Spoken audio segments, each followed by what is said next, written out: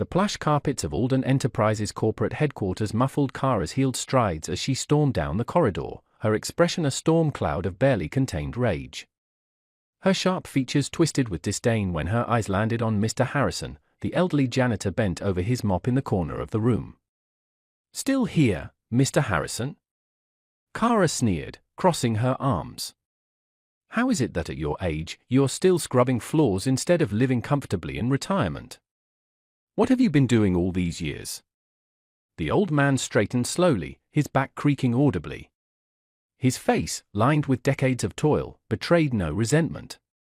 Instead, he offered her a polite nod. "Miss Kara, I'm just doing my job.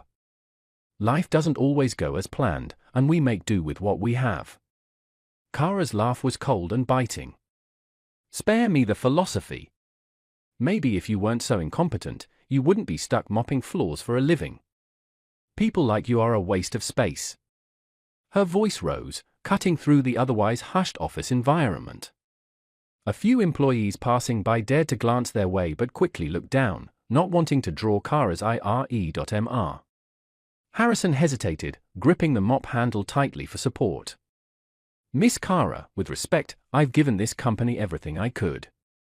Your father has always been so kind to me.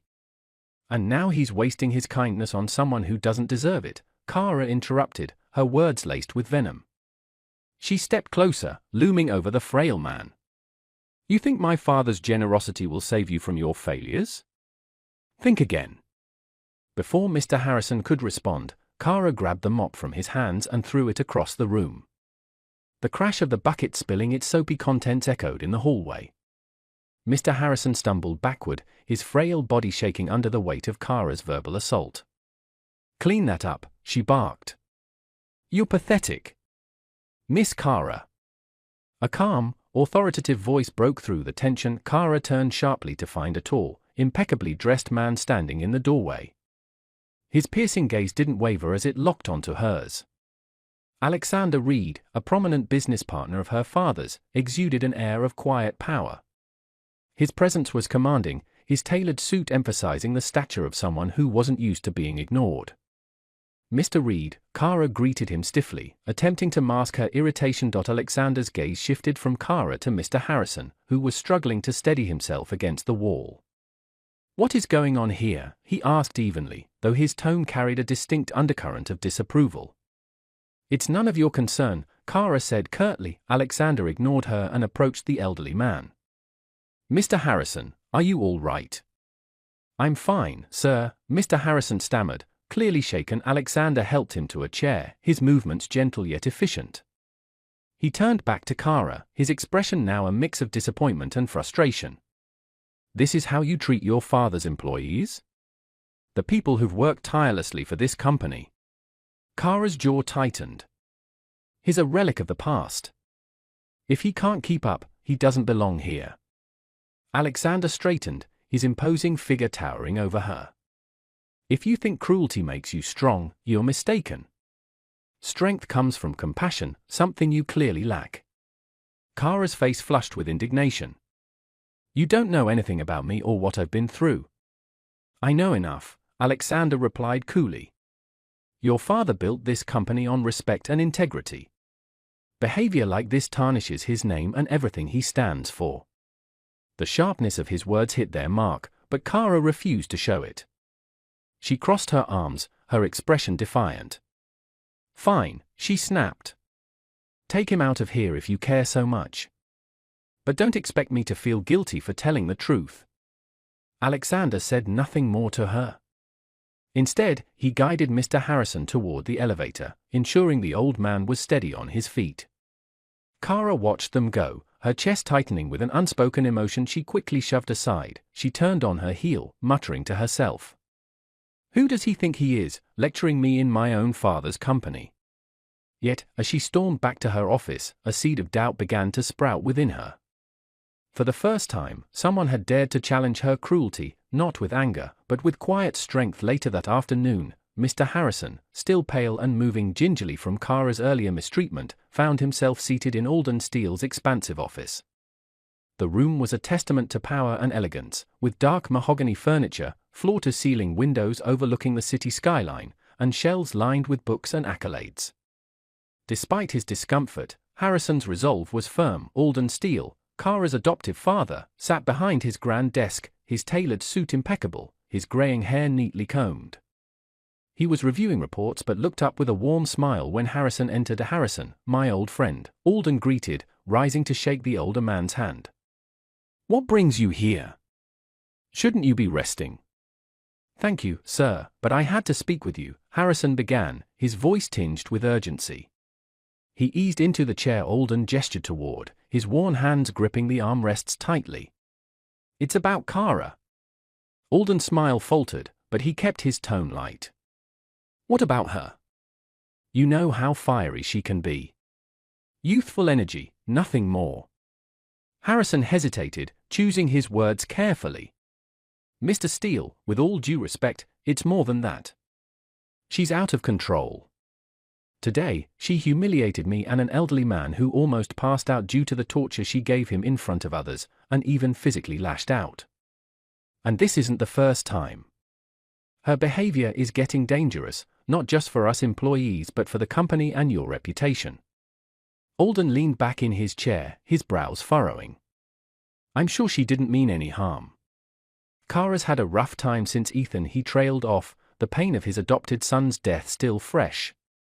"She's just grieving in her own way." Harrison leaned forward, his voice firm but kind. "Sir, grief is no excuse for cruelty.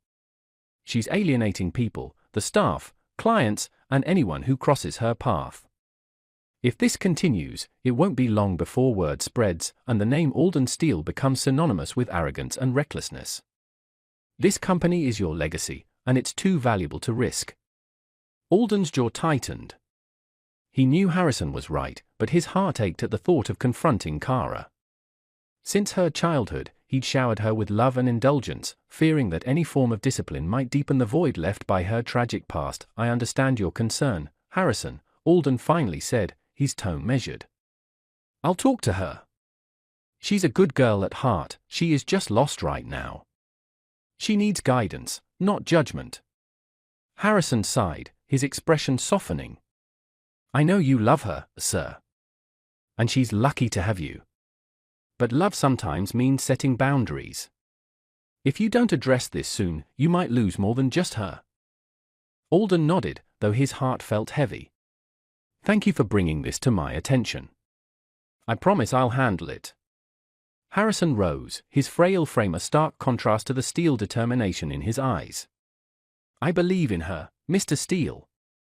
But she needs to find her way before it's too late." As the door closed behind Harrison, Alden remained seated, staring out at the bustling city below. His mind swirled with thoughts of Kara, his fierce, broken daughter, whose pain was driving her to the brink. He sighed deeply, running a hand through his hair. He had always avoided confrontation with Kara, choosing instead to shield her from life's harsh realities. But now, it seemed his indulgence had only fueled her descent. For the first time, Alden realized that his unconditional love might not be enough to save her. He would have to act, and soon. Later that evening, the Steele mansion was cloaked in its usual opulence, the beauty of its marble floors and glittering chandeliers in sharp contrast to the tension brewing within its walls. Alden sat in his study, sipping a glass of whiskey, his mind replaying Harrison's words. He sighed deeply, knowing he could no longer avoid the conversation he had been putting off for years. Rising from his chair, he made his way to Kara's room, where the faint sound of music spilled into the hallway. Knocking firmly on the door, he waited. "Come in," Kara called, her voice indifferent. Alden stepped inside to find her lounging on a plush chair, scrolling through her phone. She was still dressed in the sharp black ensemble she had worn to the company earlier, a smirk playing on her lips as if the day's events had been nothing more than a trivial amusement. "Kara, we need to talk," Alden began, his voice calm but tinged with seriousness. Kara glanced up, raising an eyebrow. "About what? Is it the quarterly report? I thought I nailed that presentation." Alden frowned. "You know exactly what this is about. Harrison came to see me today." Her smirk faded slightly, but she remained unbothered. "Oh, the old guy. What about him?" Alden stepped closer, his gaze piercing. "What about him?" Kara, he's a human being, not some punching bag for you to vent your frustrations on. What you did today was unacceptable. Humiliating him, physically attacking him, what were you thinking? Kara leaned back, crossing her arms. He's a liability, father. If he can't keep up, he shouldn't be working at the company. It's not my fault he's still hanging around when he's clearly past his prime. Alden's jaw tightened, and he exhaled sharply. Kara, he's been with this company since before you were born. He's dedicated his life to steel industries. You don't treat people like that, especially not someone who's given so much to us. She rolled her eyes. So now you're taking his side? Figures. You always jump to defend people who can't even defend themselves. Alden's voice rose, a rare occurrence. This isn't about sides, Kara. This is about right and wrong. And what you did was wrong. Kara stood abruptly, her expression hardening. Wrong? Do you think I'm wrong for pointing out that he's useless? If you want to run this company like a charity, be my guest. But don't expect me to pretend that dead weight like Harrison deserves my respect. Alden stared at her, his heart sinking. For the first time, he truly saw the person she had become, cold, arrogant, and utterly lacking in empathy. He wondered how he had failed to notice it before, how his indulgence and fear of pushing her away had allowed her to spiral so far. Kara, he said, his voice softer now, almost pleading. This isn't who you are. This isn't who I raised you to be. She laughed bitterly. Oh, please. Don't act like you know me, father. You spent my entire life trying to shield me from the world. Maybe if you hadn't coddled me so much, I wouldn't have to fend for myself like this. Alden flinched, her words cutting deeper than she realized. I've always loved you, Kara. I wanted to give you everything I never had. But I see now that I've failed you. If this is how you think strength looks, then I've done you a great disservice. For a moment, Kara faltered, a flicker of something vulnerable crossing her face. But it was gone as quickly as it appeared, replaced by her usual defiance. Save the lecture, father, she said, turning away. If you're done, I have things to do.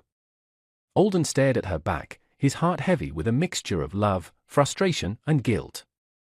He had pampered her, yes, but he had also ignored the warning signs, excusing her behavior as grief, as a young girl, as anything but what it truly was, a cry for help. Kara, he said quietly, this can't go on.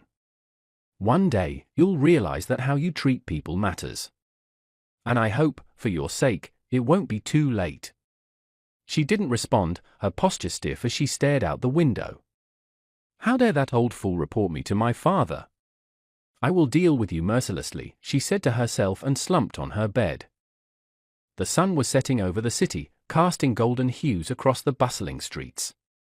At Greenview Academy, Mrs. Harrison parked her car near the entrance, stepping out with her usual warm smile as she made her way to pick up her two children, Lily and Maximum. Good evening, Mrs. Harrison, the school's receptionist greeted her. Good evening, she replied. I'm here to pick up Lily and Maximum. The receptionist's smile faltered slightly. Oh, but they've already been picked up. Mrs. Harrison's heart skipped a beat. Picked up? By who? A woman. She said she was sent by you. She had all the necessary paperwork. Mrs. Harrison felt her stomach drop. That's impossible. I didn't send anyone. Her voice trembled, panic creeping in. The receptionist paled. I'll call the principal immediately. As calls were made and authorities were alerted, Mrs. Harrison's mind raced. Who could have taken her children? Her thoughts spiraled into fear and confusion, and then, like a lightning strike, she remembered the incident at Steel Industries, the altercation between Kara Steele and her husband. No, she whispered, her heart pounding. At a secluded house on the outskirts of the city, Kara lounged in a chair, her lips curling into a cold smile. She sipped her wine as she glanced at her phone, where a photo of the two Harrison kids popped up on the screen. They're fine, she muttered to herself. Just a little lesson for Daddy Harrison. Kara's plan was meticulous. She had orchestrated everything to perfection, hiring someone to impersonate Mrs. Harrison, forging the paperwork, and ensuring the children were taken to a safe but isolated location. Her goal wasn't to harm them physically but to deliver a blow that would crush Mr. Harrison emotionally. He wanted to play hero, Kara muttered bitterly, swirling her glass. Now he'll know what it feels like to lose something precious. Her phone buzzed with a message from the hired driver. The kids are asking for their mother. What do we do? Kara rolled her eyes, typing back quickly, keep them quiet. Don't hurt them. I'll decide what to do next. When Mrs. Harrison called her husband in tears, he immediately dropped everything and rushed home.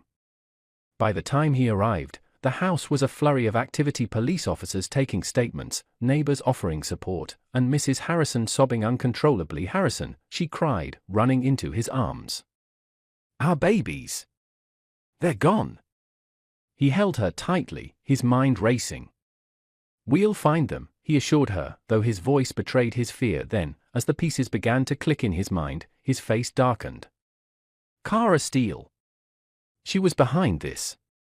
He was certain of it. Later that evening, Alden found Kara sitting in the garden, looking as if she hadn't a care in the world.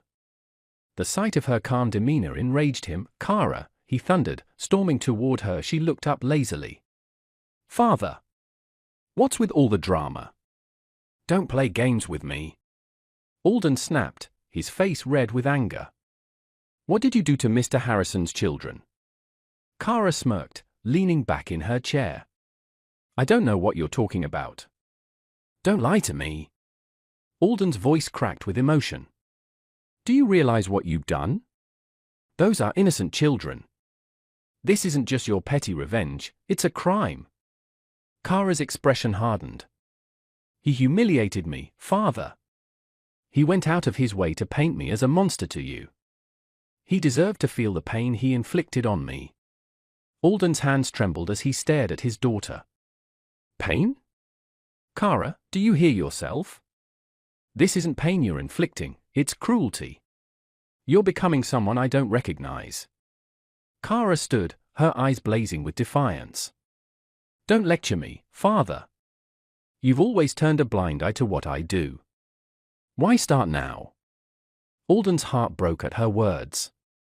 Because I failed you, Kara, he said softly. But I won't let this go any further. You're going to fix this. Right now. She folded her arms, glaring at him.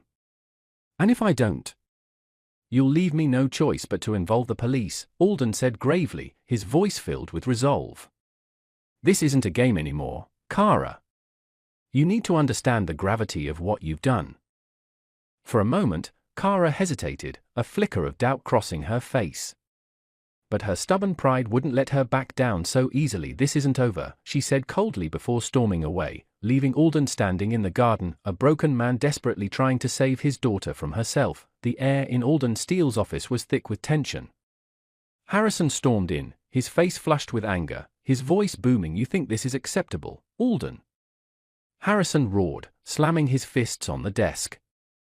My children are missing because of your daughter's sick games. Alden stood behind his desk, his usually calm demeanor faltering. Harrison, I understand how this looks. How this looks? Harrison cut him off, his eyes blazing. Kara didn't just cross a line, she obliterated it. You pampered her for years, and now, she's putting innocent lives at risk. My children, Alden. My children. Alden held up his hands. I swear to you, I'll fix this. I'll find them. You'd better, Harrison hissed, his voice trembling. Because if anything happens to Lily or Max, our friendship is over. And your reputation? It'll be in shambles. As soon as Harrison stormed out, Alden called his chief of security. Lucas, I need every available man on this now, Alden ordered, his voice steely. Check every property, every warehouse, every corner of this city. Find those kids, Lucas. And bring them back safely. Yes, sir, Lucas replied, already moving to mobilize his team. Alden sank into his chair, rubbing his temples. He had always known Kara was troubled, but this was beyond anything he had imagined. In an abandoned building on the outskirts of the city, Lily and Max huddled together on a dusty mattress. The hired goons Kara had employed loitered nearby, occasionally glancing at their phones. "I want to go home," Lily whispered, clutching her brother. "Me too," Max said, his voice trembling. "Do you think Mom and Dad will find us?" "They will," Lily said, trying to sound braver than she felt. "They always do." A few hours later, Alden's team stormed the building. The goons barely had time to react before they were overpowered. Lucas led the way, finding the children in a dimly lit room. "It's okay," Lucas said gently, kneeling before them. "You're safe now. We're taking you home." Lily burst into tears, and Max clung to Lucas, their relief palpable. By the time Alden arrived at the Harrison residence with the children, the atmosphere was a mix of relief and tension. Mrs. Harrison rushed to embrace Lily and Max, tears streaming down her face. "My babies," she cried, holding them close. "I thought I'd never see you again." Harrison stood a few steps away, his arms crossed, his face hard as stone. "Thank you," Mrs. Harrison said to Alden, her voice choked with emotion. Alden nodded, then turned to Harrison. "I'm sorry," he said, his voice heavy with guilt. "This never should have happened. I'll make sure Kara never pulls a stunt like this again." Harrison's eyes narrowed. "It's not about what you'll make sure of, Alden. It's about what you've allowed. You've let Kara's behavior spiral out of control, and now innocent people are suffering." "I know," Alden admitted, his voice cracking. "I was blind to it, Harrison. I thought I was protecting her, but I see now I was only enabling her. Please, give me a chance to make this right." Harrison sighed, running a hand through his hair. "I want to believe you, Alden. But my family comes first. If Kara ever comes near them again, I won't be so forgiving." When Alden returned home, Kara was waiting in the living room, lounging on the couch as if nothing had happened. "I see you found the brats," she said nonchalantly. Alden's patience snapped. "Kara," he thundered, his voice echoing through the house. She flinched but quickly masked it with a smirk. "What? They're fine, aren't they? They could have been hurt." Alden shouted, his face red with anger. "Do you even understand what you've done? You kidnapped children, Kara. You endangered lives." She rolled her eyes. "Oh, please. I just wanted to teach Mr. Perfect a lesson. This isn't a game, Kara." Alden snapped. "Do you realize how close I came to losing a lifelong friend because of your actions? How close you came to ruining innocent lives?" Kara's smirk faltered, but she quickly replaced it with defiance. "Maybe if you weren't always siding with your precious friends, you'd understand what it's like to feel betrayed." Alden stared at her, his heart breaking. "I failed you," he said quietly. "I've let my love blind me to the damage you're causing, to yourself and to everyone around you. But this ends now, Kara. You're going to therapy, and you're going to face the consequences of your actions." "Therapy?" Kara sneered. "You can't be serious. Do I look sick to you? Have you taken time to understand me and my feelings even for once?" "I am very much okay, Dad. I don't need therapy. I think you have other things to worry about apart from my actions." Kara said. "I've never been more serious," Alden said firmly. "You need help, Kara. And I'm going to make sure you get it, even if it means you hate me for the rest of your life." For the first time, Kara didn't have a retort. She simply stared at her father, the weight of his words sinking in. But whether they would change her remained to be seen. The Steele mansion was unusually quiet that morning. Alden sat in his study, nursing a cup of coffee and reflecting on the past few days. Kara had been confined to her room, a punishment he hoped would give her time to reflect on her actions. It was a fragile peace, but one Alden clung to. That is, until the sound of knocking echoed through the halls. The butler, Henry, opened the door, only to reveal two uniformed police officers. "Good morning," one officer said, his tone firm but respectful. "We're here to speak with Kara Steele." Alden stood, alarm flashing across his face as he stepped into the foyer. "What is the meaning of this?" The lead officer adjusted his hat. "Mr. Steele, we have a report filed against Kara Steele regarding the abduction of two minors, Lily and Max Harrison. We're here to take her into custody for questioning." Alden's chest tightened. "This must be a mistake," he said, his voice tinged with desperation. "I've already handled the matter with Mr. Harrison. He assured me that he would let my daughter go this time and that I would discipline her accordingly." Why would he go back on his word? Alden wondered. "It isn't Mr. Harrison, sir. His wife, Mrs. Harrison, filed the report," the officer interjected. "I'm sorry, sir, but this is out of your hands now." "Kara!" Alden called, his voice echoing through the mansion. Kara descended the stairs slowly, her expression a mix of defiance and confusion. "What's with all the commotion?" she asked, her gaze landing on the officers. "They're here for you," Alden said, his tone heavy with regret. "For me?" Kara smirked, but it didn't reach her eyes. What could they possibly want? The officer stepped forward. "Miss Steele, you're under arrest for the abduction of Lily and Max Harrison. You have the right to remain silent." "What?" Kara's voice rose, her composure cracking. "This is ridiculous. I didn't hurt them. They were fine. But that doesn't change the fact that you went against the law. Kidnapping is punishable by law." Alden raised a hand. "Kara, stop." "Dad, you're just going to let them take me," she snapped, panic seeping into her voice. "I can't protect you from this, Kara," Alden said softly. "You brought this on yourself." At the Harrison residence, the atmosphere was tense. Lily and Max played quietly in the living room, their parents seated nearby. "I told you filing that report was the right thing to do," Mrs. Harrison said, her voice firm. Harrison sighed, running a hand through his hair. "I wanted to let it go, Sarah. For Alden's sake." "For Alden's sake?" Sarah snapped. "What about our children? What about the trauma they endured? Kara has to face the consequences, Harrison. No one's above the law, not even her." Harrison nodded reluctantly. "I just hope this doesn't destroy what's left of my friendship with Alden." Kara sat in the interrogation room, her hands cuffed and her expression sullen. Across from her, a stern-faced detective reviewed the case file. "This isn't a game, Miss Steele," he said, setting the file down. "You orchestrated the abduction of 2 children. That's a serious crime." "They're fine," Kara muttered, glaring at the table. "No harm done." "No harm done," the detective repeated, his voice sharp. "Do you have any idea what you put those kids through? Or their parents?"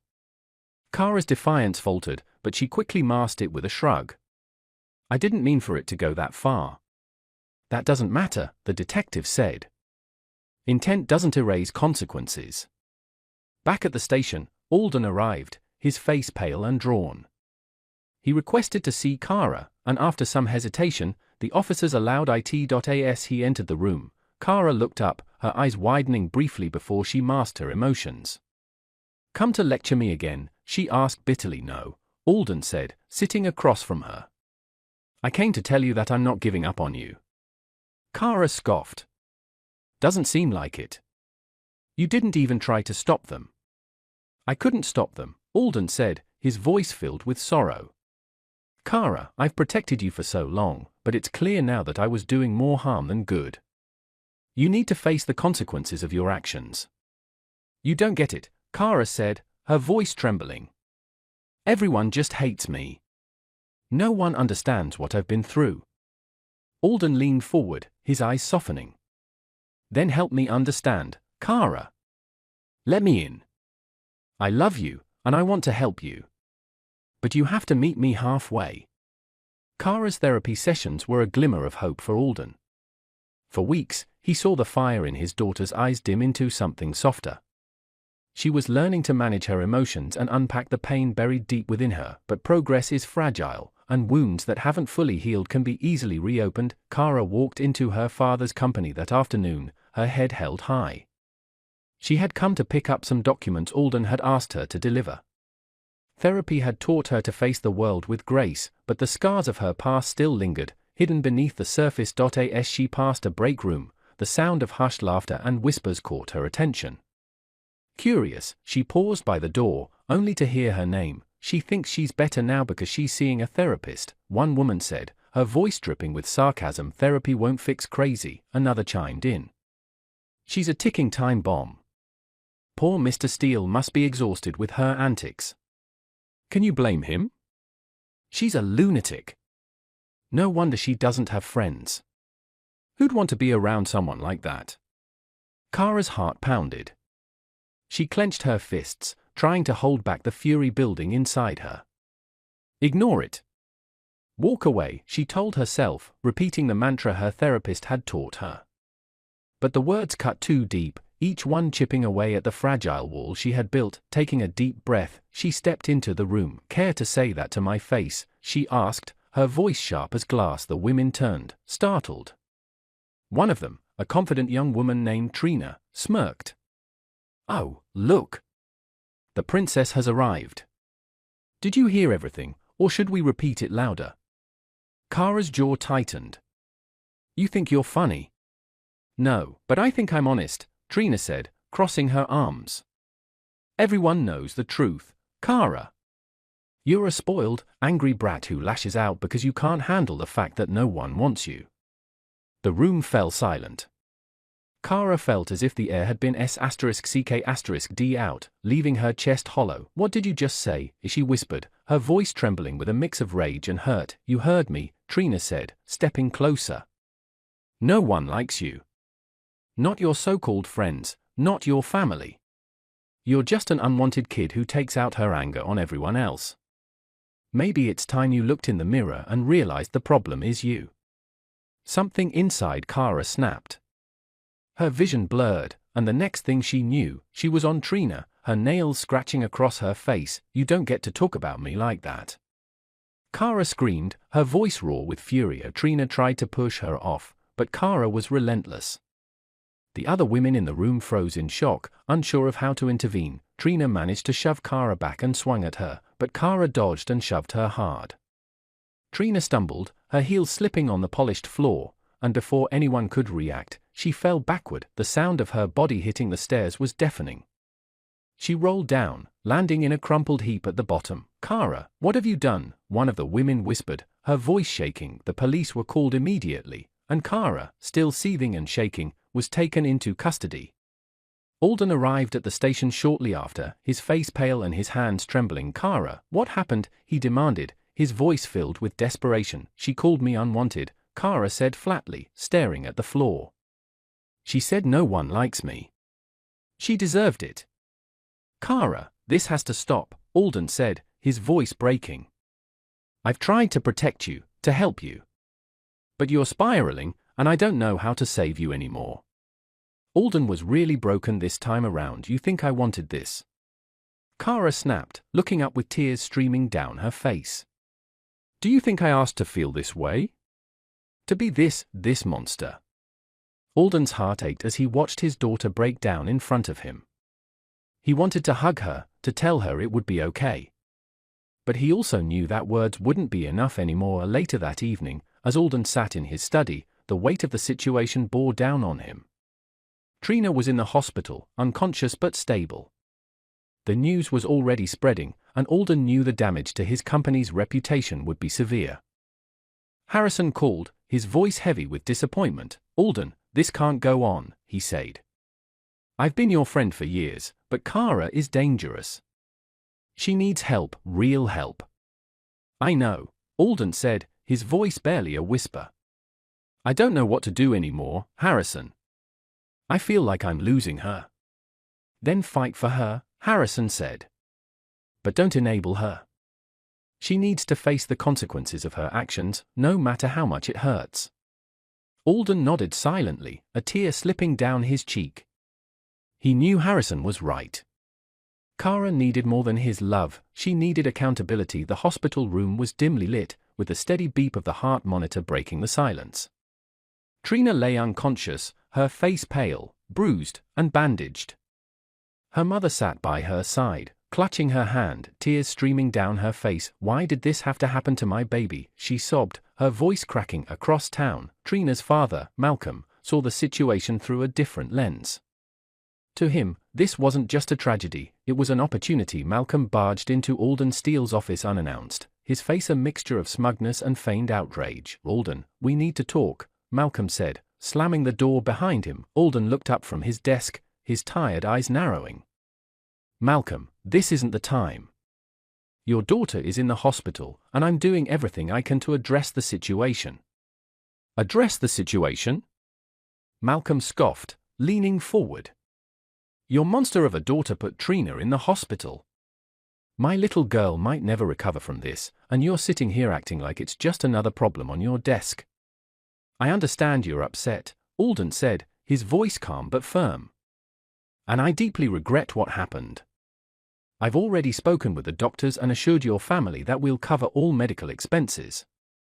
Medical expenses? Malcolm sneered. You think paying a hospital bill is enough? My daughter's life is ruined because of Kara. Do you know what people are saying? That your precious company harbors dangerous individuals. If you don't handle this right, Alden, your entire empire will crumble. Alden's jaw tightened. What exactly are you asking for, Malcolm? Malcolm leaned back, a sly grin spreading across his face. Compensation. A significant sum to make this right. Let's say $5 million. That should be enough to cover the emotional distress, the medical bills, and, of course, the silence of my family. Alden stared at Malcolm, his expression unreadable. So, this isn't about justice for your daughter. This is about greed. Call it what you want, Malcolm said with a shrug. But you and I both know how bad this could look for you. The media loves a scandal, Alden.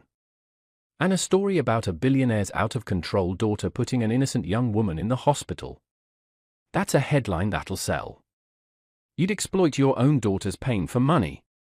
Alden asked, his voice laced with disgust. Don't act so high and mighty, Malcolm shot back. You'd do whatever it takes to protect Kara, wouldn't you? Well, I'm just doing what I need to do to protect my family. Alden took a deep breath, his mind racing. He knew Malcolm was right about one thing: the story could ruin his company's reputation. But giving in to blackmail wasn't a solution, it was a trap. Malcolm, I'll make sure your family is taken care of, Alden said carefully.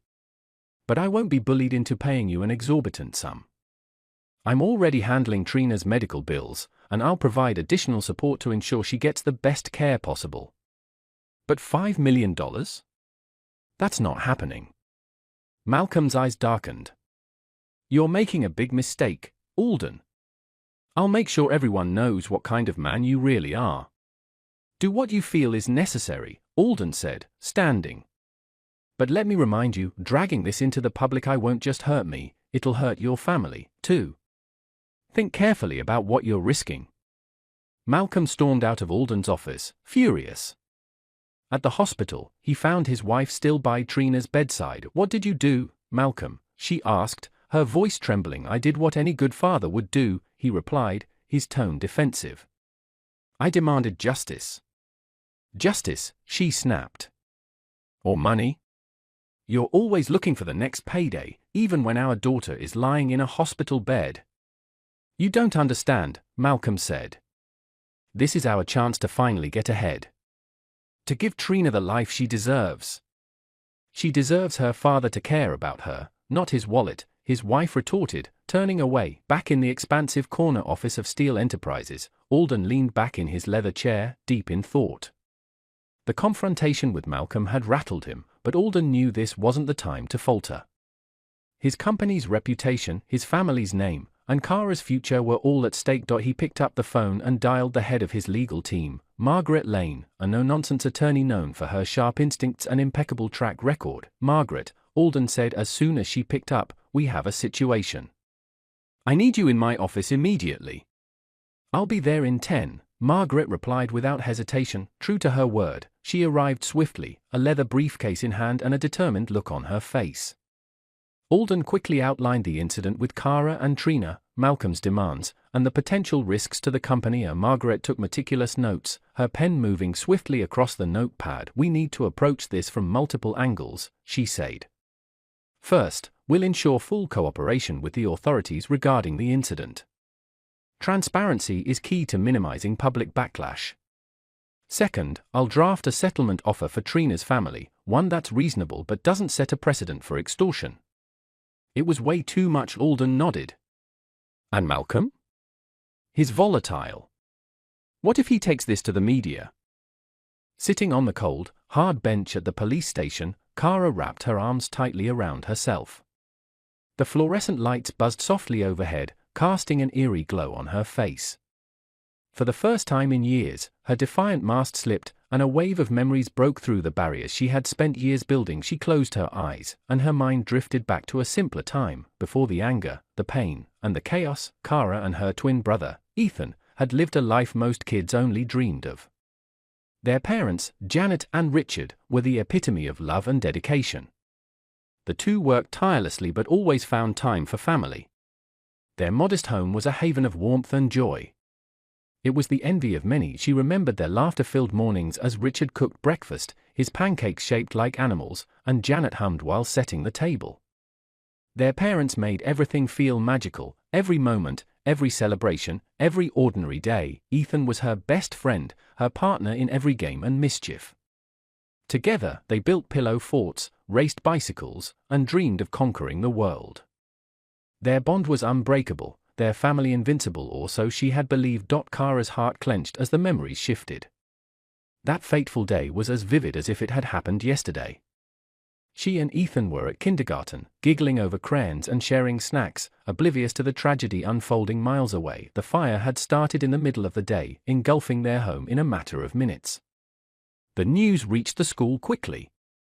Teachers whispered in hushed tones, their faces pale as they glanced at Kara and Ethan. She remembered how Mrs. Nolan, their favorite teacher, knelt in front of them, tears streaming down her face. "Kara, Ethan, sweethearts," she said, her voice trembling. "There's been an accident. Your mommy and daddy, they're not coming back." Kara didn't understand at first. "Not coming back," she repeated, her small voice filled with confusion. Ethan, ever the protector, grabbed her hand. "What does she mean, Kara?" But the whispers around them, the pitying looks from other kids, and the hushed sobs of teachers painted a grim picture. The weight of realization crushed them, and they ran. They ran out of the classroom, out of the school, out into the streets, their tiny legs carrying them far from the pitying gazes and cruel whispers. The days that followed were a blur of confusion and heartbreak. Other children, unable to comprehend the gravity of the tragedy, taunted them. "Orphans," one boy sneered. "No one wants you now. You're going to live on the streets," another chimed in, his laughter cutting like a knife. The words echoed in Kara's mind even now, years later.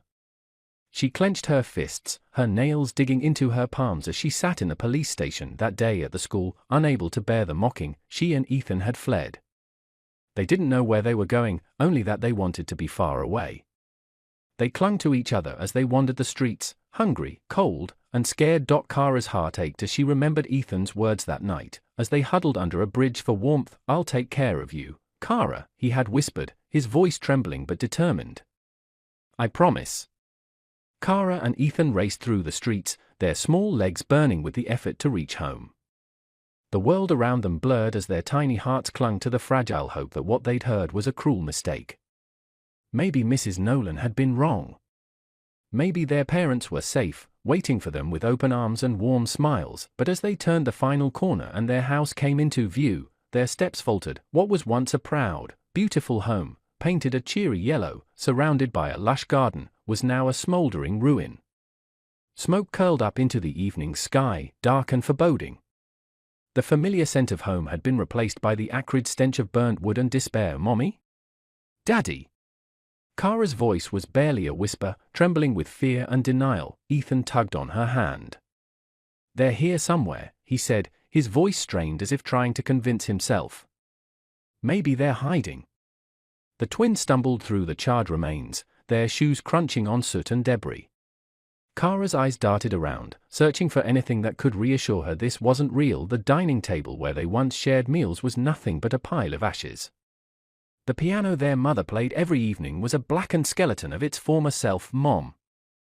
Ethan shouted, his voice breaking. "Dad! Where are you?" They found nothing. Not their parents. Not the workers who had always bustled around the house. The silence was deafening, broken only by the occasional crackle of the dying embers. Kara's knees buckled, and she sank to the ground, tears streaming down her soot-streaked cheeks. "They're gone," she whispered, her voice cracking. "They're really gone." Ethan dropped beside her, his small hands trembling as he wrapped them around her. "No," he said, shaking his head furiously. "They'll come back. They have to. They wouldn't leave us." As the sun dipped below the horizon, neighbors began to gather at a distance, whispering among themselves. Kara could hear their murmurs, each word cutting through her like a blade. "Poor kids," one woman said, her tone dripping with pity. "They're orphans now," a man added, his voice tinged with something cruel. Another voice chimed in, louder, meant to be overheard. "It's their fault for being rich and flaunting it. Maybe this is karma." Kara clenched her fists, her nails digging into her palms as fresh tears welled up in her eyes. She wanted to scream at them, to make them stop. But her voice failed her, choked by grief and exhaustion, when some children from the neighborhood began pointing and laughing, mocking their soot-streaked faces and tear-stained cheeks. Ethan stood up, his small frame shaking with fury. "Stop it," he yelled, his voice echoing in the cold night air. "Leave us alone." The children only laughed harder, and their parents did nothing to intervene. As night fell, the temperature dropped, and the stinging cold bit through their thin clothes. The twins huddled together amidst the ruins, their only source of warmth each other. Kara leaned her head on Ethan's shoulder, her sobs finally subsiding into quiet whimpers. "What are we going to do now?" she asked, her voice barely audible. Ethan swallowed hard, his young face set with determination. "I'll take care of you," he said, his voice trembling but firm. "I promise, Kara. I won't let anything happen to you." They stayed like that, clinging to each other as the hours dragged on. The ruins of their home, once a sanctuary of love and joy, now felt like a graveyard for their happiness. The laughter and whispers of the neighbors faded into the cold night as Kara and Ethan sat in the ruins of their once happy home. The realization that no one cared enough to help them hit harder than the biting wind. They had no family to turn to, and no friends were willing to shelter them. Ethan stood, brushing soot from his trousers. "We can't stay here, Kara," he said, his voice trembling but resolute. "No one's coming for us." Kara, her cheeks streaked with dried tears, looked up at him. "Where will we go?" she asked, her voice small and broken. "Anywhere," Ethan replied, offering his hand to help her up. "We'll find somewhere. We have to." The two children began walking, their feet shuffling along the dark streets of their once familiar neighborhood. Every step was heavy with exhaustion and hunger. Kara leaned on Ethan, her strength fading with each passing minute. "Ethan," she whispered after a while, her voice weak, "I'm so tired." "I know," he said, his tone soft but firm. "Just a little further, Kara. We'll find food and a place to rest." But the streets were empty, and the world seemed indifferent to their plight. Hours passed, and their small legs began to falter. The city lights blurred into the distance as the cold seeped into their bones. Suddenly, Kara stumbled, her knees buckling beneath her. Ethan caught her just in time, lowering her gently to the ground. "Kara," he cried, shaking her lightly. Her eyes fluttered open but quickly closed again. Panicking, Ethan remembered the stale bun he had found earlier that day, discarded near a trash pit.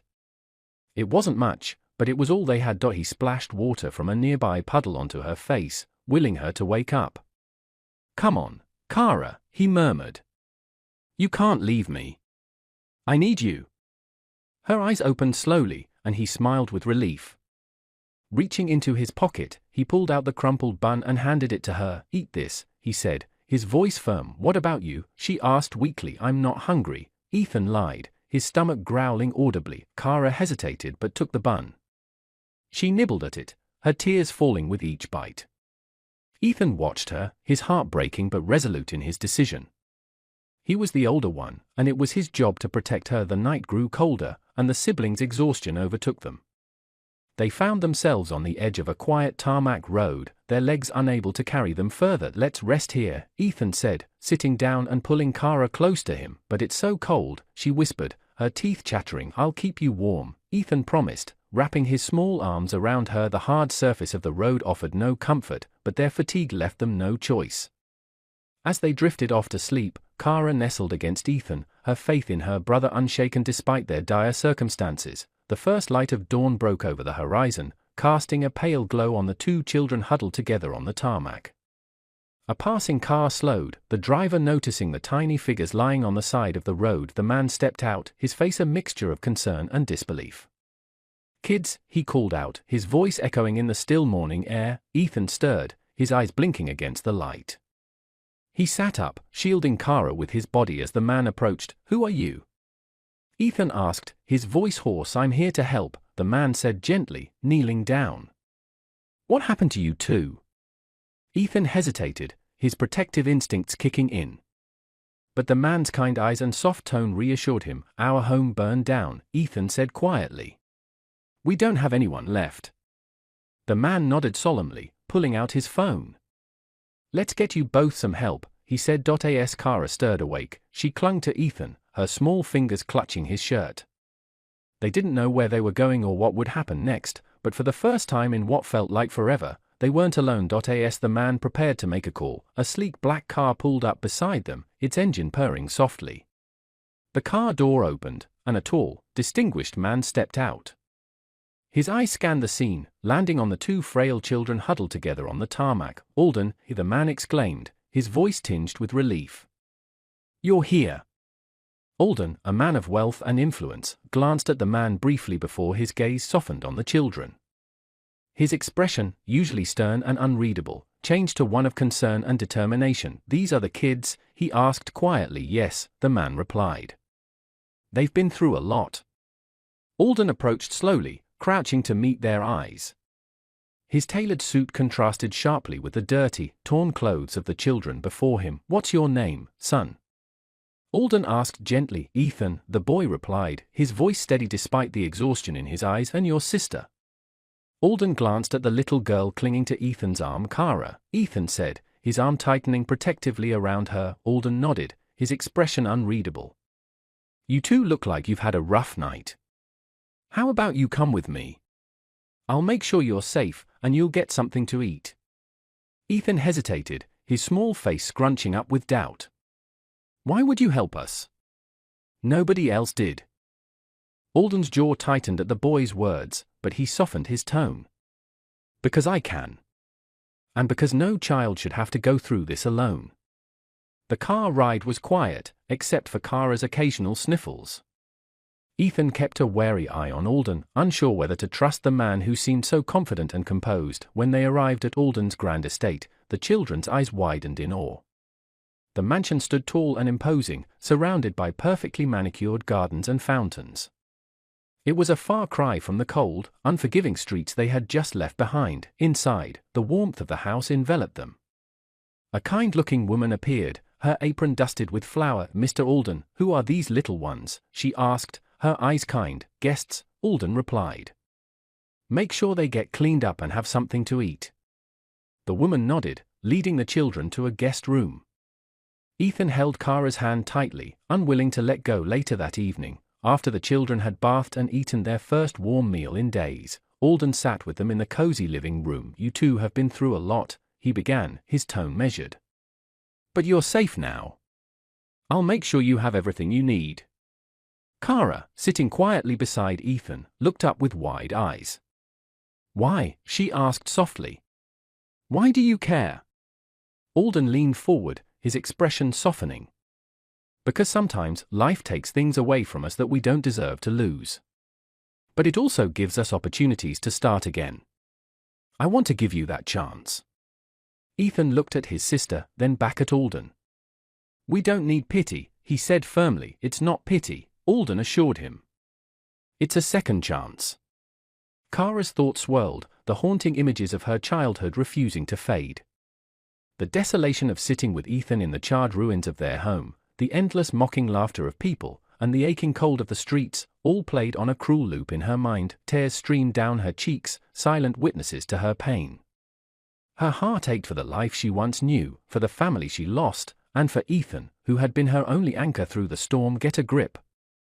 The sharp, biting voice of Malcolm cut through her haze. She barely had time to register the sound before a stinging slap landed across her cheek, snapping her head to the side. The harsh fluorescent lights of the convenience store buzzed a stark counterpoint to the swirling storm in Kara's mind. Reality crashed back, cold and unforgiving, leaving the fragile remnants of her fleeting happiness shattered. Alden's face, etched with a weary kindness she'd so carelessly disregarded, swam before her eyes. His love, a warm sun that had once nurtured her and her brother, now felt like a searing guilt. She saw herself reflected in the chipped glass of a discarded soda bottle, a nuisance, a parasite clinging to his generosity. Tears pricked at her eyes, a bitter mix of remorse and resentment. The weight of her actions pressed down on her, each hurtful word, each violent act a leaden stone in her chest. Regret gnawed at her, a relentless beast, but it was a fragile creature, constantly battling another, far stronger, the burning shame of being insulted, of being weak, that searing humiliation, that visceral fear of being vulnerable, always won. It was a vicious cycle, a cruel dance between her guilt and her anger. The memory of the taunts, the whispers, the sneers, rose like phantoms, their icy breath chilling her to the bone.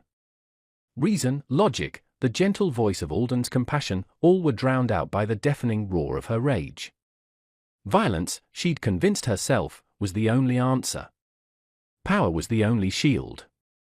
Untouchable, feared, these were not just ambitions, but desperate prayers whispered in the dark, a twisted plea for safety in a world that had made her feel so utterly unsafe. The satisfaction she craved wasn't the thrill of victory, but the chilling certainty of being beyond reach. It was the illusion of control, a fragile fortress built on the shaky foundation of intimidation. It was a desperate attempt to fill the empty space within her, the hollowness born of the fear she'd so desperately tried to bury beneath layers of aggression.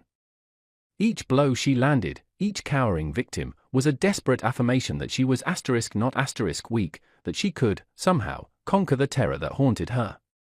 But deep down, she knew that the only person she was truly hurting was herself. And the gentle ghost of Alden's love, a flickering candle in the storm, offered the only glimmer of a different path, a path she was too terrified to take. Watched her from across the dimly lit room. He knew the storm brewing within her, he'd seen its tempestuous flashes before.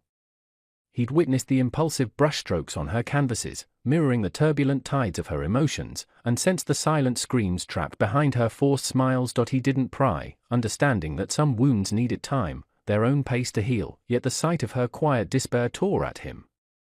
He saw her flinch, a subtle, almost imperceptible tremor that spoke volumes, and he knew the past had once again claimed her. He saw Alden staring at her. He did not know what she was thinking about, but he knew it must have something to do with her past. He never wanted her memory to go back there, but there was nothing he could do right now. The silence stretched, thick and heavy, until Kara abruptly stood, her movements jerky, almost desperate.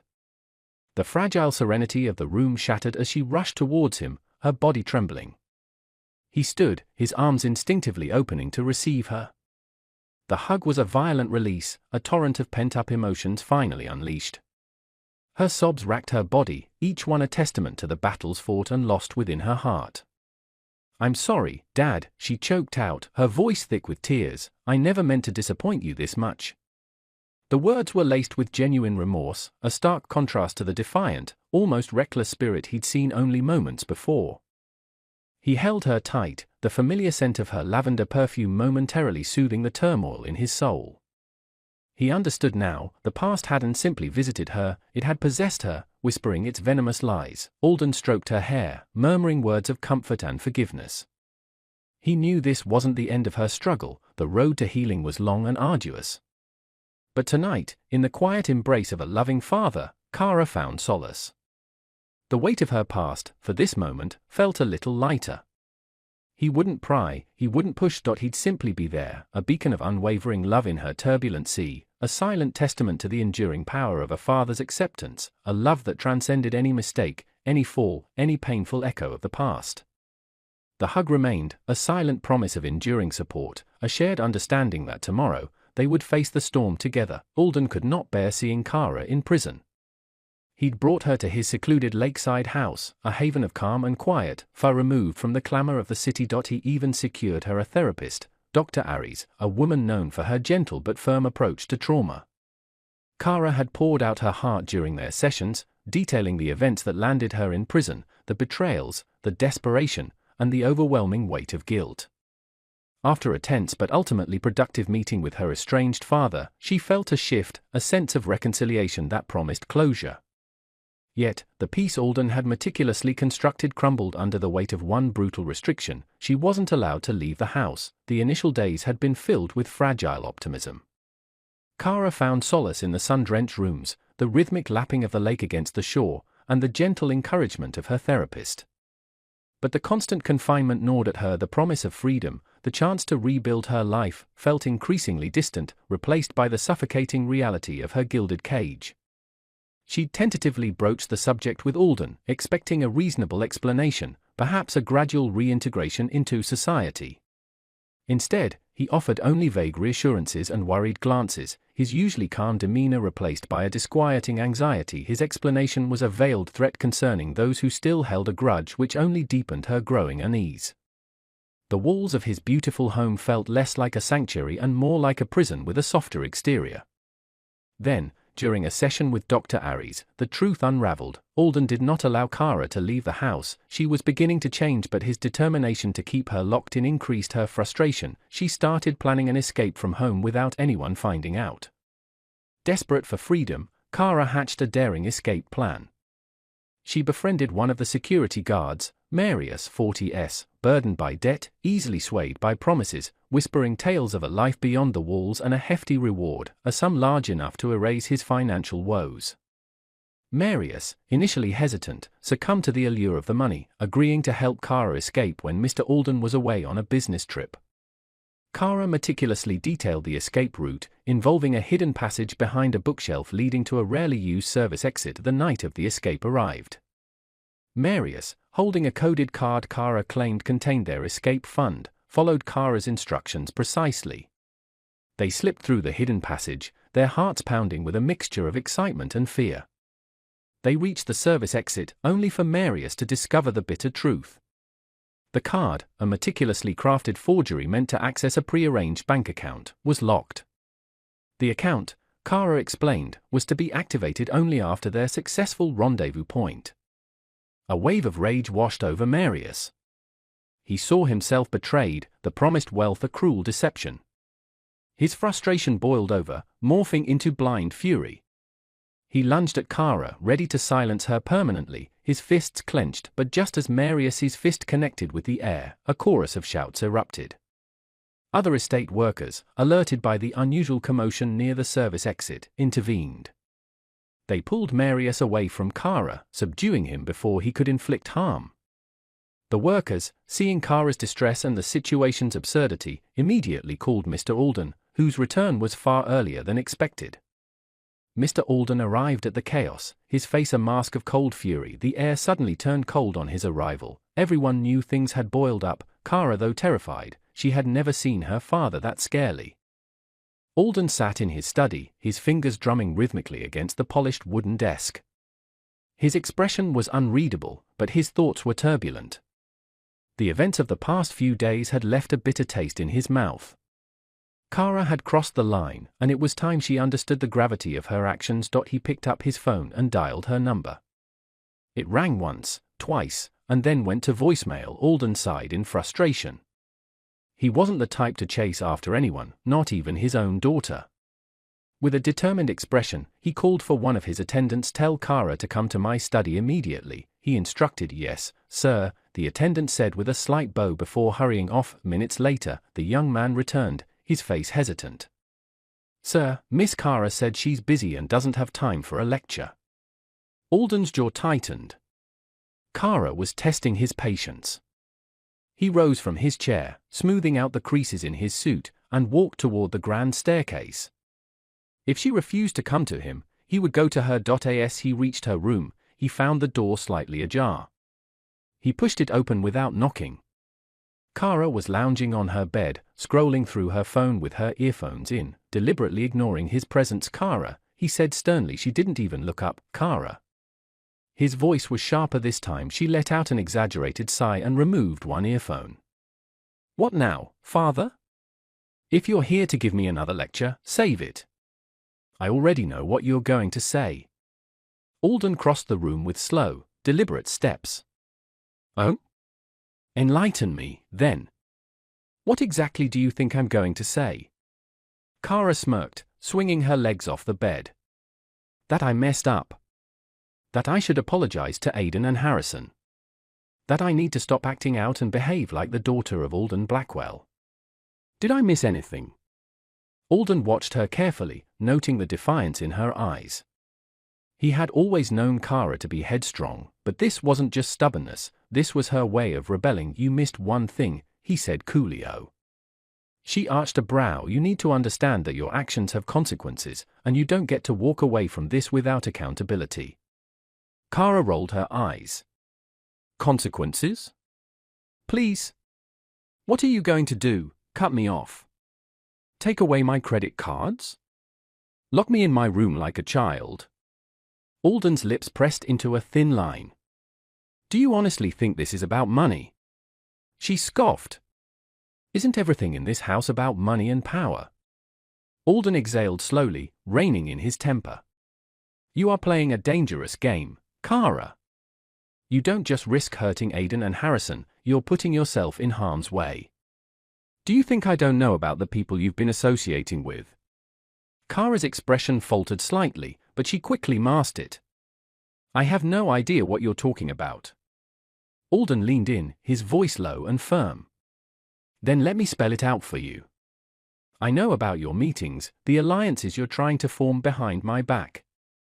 You're not as discreet as you think you are. For the first time, uncertainty flickered in Kara's eyes. She shifted uncomfortably but forced herself to keep a composed front. You're being paranoid. Alden straightened, looking down at her with disappointment. You forget, Kara, that I built this empire by staying 5 steps ahead of everyone. Did you really think I wouldn't notice my own daughter plotting behind my back? Kara's hands curled into fists. I'm not a child, father. I can make my own decisions. Alden's eyes darkened. Then start making better ones. A heavy silence fell between them. Kara wanted to lash out, to tell him he was wrong, that she had everything under control, but a part of her knew he was right. She had pushed too far, and now the walls were closing in. Alden sighed, running a hand over his temple. I'm giving you one chance, Kara. Fix this mess before it's too late. Because if you don't, I won't be the one cleaning it up for you. Kara swallowed, her bravado slipping just a little. And if I don't? Alden's expression hardened. Then you'll have to face what's coming on your own. Without another word, he turned and left the room, leaving Kara sitting on the edge of her bed, her mind racing. For the first time in a long time, she felt something she hadn't felt before, fear. Kara sat frozen on the edge of her bed, her father's words echoing in her mind. Then you'll have to face what's coming on your own. Alden Blackwell had always been a man of control and precision. He rarely made empty threats. If he said she'd have to deal with the consequences alone, he meant it. Her grip on her phone tightened as a sinking feeling settled in her stomach. What if she really had pushed too far this time? But then, she shook her head, pushing the thought away. No. He's just trying to scare me. He always does this. He thinks he can control me just like he controls everything else. With a deep breath, she forced herself to stay composed. She wouldn't let him see her crack. Just as she was about to put her earphones back in, her phone vibrated in her hand. A message popped up on the screen. Unknown number, you're playing a dangerous game, sweetheart. Be careful where you step. Kara's breath hitched. She sat up straight, reading the message over and over again. Who the hell is this? She thought, quickly typing a response. Kara, who is this? No reply. She stared at the screen, her pulse quickening. The message wasn't from her father. He wouldn't resort to anonymous threats. No, this was someone else, someone who knew exactly what she was up to. A knock on her door made her flinch. Miss Kara, came the hesitant voice of one of the house attendants. Your father is leaving for an important meeting. He said to remind you that you're expected at the family dinner tonight. Kara clenched her jaw. Family dinners were never just about food. They were strategic meetings disguised as casual gatherings, where her father sized everyone up, measured their loyalty, and dictated the unspoken rules of the Blackwell dynasty. She hated them. Tell him I'll think about it, she said coldly. The attendant hesitated.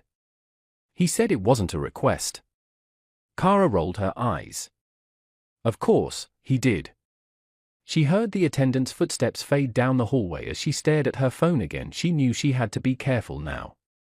If her father was already watching her movements, and someone else had noticed too, then she wasn't just walking a fine line, she was running straight into the fire. Still, she wasn't about to back down. Kara Blackwell had never been one to play by the rules.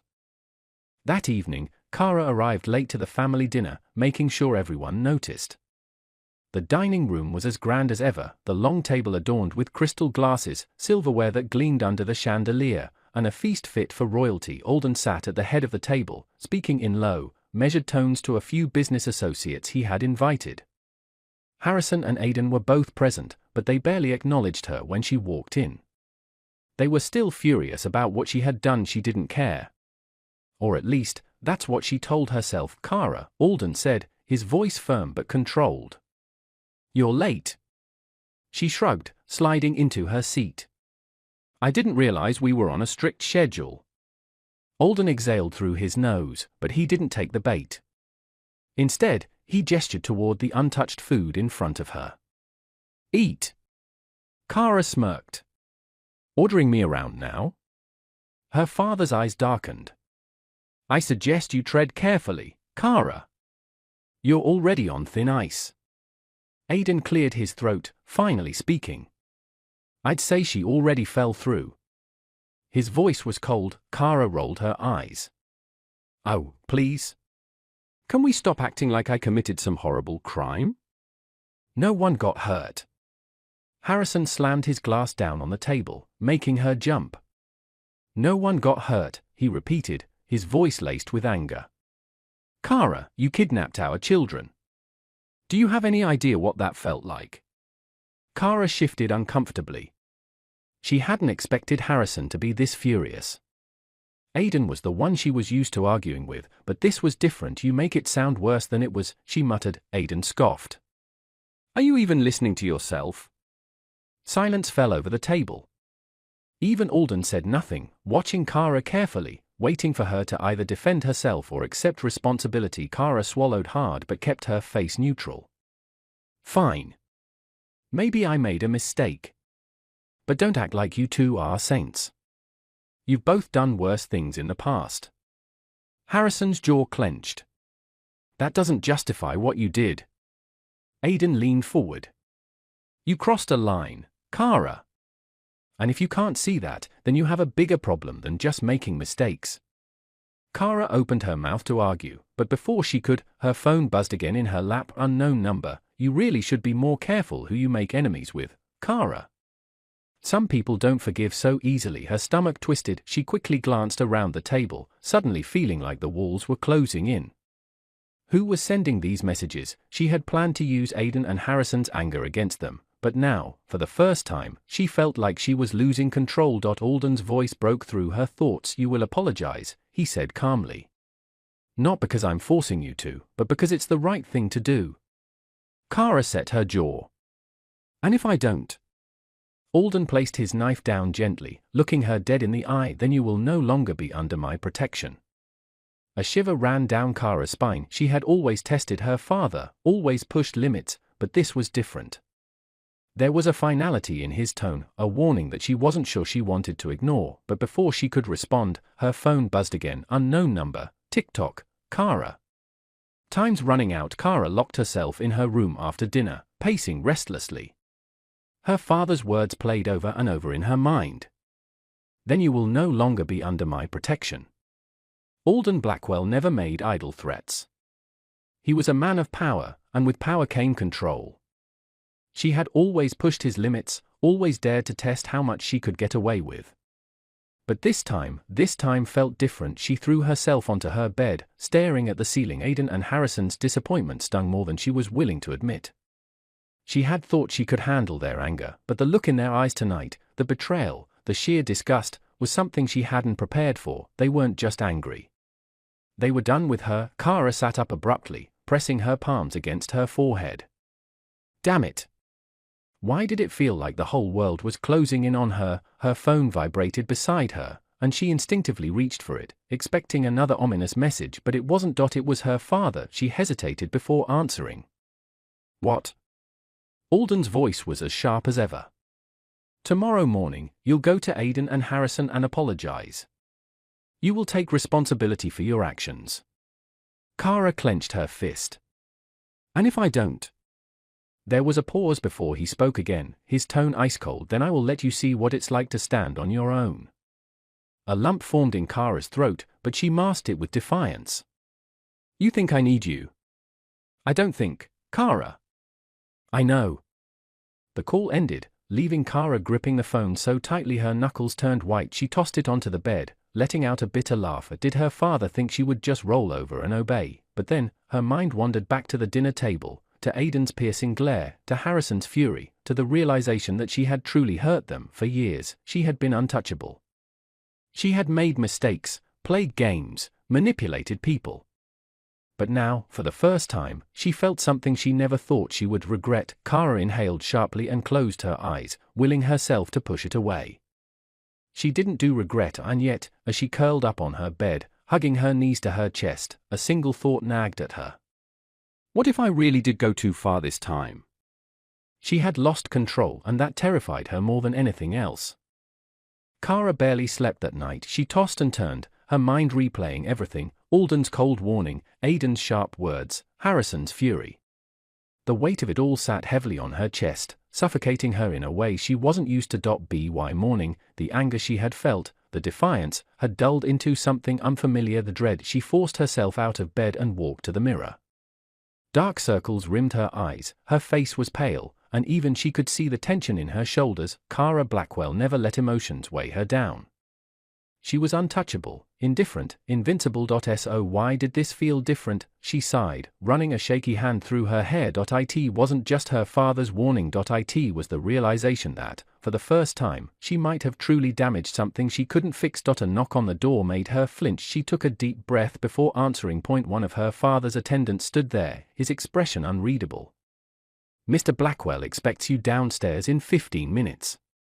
Kara didn't respond, just nodded, and closed the door. 15 minutes until she had to sit across from Aiden and Harrison and admit she was wrong. She had never apologized before, not sincerely. Kara changed into something simple but put together. She didn't want to appear weak, but she also didn't want to look like she was trying to intimidate them. She wasn't sure why it mattered so much, maybe because, deep down, she didn't want to lose them. When she walked into the dining hall, Aiden and Harrison were already there, along with Alden. The tension in the room was suffocating. Aiden sat stiffly, his arms crossed, refusing to look at her. Harrison had his jaw clenched, his fingers tapping restlessly against the table. Her father watched everything silently, his expression unreadable. Kara took a slow breath, and then, for the first time in her life, she did something she never thought she'd do. She swallowed her pride. Her voice faltered. She cleared her throat and tried again. "I was wrong." The words felt foreign on her tongue. Aiden's gaze snapped to her, but he didn't speak. Harrison remained motionless. Kara gripped the edge of the table, forcing herself to continue. "I thought I was proving a point," she admitted. "But I crossed a line. I shouldn't have taken the kids. I never wanted to hurt anyone." Harrison let out a slow breath, shaking his head. "Do you even understand what you put us through?" Kara hesitated, then nodded. "I do now." Silence stretched between them. Then, Aiden finally spoke. "You can't just fix everything with a half-hearted apology, Kara." His voice was quiet but firm. "Trust isn't that easy to rebuild." Kara felt something tighten in her chest. She had expected resistance, but hearing Aiden say it out loud, hearing the finality in his tone, made her stomach drop. "I know," she admitted softly. Alden finally spoke, his voice calm yet authoritative. "Then prove it." Kara met her father's gaze, then looked back at Aiden and Harrison. She had never been one to earn trust. She had always expected it, but this time, she would have to fight for it, and for the first time, she realized just how much she had to lose if she didn't. The apology had been harder than Kara expected. But the aftermath was even worse. Aiden and Harrison had accepted her words, but their expressions told her the truth: things weren't fixed. Not even close. Trust wasn't built in a day, and for the first time, Kara realized she might not know how to fix this. Her father had barely spoken to her since the meeting, which was even more unsettling. Alden Blackwell was never one to waste words, and his silence carried more weight than anything he could have said. Kara spent the rest of the day locked in her room, replaying everything in her head, but as the sun set, something else nagged at her. The messages. Tick-tock, Kara. Time's running out. A shiver crawled down her spine as she grabbed her phone from the nightstand. The number was still blocked, but the message sat there, taunting her. Whoever it was, they knew her, they knew what she had done, and they wanted her to feel afraid. Kara straightened her shoulders. Fear wasn't an option. If someone thought they could intimidate her, they were wrong. She pulled up her contacts and called the one person who might be able to help. It rang twice before a smooth, familiar voice answered. Well, if it isn't my favorite troublemaker. Kara rolled her eyes. Cut the charm, Lucas. I need your help. Lucas Quinn was a hacker, and not the kind you found lurking in dark basements. He was one of the best in the business, and she had used his skills more than once to dig up dirt on people. Let me guess, he said, amusement lacing his tone. You pissed off the wrong person. Kara hesitated, gripping the phone tighter. Something like that. Lucas sighed. All right, what's the job? I need you to trace a number. A pause. That's it. She hesitated before adding, and find out if anyone's been watching me. Lucas let out a low whistle. Now that's interesting. You're actually worried. I'm cautious, she corrected, hating the way her stomach twisted at the thought. Lucas chuckled. Sure you are, sweetheart. Send me the number. I'll see what I can dig up.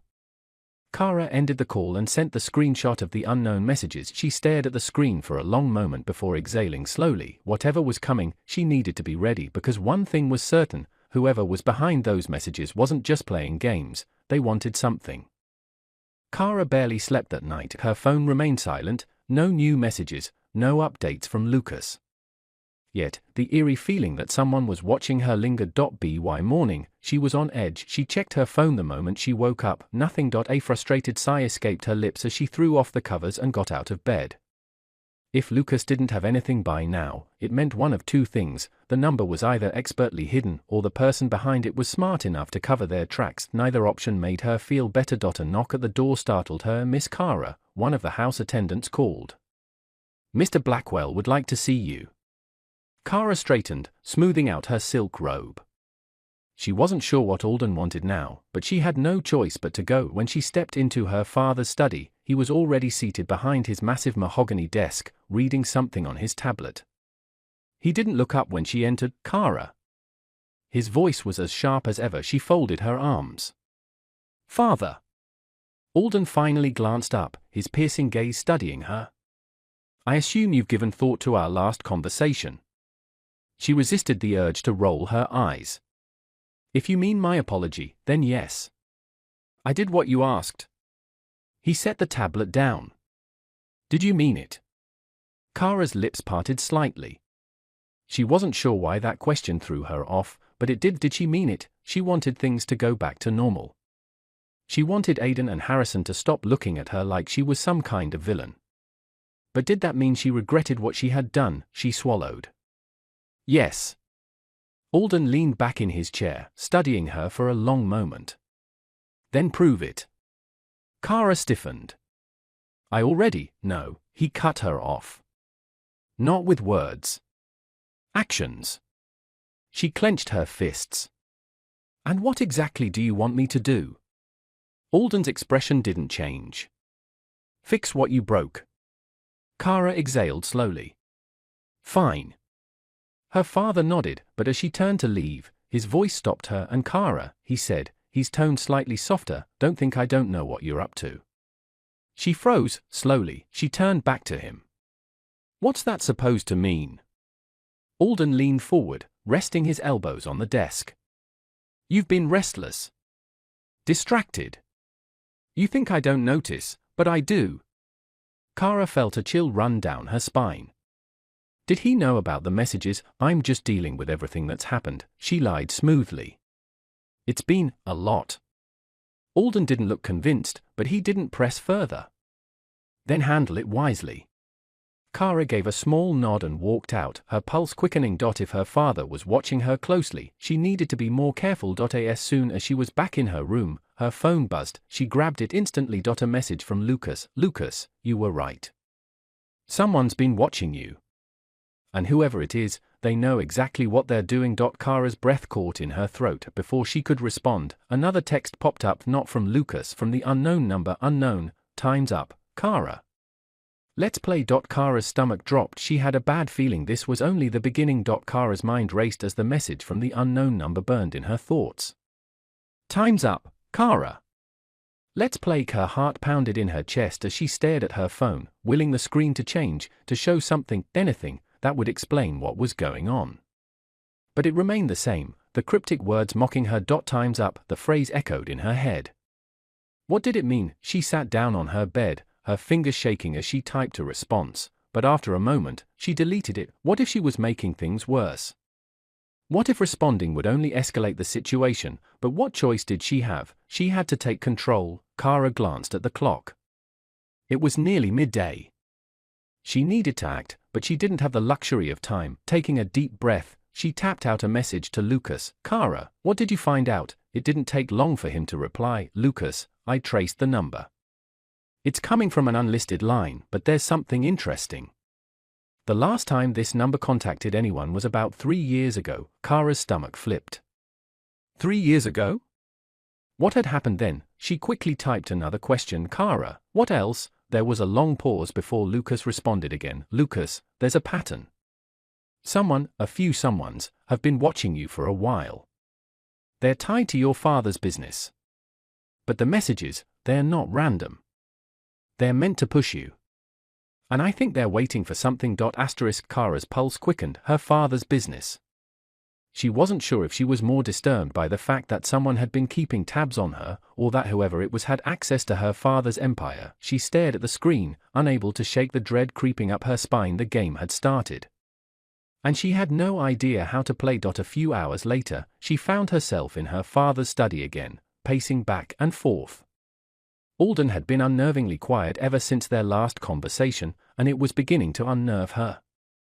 She couldn't ignore the fact that her investigation into the mysterious messages was leading her down a dangerous path, one that seemed to cross paths with her father's dealings. Her phone buzzed again, and she snatched it up. Lucas, the messages, they're coded. It's a warning. Kara's fingers tightened around the phone. Kara, a warning? Lucas, yes. Someone is trying to send a message to your father, but they're using you as a pawn. Her stomach churned. A pawn? Do you ever think about what you're doing to me, Kara? Her thoughts were shattered by her father's voice. She turned to find him standing in the doorway, his expression unreadable. He hadn't entered the room when she had been pacing earlier, and the sudden appearance felt like a shadow creeping into the room. What do you mean? Kara asked, feigning calmness. Alden's eyes narrowed, his voice sharp. You think you can play games with people and walk away unscathed. But everything you do has consequences. And I warned you about this. Kara's breath caught in her throat. What are you talking about? He took a step closer. You've been digging into things you shouldn't, and now you're digging up a mess. It's one I won't help you clean up. Kara felt her chest tighten. Was he talking about the messages? Are you involved in this? She asked, trying to keep her voice steady. Alden's eyes softened, but only for a moment, before his usual coldness returned. You don't want to know the truth, Kara. You've got enough on your plate already. Her heart raced. What truth? He didn't answer. Instead, he turned to leave. I've warned you, Kara. Now it's up to you to fix this. Before it's too late. The door clicked shut behind him, leaving her alone with her thoughts. Kara's mind spun. Whatever game was being played with her, it was more dangerous than she'd imagined. Someone wanted to send a message to her father, and she was the one caught in the middle. The question that had been nagging her since yesterday now burned brighter than ever. What did they want, and why was her father so reluctant to help her? Kara barely slept that night. Her phone remained silent, no new messages, no updates from Lucas. Yet, the eerie feeling that someone was watching her lingered. By morning, she was on edge. She checked her phone the moment she woke up. Nothing. A frustrated sigh escaped her lips as she threw off the covers and got out of bed. If Lucas didn't have anything by now, it meant one of two things: the number was either expertly hidden, or the person behind it was smart enough to cover their tracks. Neither option made her feel better. A knock at the door startled her. "Miss Kara," one of the house attendants called. "Mr. Blackwell would like to see you." Kara straightened, smoothing out her silk robe. She wasn't sure what Alden wanted now, but she had no choice but to go. When she stepped into her father's study, he was already seated behind his massive mahogany desk, reading something on his tablet. He didn't look up when she entered. "Kara."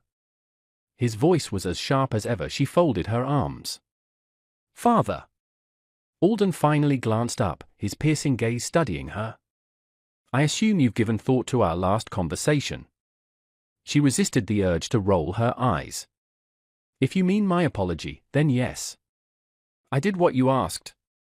He set the tablet down. "Did you mean it?" Kara's lips parted slightly.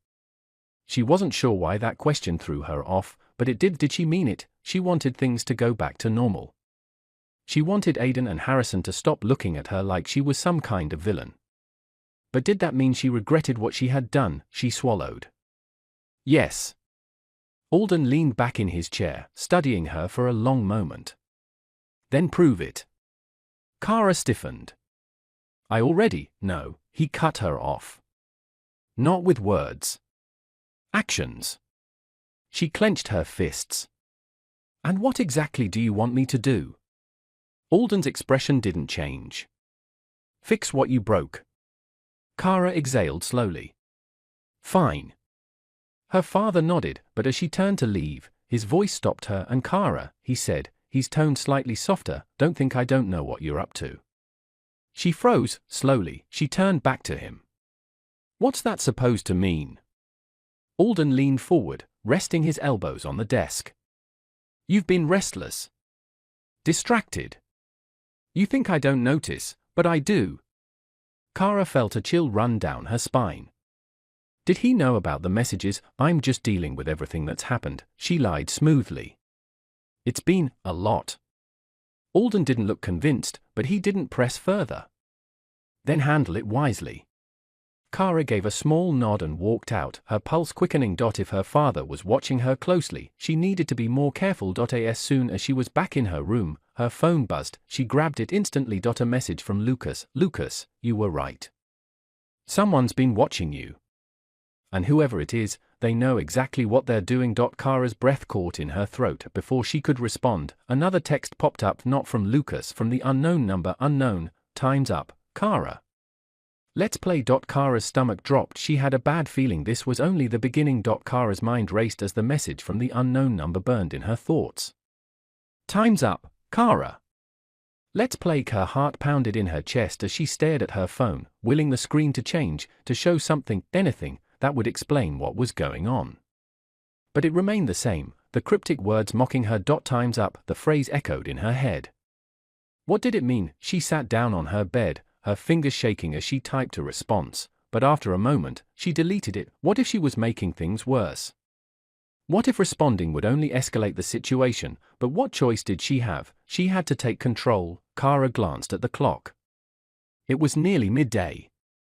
She needed to act, but she didn't have the luxury of time. Taking a deep breath, she tapped out a message to Lucas. "Kara, what did you find out?" It didn't take long for him to reply. "Lucas, I traced the number. It's coming from an unlisted line, but there's something interesting. The last time this number contacted anyone was about 3 years ago." Kara's stomach flipped. 3 years ago? What had happened then? She quickly typed another question. "Kara, what else?" There was a long pause before Lucas responded again. "Lucas, there's a pattern. Someone, a few someones, have been watching you for a while. They're tied to your father's business. But the messages, they're not random. They're meant to push you. And I think they're waiting for something. Kara's pulse quickened. Her father's business. She wasn't sure if she was more disturbed by the fact that someone had been keeping tabs on her, or that whoever it was had access to her father's empire. She stared at the screen, unable to shake the dread creeping up her spine. The game had started. And she had no idea how to play. A few hours later, she found herself in her father's study again, pacing back and forth. Alden had been unnervingly quiet ever since their last conversation, and it was beginning to unnerve her. She couldn't ignore the fact that her investigation into the mysterious messages was leading her down a dangerous path, one that seemed to cross paths with her father's dealings. Her phone buzzed again, and she snatched it up. Lucas, the messages, they're coded. It's a warning. Kara's fingers tightened around the phone. Kara, a warning? Lucas, yes. Someone is trying to send a message to your father, but they're using you as a pawn. Her stomach churned. A pawn? Do you ever think about what you're doing to me, Kara? Her thoughts were shattered by her father's voice. She turned to find him standing in the doorway, his expression unreadable. He hadn't entered the room when she had been pacing earlier, and the sudden appearance felt like a shadow creeping into the room. What do you mean? Kara asked, feigning calmness. Alden's eyes narrowed, his voice sharp. You think you can play games with people and walk away unscathed? But everything you do has consequences. And I warned you about this. Kara's breath caught in her throat. What are you talking about? He took a step closer. You've been digging into things you shouldn't, and now you're digging up a mess. It's one I won't help you clean up. Kara felt her chest tighten. Was he talking about the messages? Are you involved in this? She asked, trying to keep her voice steady. Alden's eyes softened, but only for a moment, before his usual coldness returned. You don't want to know the truth, Kara. You've got enough on your plate already. Her heart raced. What truth? He didn't answer. Instead, he turned to leave. I've warned you, Kara. Now it's up to you to fix this. Before it's too late. The door clicked shut behind him, leaving her alone with her thoughts. Kara's mind spun. Whatever game was being played with her, it was more dangerous than she'd imagined. Someone wanted to send a message to her father, and she was the one caught in the middle. The question that had been nagging her since yesterday now burned brighter than ever. What did they want, and why was her father so reluctant to help her? While Kara was away, Alden quietly made a decision, one that had been lingering in his mind long before her last outburst. The house, once buzzing with gossip, silent judgment, and the kind of chatter that made healing feel impossible, needed to change. He called in the house manager and gave a simple instruction: clean slate. Within days, every incapable or idle house help was let go. It wasn't out of cruelty. Alden offered each of them generous compensation, but the environment at home had become too unstable, and Kara deserved a different kind of peace when she returned. He didn't want curious eyes or whispering tongues following her every move. What she needed was a fresh start, even within her own home. When hiring the new staff, Alden was deliberate. No young girls, no sly mouths. He selected middle-aged women, mature and composed, the kind who carried themselves with quiet dignity. Women who wouldn't pry or provoke. He personally oversaw each interview, asking not just about their qualifications, but also their tolerance, their patience, and their understanding of mental and emotional fragility. This wasn't just about managing a household, it was about protecting Kara's fragile recovery. When the gates opened one sunny afternoon and the black SUV pulled into the driveway, Kara stepped out, not into a crowd of familiar, judgmental stares, but into the calm presence of warm, unknown faces. A soft-spoken woman with graying hair and a kind smile opened the front door. "Welcome home, Miss Kara," she said, bowing slightly. "We've been expecting you." Kara blinked, surprised. "Who are you?" "I'm Beatrice. The housekeeper. Mr. Alden said you liked your towels warm and your tea not too strong." She smiled again, not intrusively, just warmly. "Your room is ready." As Kara entered the house, everything felt quieter. Not empty. Just serene. She glanced around. The familiar furniture was there, but something was different. The energy had shifted. No watchful eyes. No whispered judgments. Just space. In the hallway, another lady greeted her politely but without lingering. A third was dusting quietly and offered a gentle nod. Kara paused midway up the stairs. "They don't know anything, do they?" she asked Beatrice, who was following at a respectful distance. Beatrice replied, "Only what they need to. That you're Mr. Alden's daughter. That you've been away. And that this house should be a home, not a court." Kara let out a breath she didn't know she'd been holding. For the first time in a long time, she didn't feel on edge inside her own house upstairs. In her room, everything was just the way she liked it. Her sheets had been changed. Fresh flowers stood by the window. Her favorite throw blanket was folded neatly at the foot of the bed. She sank into the bed and whispered, "Maybe this won't be so hard after all." But deep down, Kara knew that the real battle wasn't the gossip or the whispers, it was herself.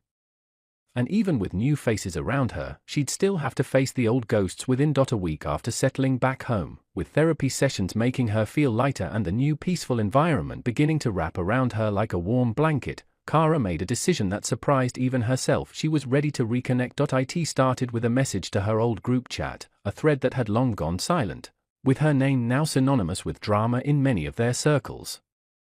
Still, she typed with trembling fingers, vulnerability pushing her forward. Kara, hey, I'm back. I know I don't deserve much, but I'd love to have you all over. Just a small get-together. No drama. Just me trying again Saturday. My place. 3 p.m. She stared at the screen, expecting silence, or worse, cruel laughter. But slowly, one by one, replies came in. Maya, I'll come. Let's see how awkward we can make it. Sasha, okay. I'll come, Kara. Thanks for inviting me, Tasha. I'm proud of you for reaching out. Count me in. That Saturday, Kara stood by the wide windows of the living room, nervously peeking outside as the long driveway welcomed the sleek cars of her friends. She had dressed simply, a soft pastel dress, hair tied back in a loose bun, no extravagant makeup or drama. Just herself. The new staff, efficient and calm, served drinks and light snacks. Beatrice made sure everything was running smoothly without hovering too much. When the girls finally entered, the atmosphere was tentative. There were stiff hugs, uncertain glances, and polite smiles. Kara felt her heart hammering. She cleared her throat and stood up to welcome them. I just want to say thank you, she began. For coming. I know I've been through a lot. I've hurt people. I've lashed out.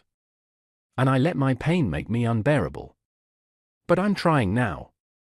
I'm not perfect, but I'm in therapy. And I just wanted to share a little joy with people who once mattered to me. Silence. Then Sasha stepped forward. You've changed, she said softly. I can feel it. The old Kara would never say all this. Kara smiled through the prickle of tears. Yeah, the old me wasn't really happy. Laughter trickled into the room. The tension began to melt. Stories flowed. Memories were recalled.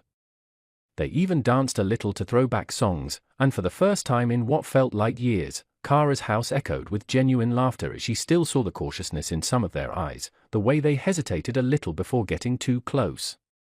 She didn't blame them. Kara had been laughing, really laughing, for the first time in a long while. The soft tunes playing in the background, the clink of glasses, and the light chatter had wrapped her in a sense of normalcy she had longed for. It felt almost like healing. Then, in a split second, it all shattered. One of the older housekeepers, a quiet, gentle woman in her late 50s, stepped forward with a tray of chilled juice glasses. Her steps were careful but her eyes tired. As she moved past the edge of the sitting area, Kara, distracted by a story Maya was telling, turned quickly, bumping into her. The tray wobbled. A glass tipped. The cool juice spilled down the front of Kara's dress, a pale pink designer piece she had chosen so carefully to mark her new self. Time slowed for a moment. The old woman gasped. Oh no, I'm so sorry. Kara's expression twisted as she stared down at the spreading stain. Are you blind? She snapped, voice sharp and biting. Do you know how expensive this is? The woman bowed her head, already trembling. It was an accident, Miss Kara. I didn't mean, I don't care what you meant. Kara shrieked, grabbing a napkin and tossing it aside. You shouldn't even be serving if you can't walk straight. The room froze.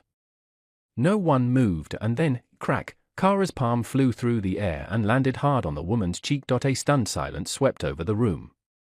The tray hit the floor with a metallic clatter, juice splashing over the tiles. The woman, too shocked to even cry, took a step back and looked at Kara with eyes wide with pain and humiliation. Kara, stop this. Sasha stood abruptly, eyes blazing. I thought you had changed. I thought so too, Maya echoed in disbelief. She's old enough to be your mother. That word, mother. Kara's entire body stiffened. Her hands balled into fists. The room seemed to blur at the edges as something dark cracked open inside her. Don't say that, she shouted, her voice hoarse. She is not my mother. Don't ever say that word around me. Kara, Tasha whispered, cautiously stepping forward, no one meant to hurt you. But this? This is not okay. Kara's breath came in harsh gasps. Her eyes darted widely. All she could see was that word circling in her head, unraveling years of pain she hadn't yet managed to silence. Her guests watched in horror and heartbreak as she spun on her heel and stormed out of the room, heels clacking furiously against the tiles. The old woman still stood there, one hand pressed to her cheek, tears brimming but refusing to fall. Ethan, who had just entered the hall, froze at the sight, then turned his gaze toward the trail Kara had left. He knew this outburst wasn't just about spilled juice. It was about the pieces of her that therapy hadn't reached yet, the ghosts she still hadn't faced. The room remained frozen in a stunned silence after Kara stormed out. The soft music that had once given the evening a celebratory warmth now seemed painfully out of place. Glasses sat untouched. The air was thick with tension and disbelief. The old woman stood still, one hand still gently touching her reddened cheek. Her eyes, glassy with unshed tears, shifted from one guest to another, searching for understanding, or maybe just a sign that what had just happened wasn't as cruel as it felt. I didn't mean to cause any trouble, she whispered, her voice trembling. It was just a mistake. She does this all the time, Maya said bitterly, breaking the silence. She walked over and picked up the tray from the floor. You didn't deserve that. Honestly, Sasha added, her arms folded across her chest, you're lucky that's all she did. The last girl she attacked had to go for stitches. The old lady's eyes widened in disbelief. But I was told she had changed. I was told she was doing better. Maya let out a dry laugh, one that carried more pity than humor. Changed? That's what we all thought. That's why we came. But you know what? It's always the same. The fits, the screaming, the attacks. And now we get it, why all the previous helps were fired. Some of them even begged to stay, even after getting slapped or insulted. But Mr. Alden had no choice. She was the reason they were all let go. The older woman took a shaky step back, clearly rattled. I thought she was just troubled. Maybe healing, but this is something else. She's not just troubled, Sasha said softly. She's a psycho. A beautiful one, yes, but dangerous when triggered. And the worst part? No one around her really holds her accountable. Not for long, anyway. The old woman's breath caught in her throat. Her job here had seemed like a quiet one, a fresh start in a quiet home. She had never imagined walking into a house haunted not just by pain, but by unchecked rage. She slowly turned away, wiping her eyes, trying to compose herself. But in her heart, she knew the truth now. She was not just working in a household with trauma, she was standing inside the eye of a storm that could erupt at any moment. Kara descended the staircase slowly, the shadows of the dimly lit hallway stretching long across the marble floor. Her steps were soft, almost silent, until she paused midway upon hearing hushed voices drifting from the kitchen. I swear, the girl's not right in the head, the older lady was saying, her voice low but firm. She slapped me for spilling juice. Just imagine what she could do if she really lost control. And did you hear what happened to the others before us? A muffled gasp followed. One of the younger house helps whispered, I thought she was in therapy. I thought she changed. Changed, another scoffed. Please. She's just better at hiding it now. The man of the house probably has no idea who he's living with. Kara stood frozen. The words pierced through her like ice-cold needles, rooting her to the spot. Her breathing quickened, but she didn't make a sound. She moved a step closer, the floorboard creaking beneath her bare foot. The creak was just enough. The women in the kitchen turned sharply. Time stood still for a heartbeat as their eyes locked with Kara's. Her face was unreadable, but her presence alone was enough to send a chill through the room. One by one, they scrambled. Dishes clattered, chairs scraped back. The women bolted from the kitchen in all directions like leaves scattered by the wind, murmuring half-hearted apologies and excuses as they fled past her. Kara stood alone in the kitchen now. Her lips were slightly parted, but no words came. She walked slowly to the water dispenser, picked up a glass with a shaky hand, and filled it. Her reflection in the kitchen window stared back at her, haunted, tired, and worn. She took a sip of the cold water and placed the glass down carefully. Then, without a word, she turned and walked out of the kitchen, the silence behind her louder than the gossip she'd overheard. Kara walked quietly to her room, each step heavier than the last. She closed the door gently behind her and leaned against it, pressing her back to the cool wood. Her hands trembled slightly, and her chest rose and fell in slow, measured breaths as if she were trying to hold something in, something volatile and dangerous. The room was dimly lit, golden rays of the setting sun filtering through the sheer curtains. It used to feel safe here. Familiar. But now, even her sanctuary felt hollow. She moved toward the mirror and stared at herself, really stared. Her reflection looked composed, but she knew better. The faint red mark from her earlier rage still glowed on her cheek. Her eyes, though dry, shimmered with restrained anguish. She hated that she still had that look, the one that told people, she's dangerous, even when she wasn't speaking. Her mind reeled, replaying the moment the old woman mentioned her mother. Her mother, that word hit harder than any insult. It was like pulling off a bandage she'd forced herself to forget existed. The word didn't just sting, it unraveled her. Every time someone spoke about mothers, it made her feel defective, discarded. Like her life had a missing piece no one could ever replace. She's old enough to be your mother. Kara grimaced, grabbing a pillow from her bed and pressing it against her mouth as she screamed into it.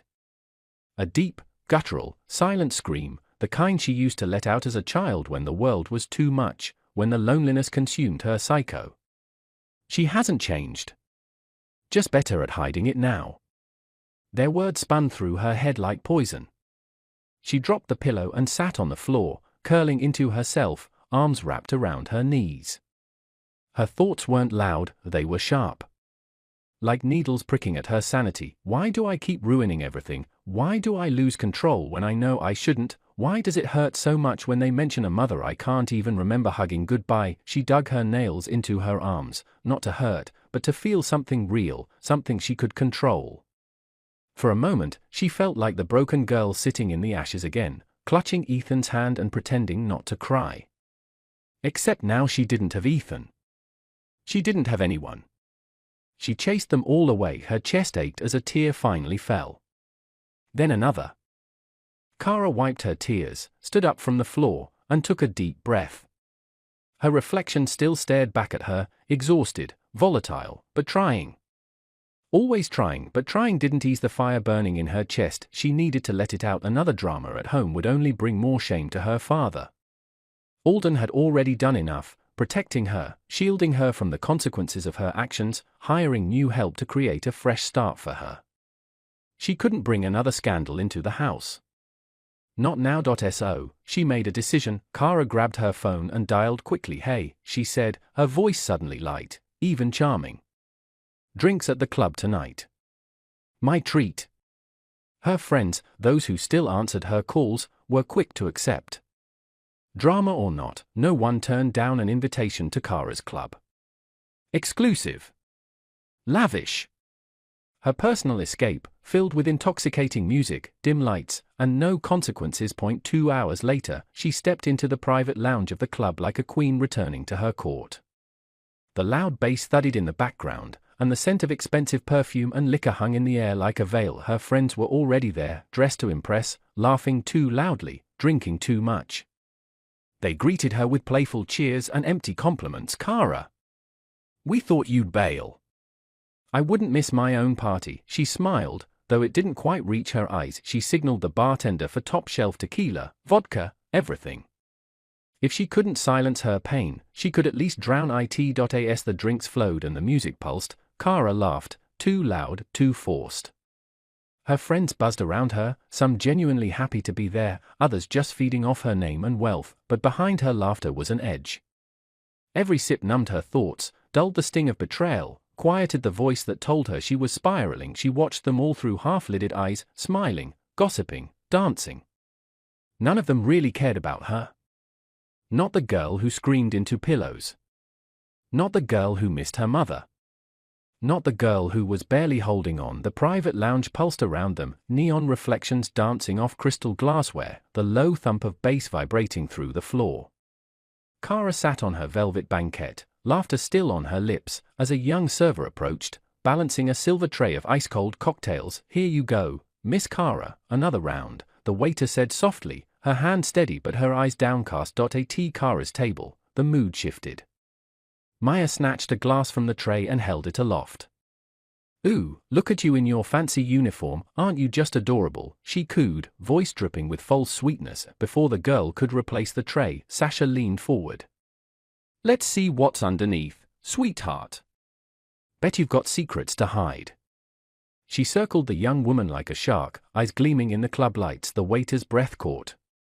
I should go," she whispered, turning to retreat. "Not so fast," Tasha chimed in. "We're celebrating, honey.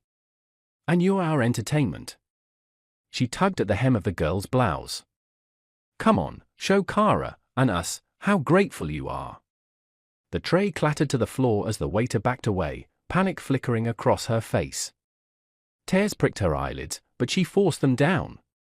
She tried to cover herself with trembling hands.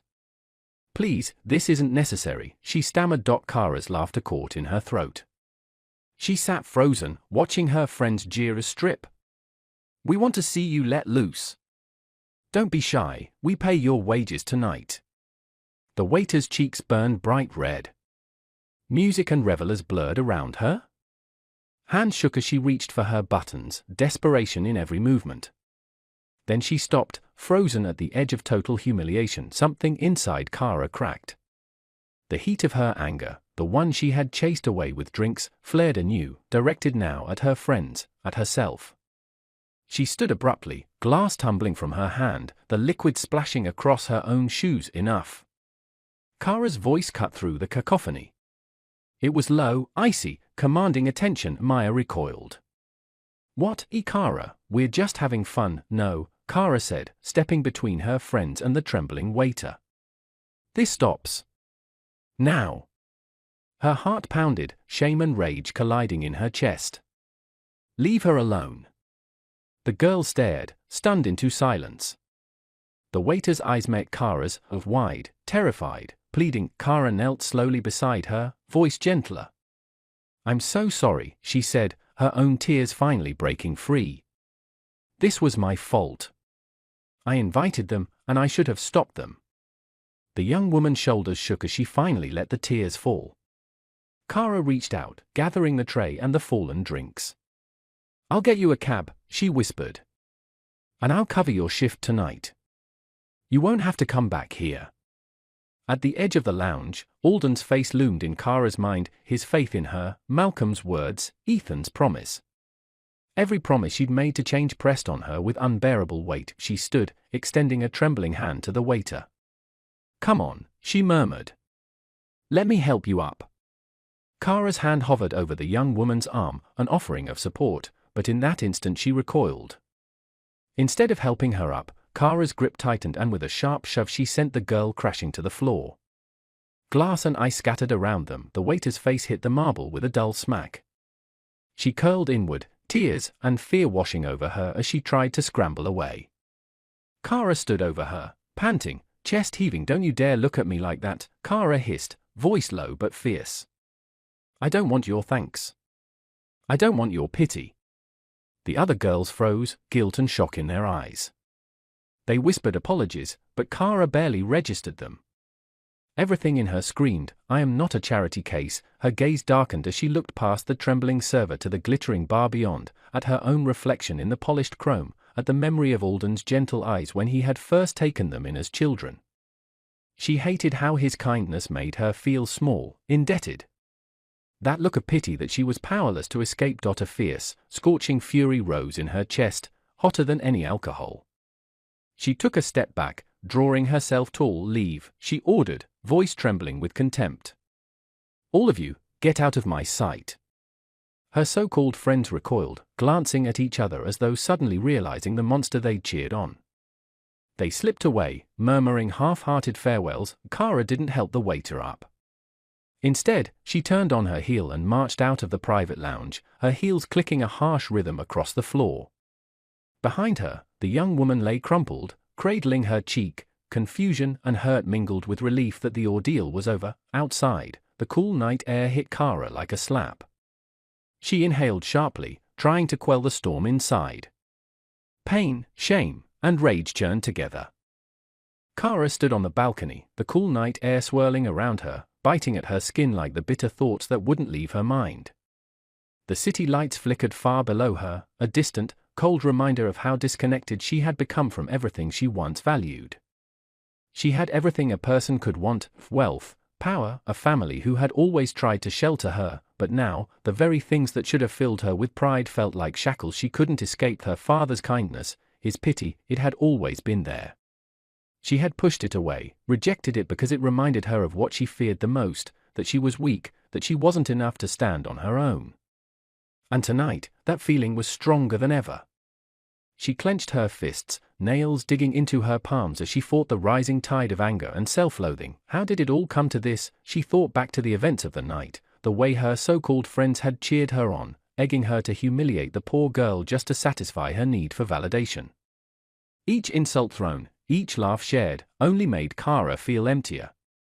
And yet, in the moment, she couldn't stop herself. She had wanted to feel powerful again, to feel like she was in control of something, anything, but it was never enough. The sound of footsteps on the marble floors below interrupted her thoughts. She knew it was Alden before she even turned around. He didn't need to say a word for Kara to sense the weight of his disappointment. He always knew when something was wrong, when she was spiraling. "I told you, Kara." Alden's voice was calm but firm, the tone that always preceded a lecture. "You promised me you would try. You said you wanted to change." Kara's body tensed, her back still turned toward him. She didn't want to face him, didn't want him to see the truth written all over her. But she couldn't help it. She spun around, her face twisted with frustration. "I did try, okay? But you don't get it." Her voice cracked, raw and full of emotion. "You see me as some broken thing that needs fixing, and I'm sick of it." Alden took a step forward, his eyes softening with concern. "No, Kara. I see you as my daughter. And I want you to find peace, to heal from all the pain you've been carrying. But you have to let go of the anger first." She shook her head, her chest tightening as the words escaped her. "I can't. I don't know how to." The silence between them stretched, thick with unspoken truths. Kara's heart pounded in her chest, her emotions a chaotic whirlwind of anger, fear, and sorrow. For the first time, she felt truly exposed, vulnerable. Alden stepped closer, his voice gentle. "You're not alone in this, Kara. You don't have to do it by yourself." But before Kara could respond, the door slammed open, cutting through the moment. It was one of the housekeepers, looking frantic. "Mr. Alden, you need to come quickly. There's something wrong with Ethan. He's missing." Kara froze, her blood running cold. "Ethan? Missing?" Alden's face went pale. "What do you mean missing? Where is he?" The housekeeper's breath was ragged, her words tumbling out in a panic. "He's gone, Mr. Alden.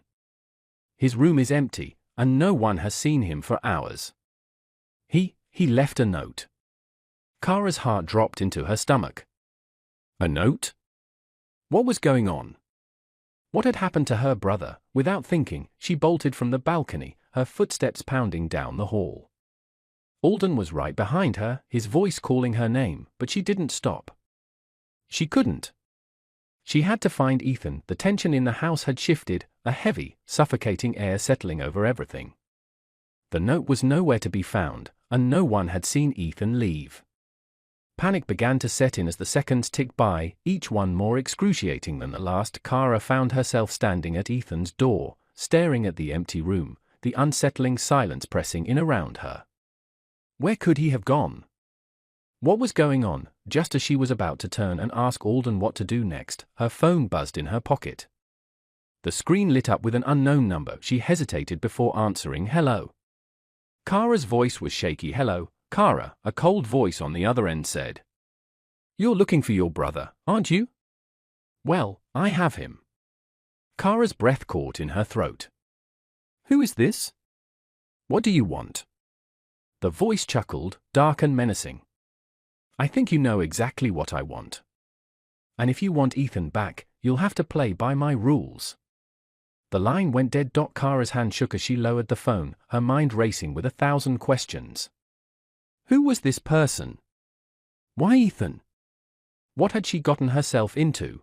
And more importantly, what had she done to deserve this? Before she could process the situation further, Alden was at her side, his hand resting on her shoulder. Who was it? He asked, his voice laced with concern. Kara looked up at him, her face pale and stricken with fear. I don't know. But they have Ethan. And I have to find him, before it's too late.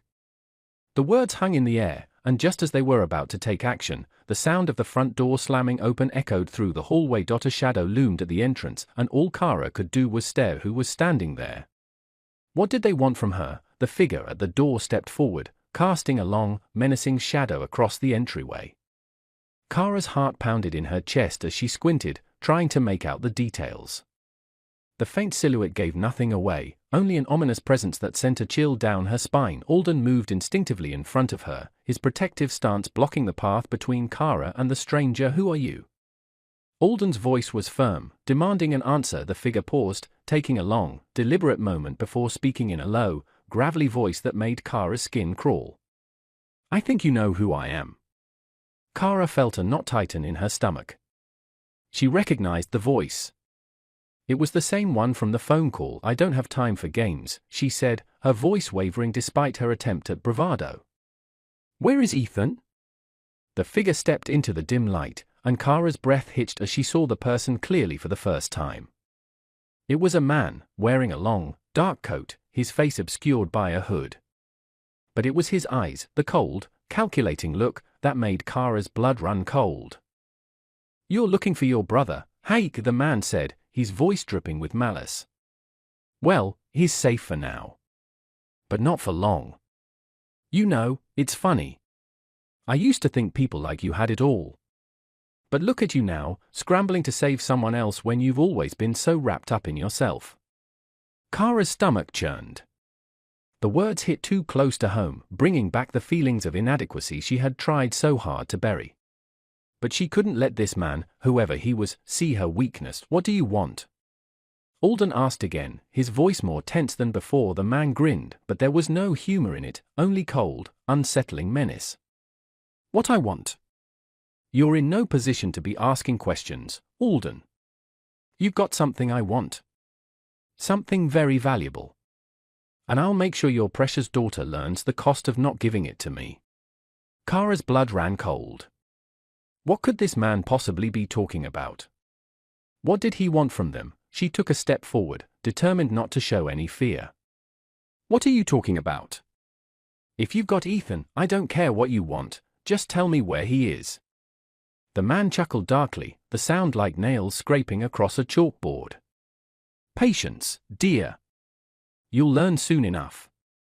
But first, I need to see how far you're willing to go to save him.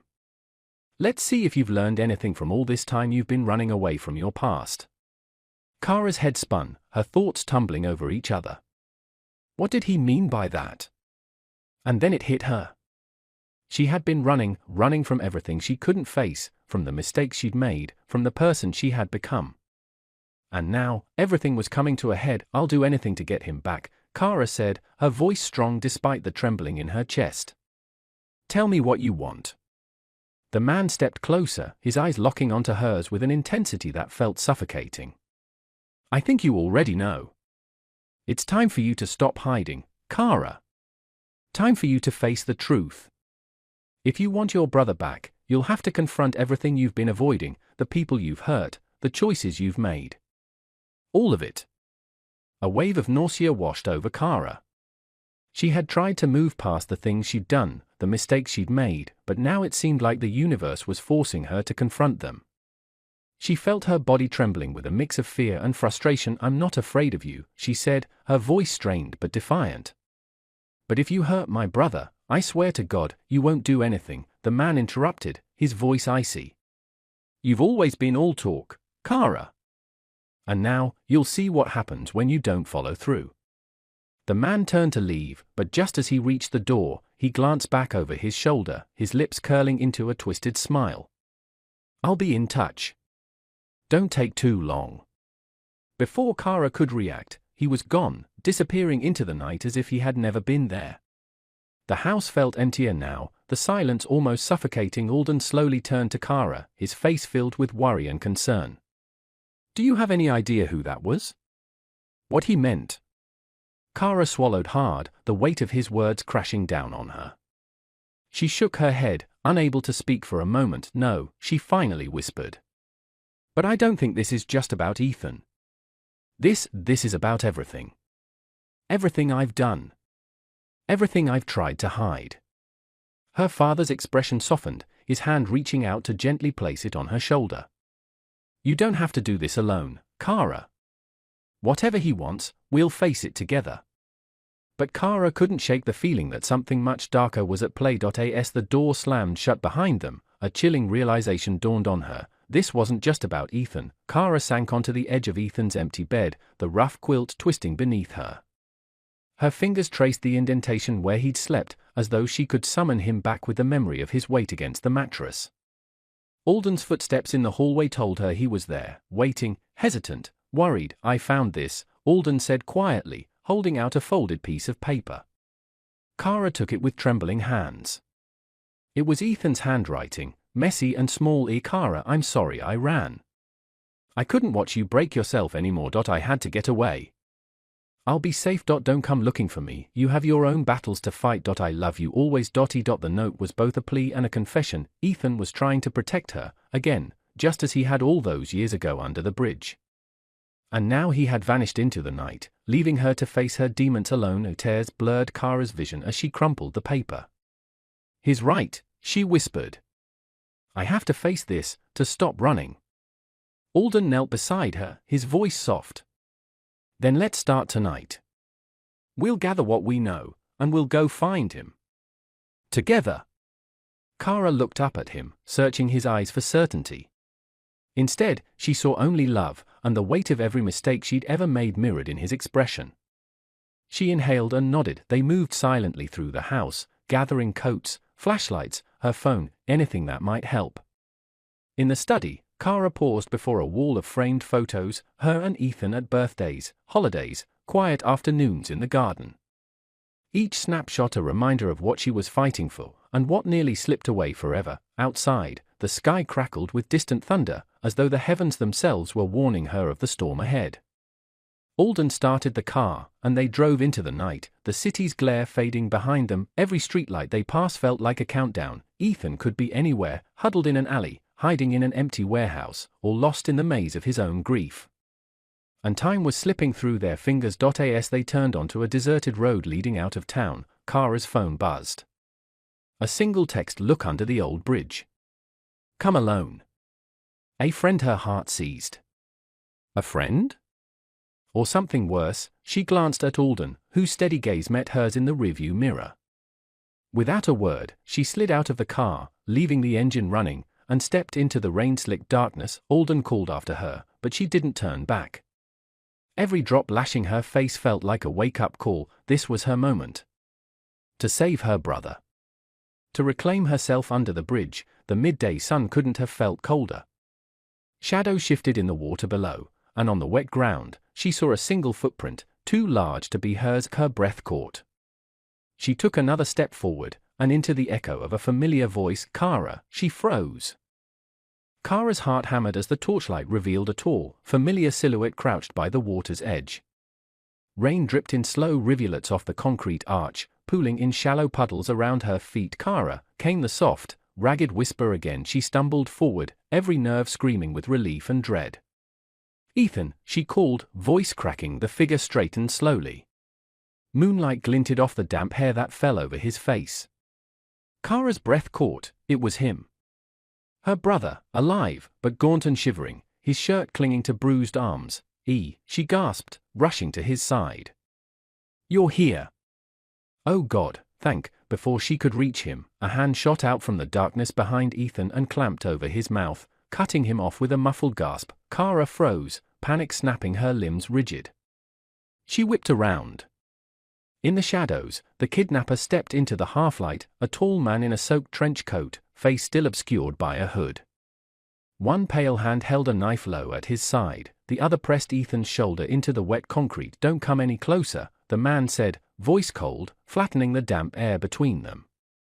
"Or I swear I'll..." "Let him go," Kara snarled, venom sharpening her words as she dropped the flashlight and kicked it aside. Its beam spun crazily, illuminating the panicked terror in Ethan's eyes. The kidnapper's head tilted, amused. "So, this is the great Kara Steele. Angry, broken, but your brother," he sneered toward Ethan. "Your precious brother, he's scared, isn't he?" Kara's chest constricted. Rage and fear warred inside her. She stepped forward, fists clenched. "Whatever you want, I want you to see him suffer before I decide his fate," the man interrupted softly, pulling Ethan upright. "After everything you've done, your cruelty, your rage, now it's your turn to plead." He pressed the knife's tip against Ethan's throat, slow and deliberate. "Kneel." Ethan's trembling knees buckled, and he sank to the ground, head bowed. Kara's knees trembled too, but she remained standing. Her gaze flicked to the knife, then to her brother's terrified face. "Please," she whispered, a single word that held every ounce of regret and desperation she'd ever felt. The kidnapper cocked his head. "That's all I needed to hear." He stepped back, the knife sliding away from Ethan's throat but still glinting ominously in his hand. "Now, Kara, get on your knees next to him. If you don't, this ends badly for both of you." Thunder rumbled overhead as the flashlight's beam finally died, plunging them into darkness. Kara's world narrowed to the faint sound of Ethan's ragged breath and the steady drip of water from the arch above. She swallowed, her voice steadier than she felt. "I'll kneel." Slowly, Kara lowered herself, every drop of rain stinging her skin, every memory of her past failures echoing in her mind. As her knees hit the cold concrete beside Ethan's, she looked up at the stranger, at the knife, at the injustice of the moment, and realized that this was the crucible that would either break her or forge her anew. Behind the lean silhouette of the kidnapper, a final flash of steel glinted in the gloom, not the blade in his hand, but something clipped to his belt, Alden's distinctive family crest. Kara's breath caught again. This was never random. Her eyes locked onto the emblem as the man's hooded head dipped in acknowledgement, and she understood with chilling clarity the secrets she'd buried ran deeper than she could ever have imagined, and now, they were all about to come to light. She dared a glance at Ethan, tears mixing with rain on her cheeks, and whispered, "I'm here. I won't let him hurt you." The kidnapper's grin was dark as the black waters beneath the bridge. "We'll see about that." Kara's fists clenched so tightly her nails dug into her palms, the pain sharp and real, grounding her in the cold reality of her situation. She had always been used to the weight of loneliness, but this was different. The isolation felt like a physical presence, suffocating her from every angle. No one wanted her. No one understood her. Not even Ethan, the one person who had always been by her side, had walked away. The thought made her stomach churn, her insides roiling with a fury she couldn't control. She hadn't expected Ethan to leave her. She had thought, after everything, that he would be the one person who would stick by her, who would understand her rage, her pain. They were survivors, bound by the trauma they had shared, by the life they had struggled through together. Yet here he was, gone, leaving her alone with nothing but her demons. Her head buzzed with an overwhelming need to act, to do something, anything, to make them see her, to make them care. Her entire life had been a series of reckless decisions, impulsive outbursts, and relationships that crumbled under the weight of her anger. And now, even Ethan, her brother, had abandoned her. Her heart hammered in her chest, and her breaths came in ragged gasps. She turned, pacing the room in tight circles, her mind spinning faster than her feet. The room was oppressive, the walls closing in on her. Nothing felt real. Everything felt like a blur of lost opportunities and broken bonds. Why hadn't anyone been there for her? She had tried. She had tried so damn hard to change, to be better, but it was never enough. The scars of her past haunted her like ghosts that wouldn't let go, and every time she tried to break free, they dragged her back into the darkness. She slammed her fist against the wall, feeling the sting of the impact shoot through her arm, but it didn't even begin to ease the fury rising within her. She needed to do something. Anything. She couldn't be this broken anymore. Kara's gaze flicked to the window, the streets below a blur of headlights and shadows, the world oblivious to the storm raging inside her. A part of her wanted to scream, to lash out, to make everyone feel what she was feeling. She wanted them to see her pain, her frustration, her desperation. The thought of Alden's pity still burned like acid in her chest. The way he had looked at her, the way his eyes had softened in disappointment. She didn't want his pity. She wanted respect. She wanted someone to look at her and see strength, not weakness. A flash of movement caught her eye. The old lady, the one who had served them at the club, had tried to help her before the anger had overtaken her. She had wanted to protect the girl from being humiliated, but Kara had thrown her to the ground instead. That memory twisted the knife deeper in her chest. She hated that feeling, the feeling of being pitied, the feeling of being looked down upon. Kara snapped her head back toward the door, a plan forming in her mind like a storm. She would show them all. She would make them understand that she wasn't weak. She wasn't broken. With a swift motion, she grabbed her jacket from the back of the chair, her mind made up. She wouldn't let anyone see her as a victim anymore. She would be in control again. She would make them respect her, even if she had to burn everything to the ground to get it. Her thoughts were dark, filled with rage and a desperate need for revenge. She didn't care who stood in her way anymore. Alden, Ethan, everyone who had turned their backs on her, none of them mattered. Kara's mind was a storm as she sped down the dimly lit road, her foot heavy on the accelerator, her vision blurred by hot tears and blinding rage. The city lights whizzed past like ghosts mocking her every breath, and her grip on the steering wheel was tight enough to turn her knuckles white. She didn't know where she was going. She just wanted to run, to leave behind the humiliation, the pity, the loneliness. She wanted to escape everything and everyone, if only for a moment. Then it happened. A shadow appeared from nowhere. There was a loud thud, the screech of brakes, and the jolt of the car as it came to a violent stop. Time seemed to freeze. Her heart leapt into her throat. She sat frozen for a split second, then flung open the door and stumbled out, her heels scraping against the pavement. Her eyes darted around, frantic, until they landed on a figure lying motionless on the cold tarmac.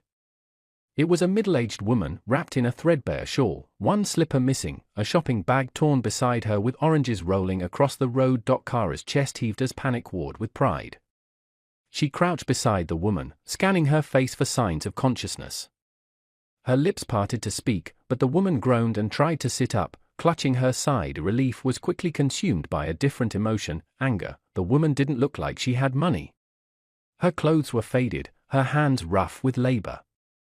Kara's eyes narrowed. "You walked into my car, didn't you?" she snapped, standing upright again. "People like you, always looking for a payday." The woman flinched and tried to speak, but Kara didn't let her. "I know your kind. You probably threw yourself in front of my car just so you can scream injury and sue me for money you didn't work for." Her voice grew louder and shriller. "Well, it won't work. I'm not some soft-hearted fool you can trick." A small crowd was beginning to form, people pulling out their phones, whispering among themselves. A young man stepped closer, frowning. "Miss, I think you should calm down, she's clearly hurt." Kara whipped around. "Oh, so now you're all defending her? None of you saw what happened." "She walked into my car," she shouted, gesturing wildly. "I'm the victim here." The woman on the ground coughed and whispered, "Please. I didn't see the car." Kara let out a bitter laugh. "Of course not. That's your line, right? Poor woman, didn't see the car. Just wants a little sympathy." Someone in the crowd muttered, "This is messed up," and another person added, "Doesn't she see the woman's bleeding?" Kara's eyes darted around, seeing the judgment in their faces. They were looking at her like she was a monster. Like they pitied the woman and hated her. That word again, pity. Her breath quickened. Her world spun again. Suddenly, she heard sirens in the distance, drawing closer. A man had already called for help. Kara looked down at her trembling hands, then back at the woman who was now being helped to sit up by two strangers. Her jaw tightened. She wanted to scream, to run again, but the crowd was too thick now. Kara's body went rigid at the woman's voice. "She's old enough to be your mother, for heaven's sake," a lady in the crowd exclaimed, shaking her head in disbelief, and just like that, the dam broke. Kara's breathing grew rapid. Her eyes darkened, her jaw locked. That word again, mother. It echoed like a curse in her ears. She is not my mother. Kara screamed, pointing a trembling, furious finger toward the fallen woman, though the words weren't even meant for her. "Don't you dare say that. My mother." Her voice cracked, but she pushed on, louder now, drowning out the murmurs, the disapproval, the whispers. "My mother left us. She left me. So don't you dare mention that word like it means anything to me." The crowd recoiled at her eruption. No one moved. No one spoke. Even the woman on the ground flinched at the venom in her voice. The sirens were now just around the corner, their flashing lights painting the faces of the spectators in eerie red and blue. An ambulance pulled up, and two paramedics rushed out, gently lifting the woman onto a stretcher. Her weak groan sliced through the silence. Kara stepped back instinctively, her chest heaving. One of the paramedics turned to Kara after checking the woman's vitals. "She needs to be taken in immediately." "Are you her relative?" Kara scoffed. "Of course not." "Well, you hit her. You'll need to come with us and give your statement, and you'll be responsible for her bills, at least for tonight." Kara opened her mouth to argue, but the look from the officer stepping out of a patrol car just behind the ambulance silenced her. She gave a frustrated nod and followed the ambulance, her heels clicking sharply against the asphalt. As they drove, Kara sat stiffly at the back of the ambulance, arms folded, jaw clenched, her mind spinning with rage and confusion. Every part of her was tense, her fingers curling into fists, her lips pressed tight, her eyes burning from the weight of unshed tears. The woman lay quietly on the stretcher beside her, barely conscious. The soft beeping of the monitor and the low murmur of the paramedics were the only sounds. Kara couldn't stop thinking about the word mother. She hated it. Hated how it made her feel. Hated that even now, years later, her mother's abandonment could still reach inside her and twist her insides like a cruel hand. She didn't even notice her own tears until one splashed onto her lap. She quickly wiped it away, furious with herself for being weak. But inside, she was cracking. This night was spiraling. First the humiliation at home, then the club, and now this accident. A woman bleeding beside her? Strangers looking at her like a monster. And worst of all, someone saying she looked like her mother. The ambulance pulled into the emergency entrance. Kara stepped out first, stiff-backed and proud, but the guilt and fury clawed beneath her skin like fire. She followed them into the hospital, signing forms, handling billing, going through motions like a robot. But inside, Kara Gray was coming undone, and the worst part? She had no idea who she was unraveling into. Jane was shown to her room by one of the junior maids, a quiet, well-lit guest suite at the far end of the West Wing. It was more space than she had ever had to herself, with crisp white sheets, polished wooden floors, and a large window that overlooked the garden. But despite the comfort and silence of her surroundings, sleep refused to come. She sat on the edge of the bed, the memory of Kara's face haunting her like a ghost in the dark. Her rudeness had been cutting, yes, but it wasn't her words that had unsettled Jane the most. It was her eyes, those eyes, so fierce, so defiant, yet filled with something deeper, something broken. Jane had seen those eyes before, long ago. Her fingers trembled slightly as she reached into the small handbag she had brought with her. From a hidden flap, she pulled out an old, worn photo. The corners were frayed, the image faded, but still clear enough to see the two small faces smiling back at her, her children. Her heart clenched. The girl in the photo, her eyes were the same. There was no mistaking it. Kara reminded her of her daughter, her lost daughter. Jane had forced herself to forget, had buried the memories beneath years of poverty, of survival, of pain, but now they were crawling back to the surface with every word Kara spoke, with every flare of anger in her voice, with every stubborn glint in her eye. What if? No. It couldn't be, could it? Tears burned behind Jane's eyes, but she wiped them away roughly, forcing herself to breathe. She lay down, hoping to will her body into rest, but her mind was racing.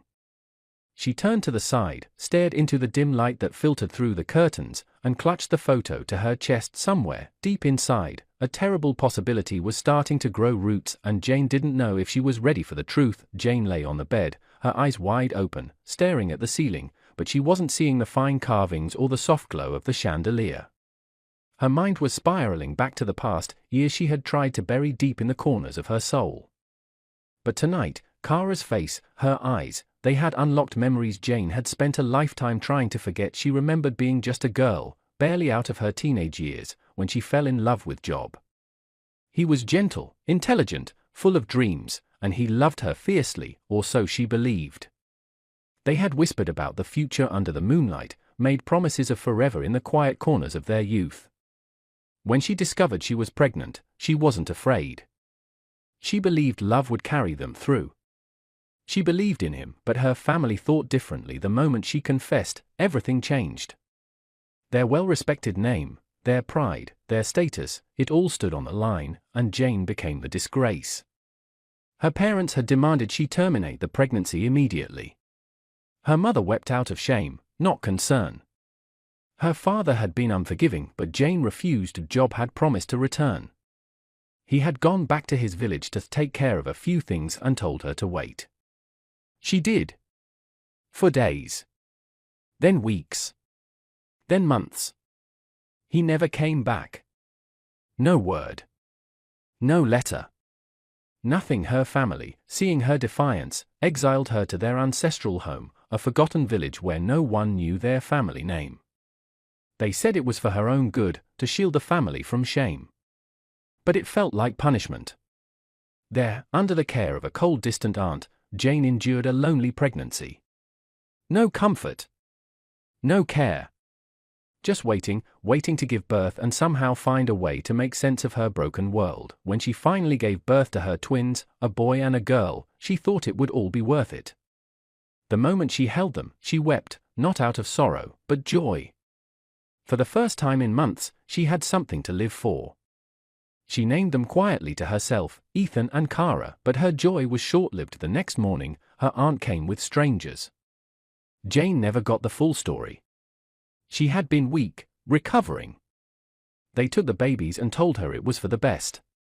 Her mother later wrote, saying the children had been handed to a trusted institution, a children's home that would give them a better life than she ever could. They never gave her the name.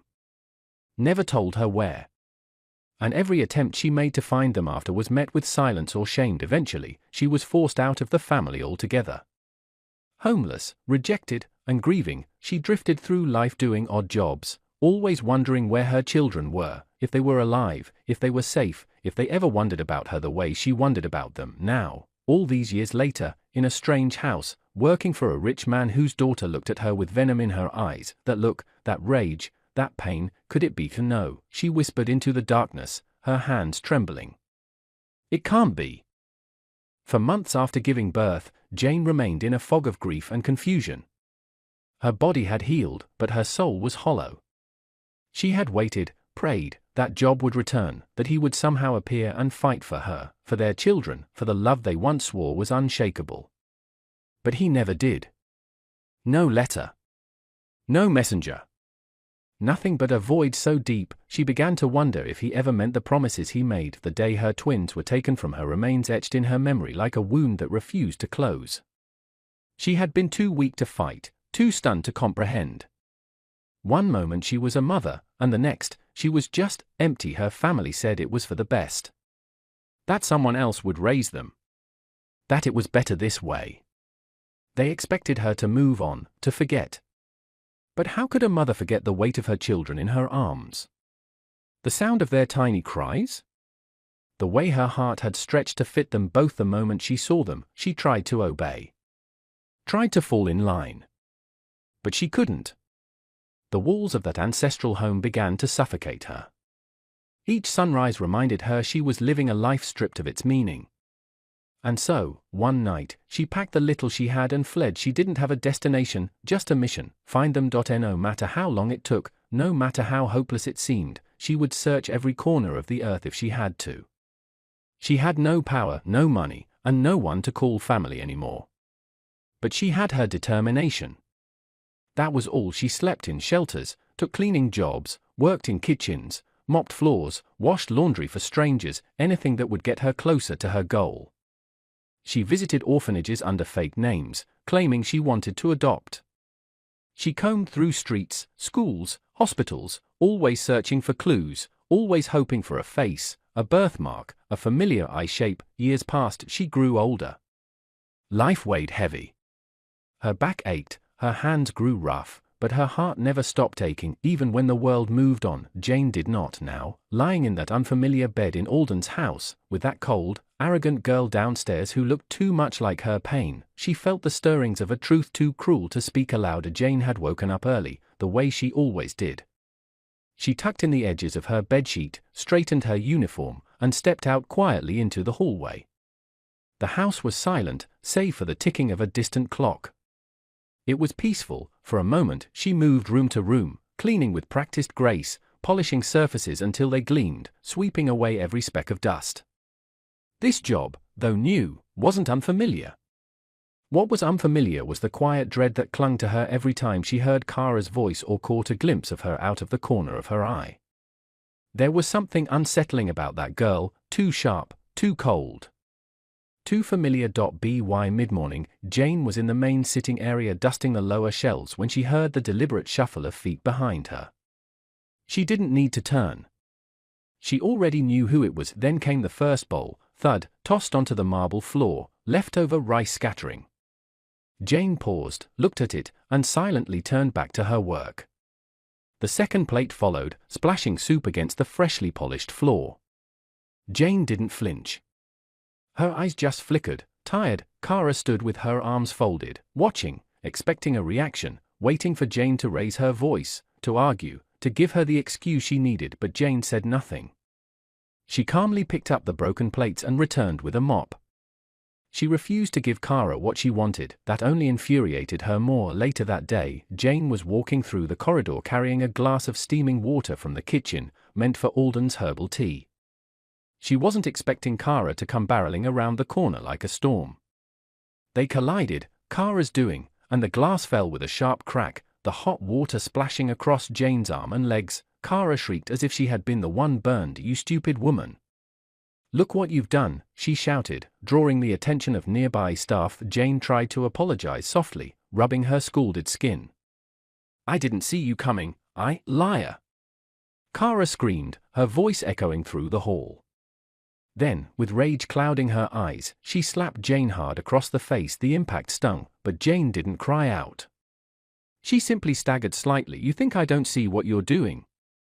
Kara shouted. "Trying to play the innocent? Trying to trap my father into keeping you here? You're disgusting."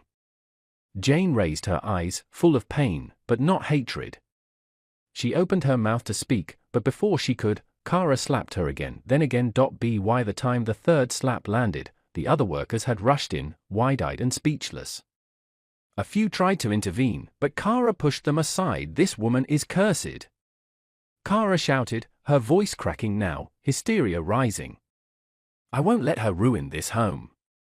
"I won't, Kara, that's enough," one of the cooks yelled, her hands trembling. Kara spun around, panting like a wild thing, her eyes red, her hands shaking. Jane stood frozen, the side of her face swollen, eyes glassy, and body trembling from the scald and the shame. From somewhere deep within Kara, the scream she wanted to let out rose, hot and maddening, but she bit it down. She stormed off, leaving the hallway in shocked silence. Jane sat on the edge of her bed, hands trembling as they gripped the hem of her skirt. Her cheeks still throbbed from Kara's blows, and her arm bore the sting of the hot water, but none of that compared to the ache swelling in her chest, the kind of ache that made it hard to breathe. Her sobs were muffled, swallowed by the thick walls of her small room. She didn't want anyone to hear. Not the other house staff, not Alden, and certainly not Kara. She curled her knees to her chest and buried her face in them, letting the tears soak the fabric. Images of her children flashed through her mind, faint, blurry, lost in time. Had they grown up safe? Were they loved? Did they even know she existed? A mother's guilt was a wound that never closed. She had spent years searching, following dead leads and enduring jobs that paid too little for the toll they took. and now, in a strange twist of fate, she was in a mansion, paid more than she'd ever hoped for, yet treated worse than a stray dog. But she needed this job. Her fingers clenched into fists. She had goals. She still hadn't given up on finding her children, and this job, however cruel the environment, would give her a chance. A chance to afford better private investigators. A chance to pay for transportation, for records, for anything that might bring her closer to the truth. No, she whispered through the quiet tears. I won't break. Not yet. She stood slowly, wiping her tears with trembling fingers. Her eyes were red and swollen, but there was a fire behind them now. She'd endure. She'd survive. The next morning, Jane's face was still swollen and bruised, the marks of Kara's cruelty evident despite her best efforts to conceal them. She moved quietly through the house, careful to keep her head down, her eyes avoiding Alden's concerned gaze. When Alden caught sight of her in the hallway, his brow furrowed with worry. Jane, what happened to you? He asked gently, stepping closer. Jane forced a small, tired smile, hiding the pain behind practiced calm. I'm fine, Mr. Alden. Just slipped yesterday. Nothing to worry about. Alden didn't press further, sensing her reluctance. He wanted to help but knew that pushing might only make things worse. He nodded slowly. If you need anything, let me know. This isn't how I want anyone in my home to be treated. Jane's heart twisted with gratitude and sorrow. She wanted to tell him everything, the humiliation, the abuse, but she also knew the storm Kara could unleash if the truth came out. For now, silence was her shield. Thank you, sir. I appreciate it, Jane whispered, and with that, she hurried away before her voice could betray her. Behind her, Alden watched with growing unease, the seed of suspicion planted deep in his mind. Something was wrong, and he was determined to uncover it, no matter what it took. Later that day, Alden sat rigid behind his mahogany desk, the glow of his laptop casting shadows across his stern face. The footage from the CCTV had been undeniable: Kara's outburst, the relentless slaps, the humiliation Jane endured right under their roof. His heart ached, torn between disappointment and concern. When Kara arrived at his office, she was unsuspecting, her usual defiant swagger masking the unease she couldn't quite name. But Alden's cold gaze stopped her in her tracks. Kara, sit down, he said firmly. She obeyed, wary but unafraid. I've seen everything, Alden began, voice low but hard. The way you've been treating Jane, it's unacceptable. This behavior can't continue. Kara's jaw tightened, eyes narrowing. She deserves it, she spat. She's nothing but a burden. Alden's face darkened. That's exactly why I'm sending you abroad. You need space, a new environment, away from this house, away from all of this, he gestured broadly, so you can reflect. Maybe then you'll outgrow this anger, this hatred that's consuming you. A flash of fury crossed Kara's face, but it quickly crumbled into something far darker: despair. You're sending me away? Just like that. Her voice cracked. So now even you don't want me here? No one wants me. No one loves me. Without waiting for a response, she spun on her heel and fled the room. The sound of her door slamming echoed down the hallway, a harsh punctuation to the moment. Once alone in her room, Kara collapsed onto her bed, locking the door behind her. The wall seemed to close in as sobs racked her body, uncontrolled and endless. She felt utterly abandoned, a child left to drown in a sea of loneliness and rage. Kara stayed locked in her room, the heavy silence stretching through the entire day and night. She neither ate nor spoke, withdrawing completely from the world around her. The other workers, wary of her unpredictable temper, kept their distance. No one dared to knock on her door or ask if she was okay, but Jane couldn't bear it any longer. Pity gnawed at her heart. She remembered the broken girl beneath all that anger, and the loneliness she must be drowning in. Quietly, she approached Kara's door and knocked gently. Kara, please, can we talk? Jane's voice was soft, tentative. For a moment, no reply came. Then the door creaked open just enough to reveal Kara's angry eyes. Go away, Kara snapped, pushing the door wider and glaring fiercely. Jane didn't retreat. She stepped inside slowly, hands raised in peace. I'm not here to fight, she whispered. I want to help. Kara's breath hitched, and without thinking, she swung her hand sharply toward Jane's face, but Jane didn't flinch or dodge. She stood still, staring into Kara's stormy eyes. Kara froze, her hand hanging mid-air, confusion flickering across her face. "Were you going to wait for me to slap you?" Kara asked, voice trembling. Jane looked back calmly. "If that would make you feel better, then I don't mind." In that moment, something inside Kara cracked. For the first time in years, the hard, angry walls she'd built around herself softened just a little. She felt touched. Not pity, not fear, something deeper and more complicated stirring within her, but before she could understand it, the moment passed, leaving a fragile silence between them. Kara's lips trembled as the first sob escaped, catching even her by surprise. She had locked so much inside for so long, believing tears were a sign of weakness. But now, before this woman she had resented and tormented, she broke, completely and unexpectedly. Her body folded in on itself as the dam burst. Jane stood frozen, her heart aching at the rawness in front of her. Of all things, she had not expected this from Kara, the fiery, unapologetic girl who wielded words like daggers and treated everyone like pawns in her personal war against the world. But now, Kara wasn't that girl. She was just a broken child still searching for something that had been stolen too soon. "No one loves me," Kara wept. "Not even him. He's sending me away. No one wants me around."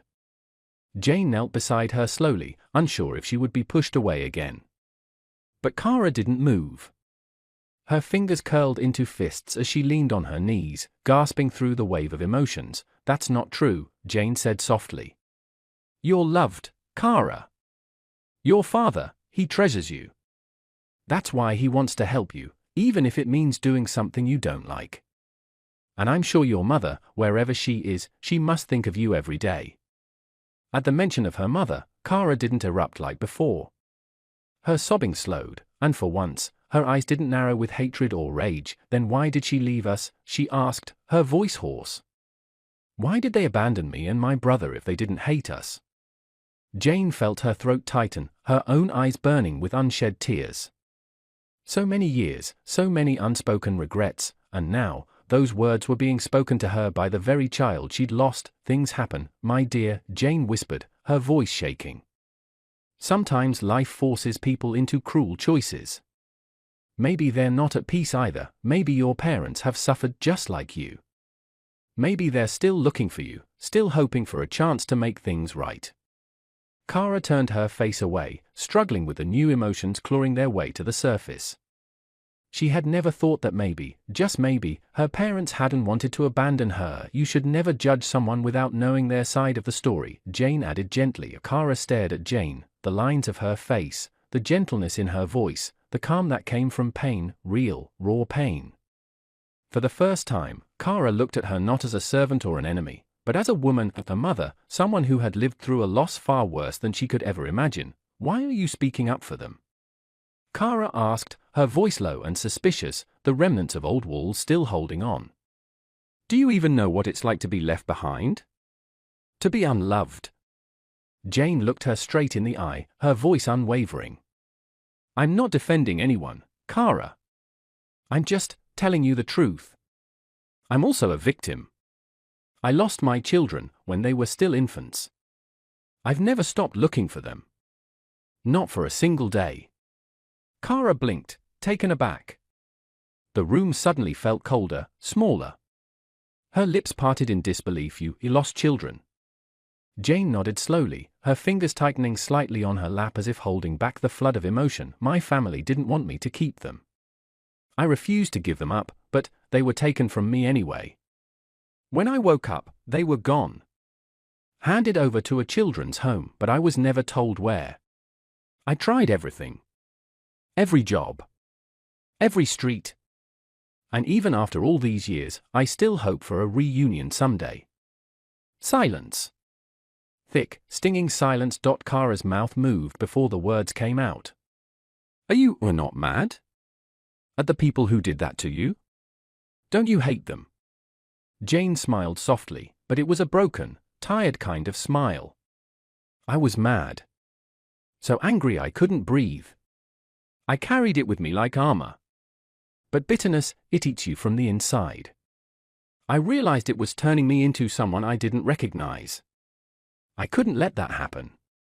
So I let go. Not because they deserved it, but because I deserved peace. And now, I keep moving. Keep searching. That's all I can do. Kara felt something stir in her chest, a strange, aching stillness. She wasn't the only one. All this time, she had believed her pain was singular, her grief unmatched. But here was this woman, quiet and soft-spoken, with wounds that ran just as deep, yet still walking, still smiling, still loving. Suddenly, her rage didn't feel so unique. Kara sat back, her thoughts loud and spinning, her fingers trembling slightly on her knees. She didn't speak, but she didn't have to. The silence between them spoke volumes, two broken hearts, two different paths, somehow meeting in this one moment of fragile honesty. Kara's eyes flared with intensity, the tears on her cheeks already drying as if ashamed of their betrayal. It was as if something had snapped back into place, her pride, her armor, her need for control. She stood up abruptly, her chair scraping against the floor. Her voice, once trembling with emotion, was now cold and sharp. Don't think that because of your pitiful story I'm going to suddenly like you. I still don't want you here. Jane didn't flinch. She had seen this before. Pain wearing the mask of pride. Fear disguised as hatred. She gave a small nod, her gaze soft, but steady. That's okay, she said gently, like a mother speaking to a child throwing a tantrum, not out of malice, but out of hurt. She turned to walk out, but paused at the door. At least eat your food, she said over her shoulder, her voice quiet but firm. You'll feel stronger with something in your stomach. And with that, she left. Kara stood in the middle of the room, breathing heavily, her fists clenched. Her mind screamed that she had regained control, but deep inside, something new was stirring, something unfamiliar. Her eyes fell on the untouched tray of food by her bedside. She hadn't eaten in over a day. Hunger and confusion warred inside her, but she ignored both. Why did her eyes look like mine? Why did her voice calm me when nothing else ever has? She shook the thoughts away, furious at herself for even entertaining them. But the silence in the room grew heavy again, like the weight of unspoken truths just waiting to be unearthed. She walked to the window and looked out at the fading sun. Her chest ached, but not from anger. From something else. Later that evening, as Jane quietly folded linens in the laundry room, two of the other housekeepers walked in. They had been whispering about what had happened, but now that Kara's door was closed, they could speak a little more freely. One of them, Lydia, a sharp-eyed woman who had been in the house the longest, gave Jane a half-smile. We saw her, she said, lowering her voice. She didn't scream at you. She didn't slap you. In fact, she cried. The younger one, Mercy, nodded in disbelief. We thought it was impossible. She's never listened to anyone before. Not even her father. But you, what did you do to her? Jane looked up from the sheets, her hands pausing mid-fold. Nothing, she said softly. I just stayed. Lydia leaned on the doorframe, arms crossed. You really tried. And after everything she did to you, you still care about her. You're either lucky or just have a very good heart. Jane smiled faintly, her eyes tired but kind. She's hurting. Hurt people, they lash out. They don't always mean it. They just don't know what to do with all that pain. Mercy exchanged a look with Lydia. Well, we wouldn't blame you if you wanted to leave. Most people would. But it's like she listens to you. Maybe she doesn't even realize it. I'm not here to fix her, Jane said. I'm just here to do my work, and maybe remind her she's not as alone as she thinks. The room fell silent, the weight of Jane's words sinking in. Outside, footsteps passed briefly in the hallway, Kara's door opening, then closing again. That night, Kara lay awake in bed, her eyes fixed on the ceiling as shadows danced across it from the soft light peeking through her window. Her thoughts were far from still. Jane's words kept echoing in her mind, I just stayed. And maybe they're also not at peace without you. She hated how those words stirred something deep inside her, something unfamiliar. A kind of ache she had buried for years under her anger and sharp tongue. Across the hall, Jane sat on the edge of her bed with a small framed photo in her hands, one she always carried with her. It was the only thing she had from those early days. Two tiny, wrinkled infants, wrapped in white hospital blankets. She didn't know their names. Didn't know where they had been taken. But she never stopped hoping. One day, she whispered in her heart, "I'll know the truth." The following morning, Kara surprised everyone by leaving her room early. She didn't speak to anyone, but she sat at the dining table and ate a few bites of breakfast, something she hadn't done in days.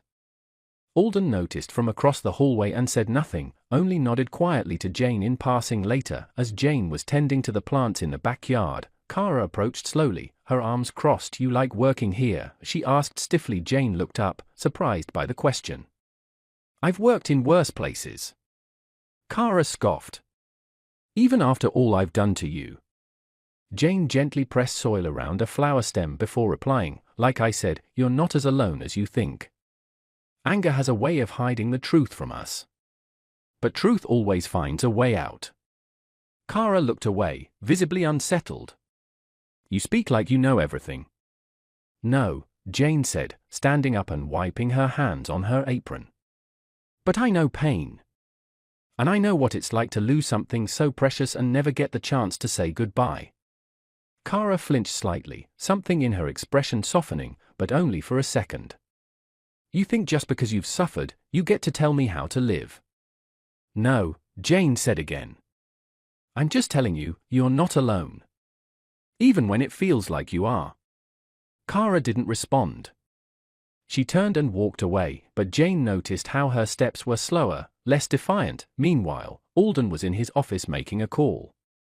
"Yes, I want a background check on Jane. Everything. Her family, her history, where she's worked. If she's going to stay here, I want to know who she really is." As he hung up, his eyes landed on a photo on his desk, an old one, of Kara and Ethan when they were still small. His chest tightened. "There's something about her," he thought, "something I can't shake." Back in her room, Jane sat by her small window, whispering a prayer she had whispered countless times before. "Wherever you are, my children, may you be safe.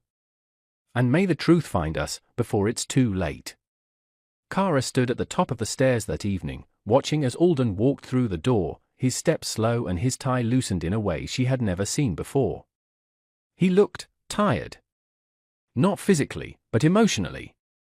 Like something was weighing heavily on his spirit. He barely noticed her as he walked past, heading straight for his study without a word. She heard the soft clink of a glass soon after, followed by the unmistakable sound of a bottle being opened. This was the third time in a week Kara descended the stairs quietly, her usual dramatic flair absent. She paused at the study door, hesitating for a second before lightly knocking. "Dad?" There was a pause. "Yes?" She pushed the door open slowly. Alden was seated at his desk, a half-filled glass of whiskey in his hand.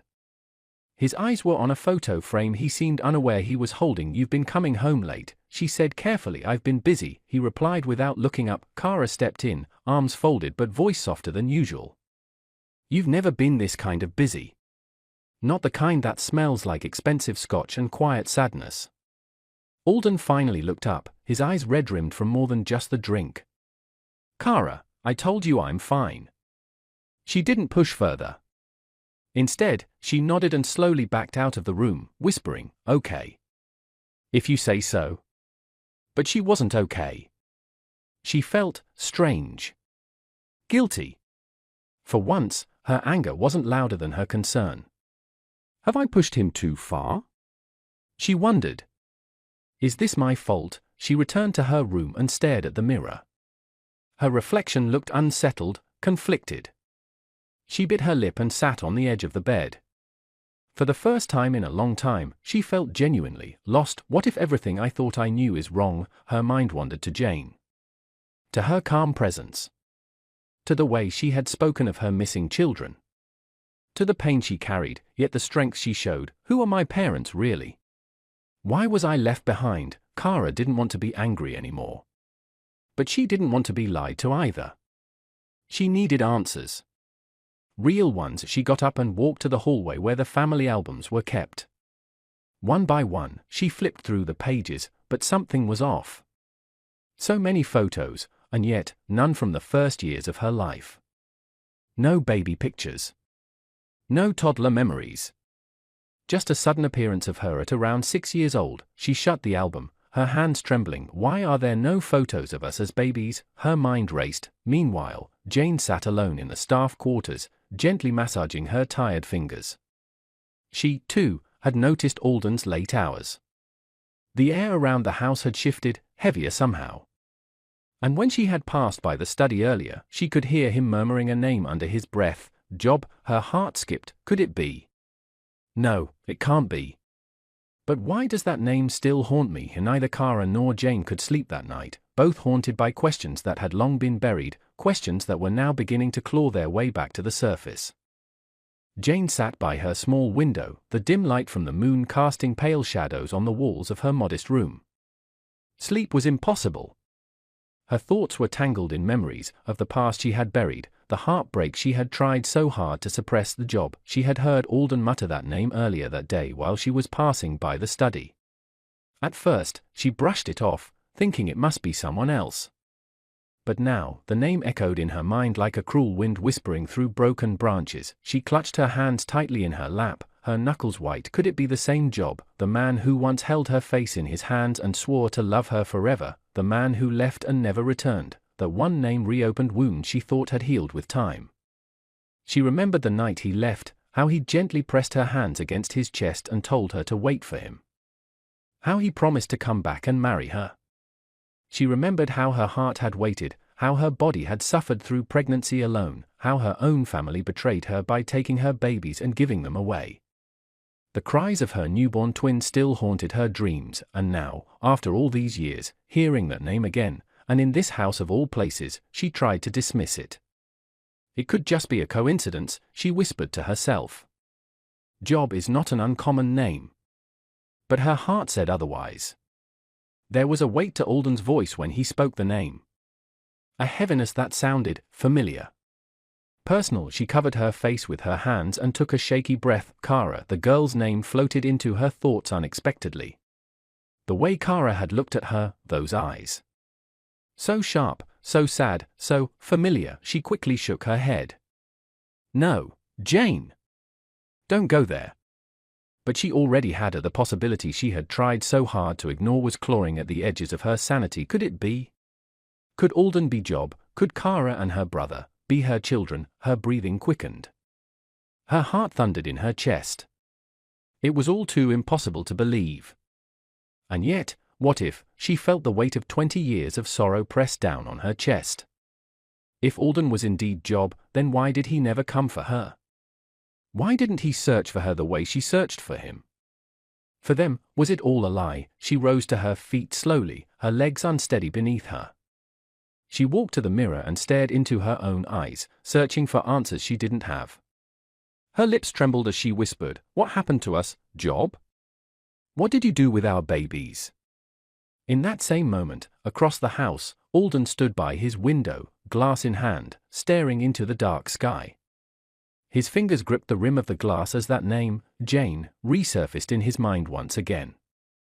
His expression twisted in pain. Jane froze, her hand trembled above the drawer, fingers barely brushing the soft, faded fabric. Her heart stuttered in her chest.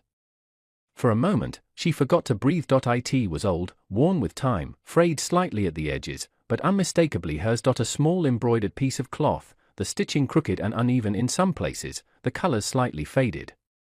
She had made it herself, sitting quietly under a tree at the back of the ancestral home, hoping, praying, for a life of peace with her unborn twins.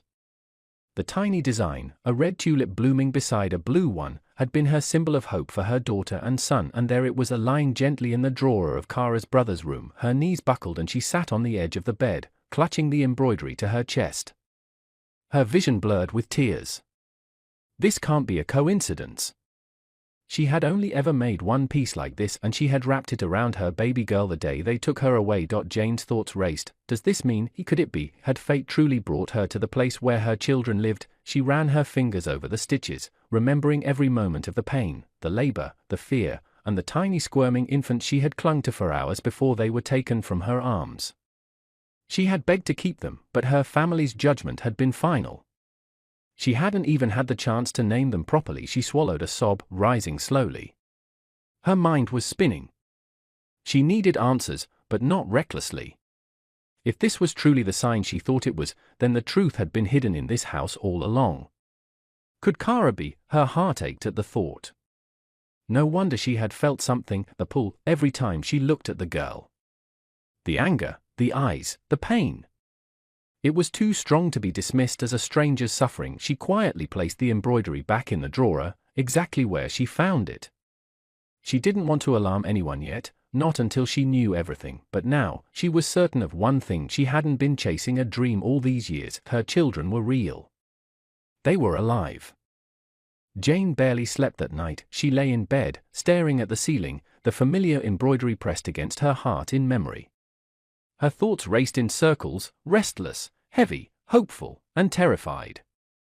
She kept asking herself the same questions over and over. Was it all a coincidence? Was she seeing what she wanted to see? Was her desperation clouding her judgment, or was fate finally showing her mercy? And then there was Alden, the man who had shown her compassion after the accident. The same man who had offered her a job without hesitation. The man who, for some reason, had been coming home late lately, distant and distracted, just around the same time Jane had entered their lives. Was it guilt? Was it memory? Or was it something else entirely? Her mind couldn't ignore the name he had mentioned the other day, Job. That name had left a scar deep in her chest.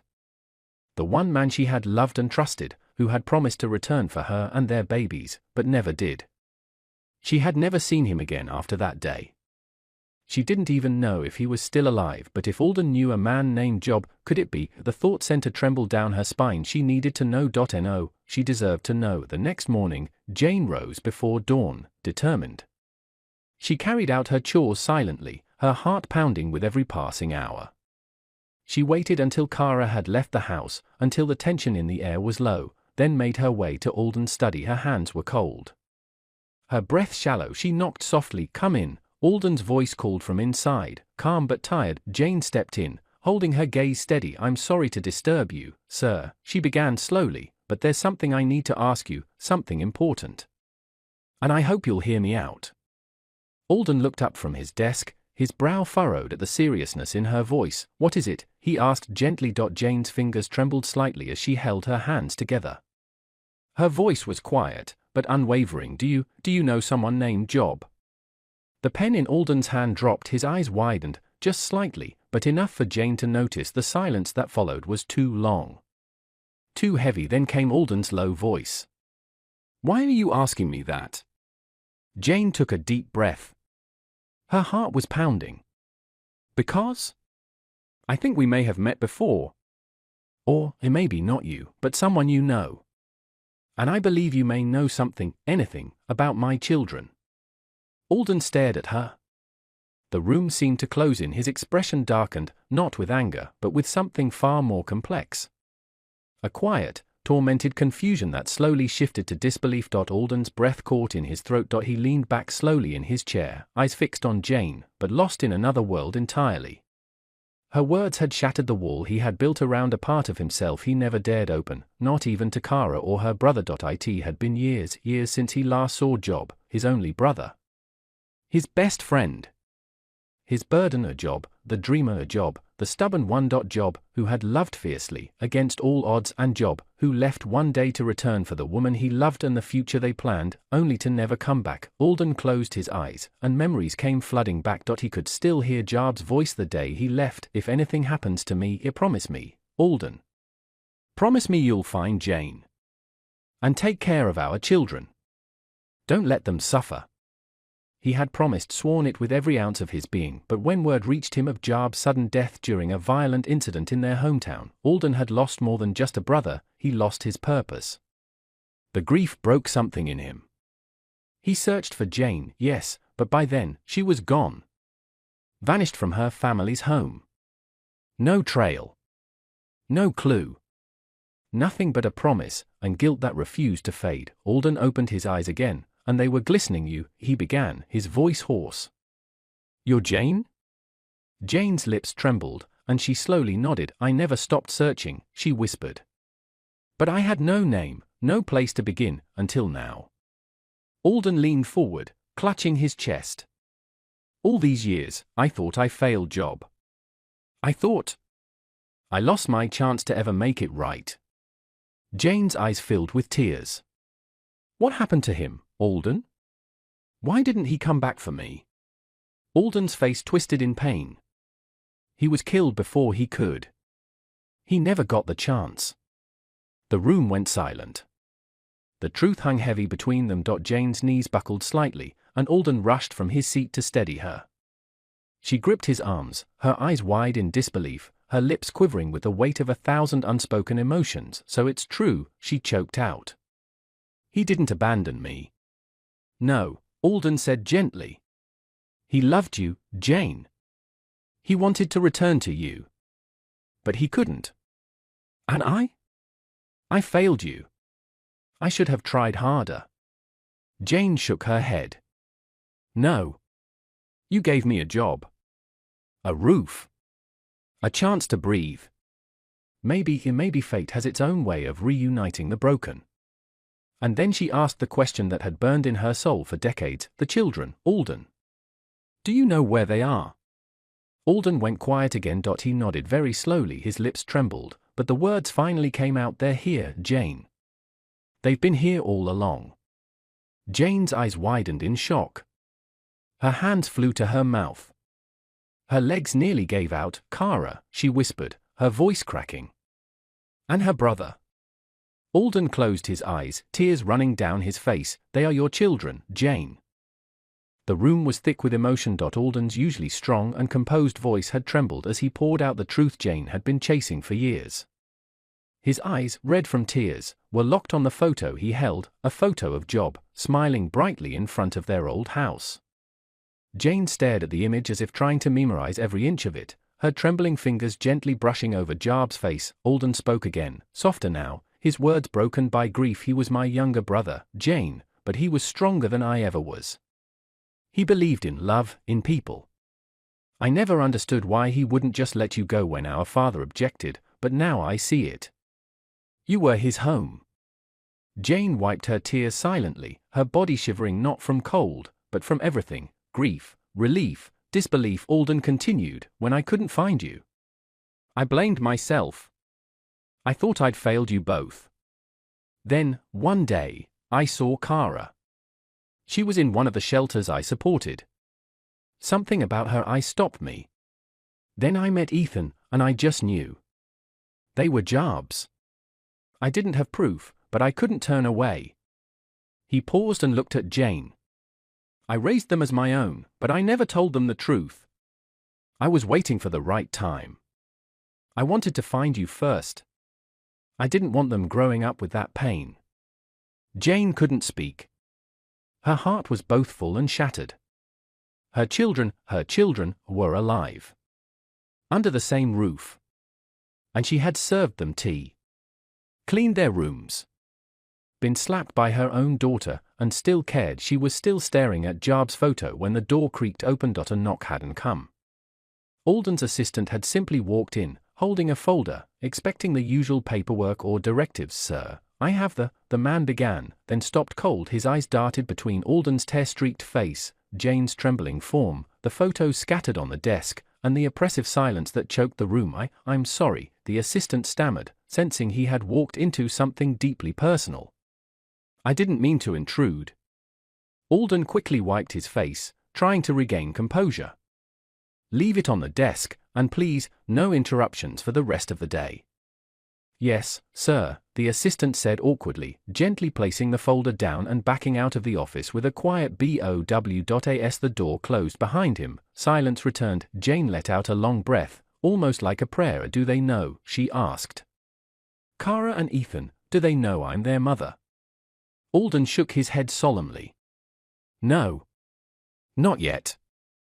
Jane looked down at her hands, the same hands that had once cradled 2 infants, the same hands that now scrubbed floors under their feet. I don't know how to tell them, she whispered. Alden stepped closer, placing a reassuring hand on her shoulder. We'll tell them together, he said. They deserve to know. And you deserve to be their mother again. Tears rolled down Jane's face as her lips parted in a soft, uncertain smile. After all the pain, the waiting, the endurance, Alden gave a reassuring nod, his expression soft but resolute. "We'll handle everything maturely," he repeated gently. "It won't be easy, Jane, but at least now, we have the truth. And the truth has a way of healing, even if it hurts at first." Jane's eyes remained fixed on the floor, her fingers twisting the hem of her blouse. "I'm scared," she admitted. "Kara is strong, but she's also wounded. I see it in her every day. The way she lashes out, the anger, it's deep. If she finds out I'm her mother, the same woman she believes abandoned her, what if she never forgives me?" Alden sighed and moved to sit on the edge of his desk. "You have every right to be scared, Jane. But Kara deserves to know the truth. Even if she reacts with anger, even if she doesn't accept it right away, you owe her that.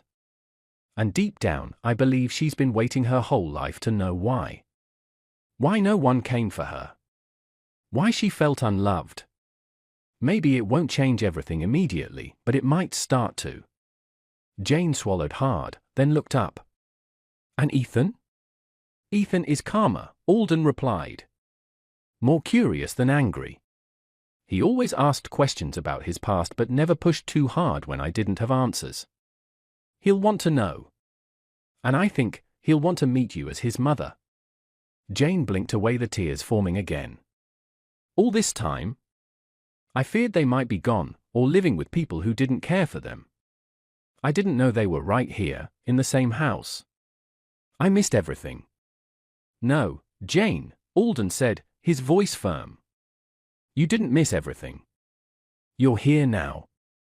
And that's what matters." She nodded slowly, drawing strength from his words. "Let's wait a bit," Alden continued. "We'll plan this out. I don't want to drop it on them like a storm. Let's talk to Ethan first. I have a feeling he'll help us handle Kara when the time comes." Jane managed a small, hopeful smile. "All right. But thank you, Alden. Thank you for taking them in when I couldn't. For loving them." Alden smiled sadly. "They're family, Jane. And now, they'll finally know they were never truly abandoned, just separated by fate." Outside the office door, the house stood quiet, but the air inside it had changed. The atmosphere in the house was different, subtly lighter, as if a long-held breath had finally been released. Kara noticed it first thing in the morning. Her father, Alden, greeted her with a rare warmth and lightness in his voice that she hadn't seen in a long time. His eyes didn't carry the same weight they used to. He even joked at breakfast, something she hadn't heard in months. And then there was Jane. Kara had caught her more than once that day looking at her, eyes glossy, a small, wistful smile playing on her lips. It wasn't like the other stares she was used to getting, judgmental or pitiful. This one was different. Deep. Emotional. What is wrong with that woman? Kara thought, frowning as she watched Jane wipe her eyes while arranging the tablecloth. She's been acting strange ever since my father announced that dinner. She didn't want to admit it, but Jane's quiet strength was getting under her skin, in a good way. Ever since their confrontation, Kara hadn't been able to shake the image of Jane standing there, willing to take a slap just to calm her down. It haunted her, and humbled her. That kind of person couldn't be fake. There had to be more to her. As Kara stood by the window, arms folded, she noticed her father laughing softly with Ethan in the garden. The sight warmed her heart, but it also stirred something else. Questions. She had always wondered about her real parents, why they gave her and Ethan away, why no one ever came back for them. But she had buried those feelings deep down, replacing them with anger and pride. Still, with Jane and Alden acting so strange lately, something was stirring inside her. That evening, Alden called everyone to the living room. "Tomorrow night," he announced, "we will all sit together for a proper family dinner. No excuses. There's something I need to share with you, something important." His voice held weight, but also peace. He didn't look burdened anymore. He looked fulfilled. Kara narrowed her eyes. She glanced at Jane, who quickly looked away, and then at Ethan, who looked equally curious. "What is going on?" She wondered, heart ticking faster than usual. Whatever it is, I'm not sure I'm ready, but deep down, something told her this dinner wasn't just about food or family bonding. It was about truth, truth that could change everything. The small cafe was cozy and half empty, the dim lighting offering privacy, the soft jazz music in the background blending with the occasional hum of espresso machines. Kara sat by the window with a steaming cup of coffee in her hands, staring outside as raindrops tapped gently on the glass. Ethan sat across from her, his gaze fixed on her as if weighing his thoughts before speaking. Ethan, Kara. I didn't ask you here to argue or point fingers. I needed someone to talk to. Someone who gets it. Kara sighed and took a sip of her coffee, her shoulders tense. Kara, yeah, well, you picked the right person. No one else seems to care about the mess in that house anyway. Ethan, I care. You know that. Kara looked up at him. His tone was soft, sincere. She believed him. Kara, then tell me, Ethan, have you noticed how different Alden has been? The drinking? The late nights? The forced smiles? He's acting like someone who's hiding something. Ethan nodded slowly. Ethan, I've noticed. And I've thought about it too. At first, I figured maybe it was just work stress. Or maybe something about us. Kara, interrupting, that we're not really his. The words hung in the air like a storm cloud. Ethan, Kara, don't say that. Kara, why not? It's true, isn't it? We're not his real kids. We were taken in. Rescued, maybe, but not really part of him. What if he's found someone else? Someone related to him by blood? What happens to us then? Ethan, firmly. Kara, he chose us. He raised us. You think that means nothing, Kara, but what if he regrets it? What if he found something or someone and now he wants to fix the past and forget us? Ethan leaned forward, resting his elbows on the table, his fingers wrapped around his cup. Ethan, I don't think it's about forgetting us. I think it's about remembering someone. You know, he once told me that we reminded him of someone he lost. I thought he meant a friend. But now, Kara, now what? Ethan, now I think he meant family. Maybe even someone really close. Like a brother. Kara's eyes softened. Her voice lowered. Kara, you think this announcement tomorrow has something to do with that? Ethan, I do.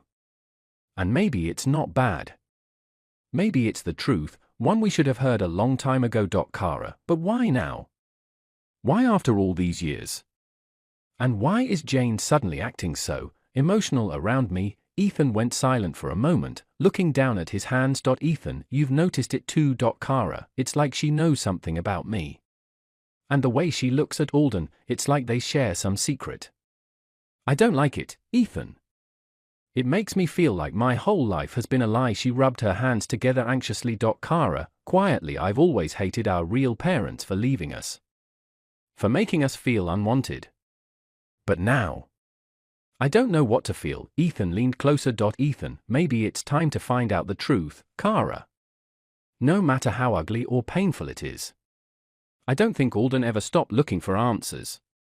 And maybe he's finally found them. Kara's eyes welled with tears, but she blinked them away quickly. Kara, but what if I can't forgive them? What if knowing the truth makes everything worse? Ethan, then at least we'll know. At least we'll stop wondering every time someone looks at us too long. Or hesitates before speaking. At least we'll have a piece of the puzzle. They sat in silence for a while. Rain continued tapping against the window. Outside, the street lights flickered on, casting a warm glow on the wet pavement. Kara, softly, I'm scared. Ethan. Ethan, me too. But you won't go through this alone. Whatever happens tomorrow, we face it together. Kara finally smiled, a small, fragile smile, but it was real. Kara, thanks, big brother. Ethan chuckled lightly. Ethan, anytime, little troublemaker. The sleek office that usually buzzed with confident leadership felt tense and unusually quiet. Alden sat at his desk, his fingers steepled in front of his face, eyes fixed on the large window overlooking the city skyline, but not really seeing anything. The documents before him remained untouched. A cup of coffee had gone cold hours ago. There was a knock on the door. Assistant, peeking in. Sir? Are you okay? The finance team has been waiting for your review on the quarterly files. Alden looked up slowly, forcing a faint smile. Alden, tell them I'll get to it later. Just give me a little time today, please. The assistant nodded, unsure, and quietly closed the door. Office, later. Alden stood, pacing slowly. Every time he thought about the dinner, his heart raced. He remembered Kara's sharp tongue, her walls, her anger, how much she resented the idea of her real parents. And Ethan, calm, composed Ethan, too quiet for someone so young. Alden had seen that silence before, in his brother Job. Alden, whispering to himself, what if they hate me for keeping it from them? What if they walk away? He reached into a drawer and took out a small photo frame. Inside was an old photo, Job smiling beside a young Jane, her face glowing with happiness, her belly visibly round with child. Behind them stood Alden, his arm around Job. Alden, to the photo, I tried, brother. I really did. I searched everywhere. And when I found them, I thought I could protect them. But maybe they need more than just protection. Maybe they need the truth. He placed the photo back gently and straightened his suit. A deep breath filled his chest. Office, evening. The sun was setting, casting golden rays through the window blinds. His junior staff murmured outside, whispering about their boss. He hadn't been himself lately. Junior 1, you noticed how tense Mr. Alden's been this week? Junior 2, he's been distracted. Never seen him so unsettled. Something personal, maybe. Junior 1, it must be. He even snapped at the assistant this morning. Int. Alden's office, night. The office was quiet now. The city lights flickered outside. Alden stood alone, jacket draped over his chair. His phone buzzed. Text from Jane, everything's ready for dinner. They're both home. Alden exhaled deeply. This was it. He picked up the photo again, held it close to his heart, then set it face down. Alden, softly, time to bring the family back together. He turned off the office lights and stepped out, locking the door behind him, not just to the room, but to years of silence and waiting. Tonight, secrets would be laid bare. And whether it ended in healing or heartbreak, the truth would finally come to light. The grand chandelier above the dining table glowed with a soft warmth. The table was perfectly set, crystal glasses, fine silverware, a delicious spread of roasted meats, vegetables, and wine. It was unusually formal for a simple family dinner. Jane, hand still nervously adjusting the hem of her simple dress, stood awkwardly near the side of the room. She looked out of place, as though she might run at any moment.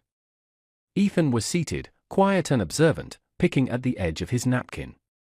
Kara descended the stairs, dressed elegantly, but with her usual cold composure, until her eyes fell on Jane. Kara, irritated, what's she doing here? Ethan, Kara, not now. Before he could finish, Alden entered from upstairs, fresh from a shower, dressed in a sleek black shirt and suit trousers. He had taken extra care tonight. His face was calm, but underneath, a storm brewed. He gave everyone a soft nod and moved to sit at the head of the table. Alden, thank you all for coming.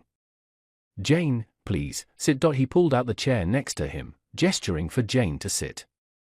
The moment she hesitated, Kara jumped up from her seat. Kara, furious, what the hell, Dad? She's a servant. Why is she sitting at our family table? Have we lost all rules now? Alden, gently, but firmly. Kara, sit down. Kara, ignoring him, no. This is absurd. You always said there was a line between staff and family, and now what? She's dining with us?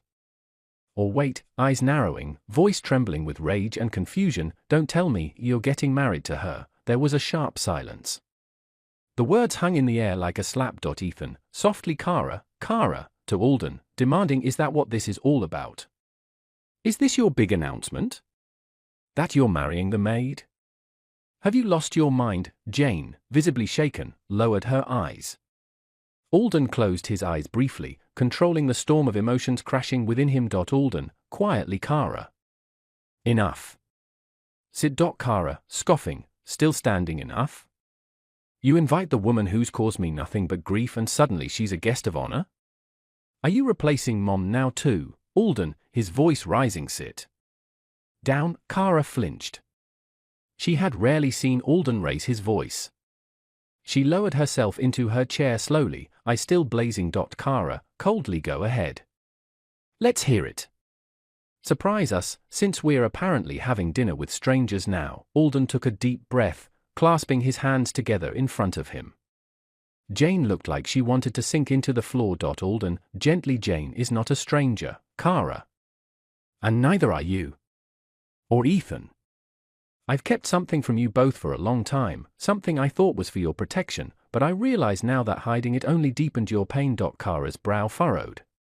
Ethan stopped moving completely, his eyes locked on Alden. Alden continued, you are not orphans. You were never abandoned. And Jane is not just a maid. Kara, bitter laugh. Then what is she? A fairy godmother. Alden, softly, she's your mother. The room dropped into a dead silence. Kara blinked. Jane's breath hitched as she covered her mouth to suppress a sob. Ethan's glass slipped from his hand and shattered on the floor. Kara, shaken, whispering, What did you just say? Alden, nodding slowly, Jane is your biological mother. And your father was my brother. Job. Kara shot up, eyes wide in disbelief. Kara, no. No. You're lying. This is a joke, Jane, through tears. It's not. It's true, Kara. I lost you, and I've been looking for you ever since. I never abandoned you. I would never, Kara, screaming liar. You did. You left us. I suffered for years. I begged for a mother, Alden, standing. She didn't choose to leave. She was forced to run. Your father was murdered, set up by our enemies. She was hunted too. When I finally got to her home, she was gone. No one knew where. I searched for years, Ethan, hoarsely, and we're his kids. Alden, voice trembling, yes. Your Job's children. My blood. My family. I did a DNA test to confirm it, but I kept it to myself because I was afraid you wouldn't understand. I only wanted to protect you. Kara took a shaky step backward. Kara, muttering, no, this isn't real. You said you adopted us. That we were nobodies. Left behind nobodies. Jane, rising, voice cracking, you are not nobodies, Kara. You are everything to me. I never stopped loving you. I never stopped hoping. Kara stared at Jane. She wanted to scream, to run, to cry, yet her legs wouldn't move. Her throat tightened painfully. Kara, voice breaking, then why didn't you come?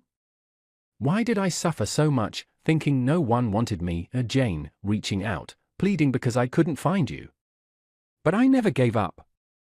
And now, here you are. Alive. Grown. Beautiful. Angry, and I understand. But I never stopped being your mother. A long pause, then Kara turned, running from the table and up the stairs. Alden, moving to follow Kara. Jane, softly, stopping him, let her be. She needs time. Ethan, frozen in place, slowly stood, walking over to Jane. Ethan, whispering, you're really our mom. Jane nodded, eyes shining with tears. Jane, yes, baby. I'm so sorry. He stared at her for a long moment, then, to everyone's shock, stepped forward and hugged her tightly. Jane broke into sobs. Ethan, softly, I don't understand everything yet. But I believe you. Alden placed a hand on Ethan's shoulder, eyes misty. Alden, quiet, thank you, son. Upstairs, behind a cracked door, Kara sat on the floor, trembling, eyes filled with tears. Everything she thought she knew had shattered, but a small part of her heart, the part that had longed for love, was finally stirring awake. The dim light of her bedside lamp cast a soft glow around the room. Kara sat on the floor near her bed, her knees pulled to her chest, eyes swollen from crying. Her arms trembled as emotions tore through her, confusion, shame, anger, sorrow. Ethan sat beside her, back against the wall, silent and steady. He didn't try to force words anymore, he simply stayed. Kara finally spoke through her sobs, her voice hoarse. Kara, so my mother isn't even someone important. She's just a maid. A maid who's been working under our roof, scrubbing floors, washing clothes, getting humiliated day and night. She gasped through the tears, her hands clenched around her sleeves. Kara, breaking down, and God, Ethan, I was the worst to her. I slapped her, insulted her, treated her like trash. My own mother. She shook her head in disbelief, pain etched into her face. Kara, crying harder. How am I supposed to live with that? Ethan didn't say anything immediately. He shifted slightly, wrapping one arm around her shoulders and pulling her in gently. She didn't resist. Her body trembled as she leaned against him, sobbing into his shirt. Ethan, quietly. Kara, you didn't know. Kara, angry. That doesn't make it right. What kind of daughter bullies her own mother like that? What kind of monster am I? Ethan, you're not a monster. You're human. We were lied to our whole lives. Raised to believe we were abandoned nobodies. That pain turned you hard. It made you build walls. We both dealt with it in different ways. He paused, tightening his arm around her a little. Ethan continued, but if there's one thing I know about you, it's that deep down, you feel everything. Too much sometimes. And that's not weakness, Kara. That's the part of you that still wants love, that still hopes, even when you pretend not to. Kara, sniffling. She didn't even flinch when I hurt her. Not once. She just kept taking it. Why, Ethan? Because she knew you were her daughter. She probably saw herself in you. And she stayed close, waiting for the right moment. She never gave up on us. Kara closed her eyes, her lips trembling.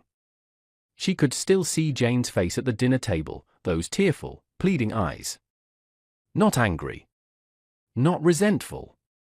Just full of aching love. Kara, barely audible. I don't deserve her forgiveness. Ethan, softly. Maybe not. But maybe it's not about what we deserve. Maybe it's about what we do now. Silence hung between them. Only Kara's quiet sniffling remained. Kara, after a long pause, I don't think I can face her right now. Ethan, then don't. Not yet. But don't run away either. Stay. Sit with it. Let yourself feel it all. That's the first step. Kara leaned into him, eyes closed, her breathing slowly steadying. Kara, whispering, I wanted my mother to be a queen. Instead, she's been hurting, hiding, waiting, and I made her suffer more. Ethan, gently. Maybe now you can give her what she waited for. A chance to be your mother. They sat in silence, the weight of truth heavy but shared. And in that stillness, something unspoken began to shift. The walls Kara had built for years began to crack, not enough to break, but enough to let in a little light. Kara sat curled on the edge of her bed, her eyes puffy and red, her fingers clutching the hem of her sweater as if holding onto something solid could steady the storm inside her. Ethan stood a few feet away, arms crossed, not in anger, but in thoughtfulness, concern written across his face. Kara, quietly, voice trembling, why did she come so late? Why now, after all this time? Ethan walked over slowly and sat beside her. He looked at her gently, trying to meet her eyes. Ethan, she was looking for us, Kara. That whole time she didn't just walk in here out of nowhere. She's been searching, hurting, for years. Kara didn't respond, but her lips quivered. Ethan, softly, you can see it in her eyes. She's older than her years. That's not age, that's grief. Loss. Trauma. She lost the man she loved and the baby she brought into this world, all in one storm. Can you even imagine what that does to someone? Kara turned away, the weight of guilt making her shoulders cave. Kara, but I hated her. I said so many awful things. I was cruel to her without knowing, and she still kept trying to be kind to me. How can someone do that, Ethan? Because she's your mother, because even through the pain, she never stopped loving you. Kara wiped her cheek angrily, as if wiping away not tears, but shame. Kara whispers, I don't know how to face her. Ethan, then start by not pushing her away anymore. Start by being human, like she was to you, even when you didn't know who she was. He reached out and held her hand. Ethan, gently. Kara. I'm not saying forgive her all at once. I'm not saying you have to pretend this isn't hard.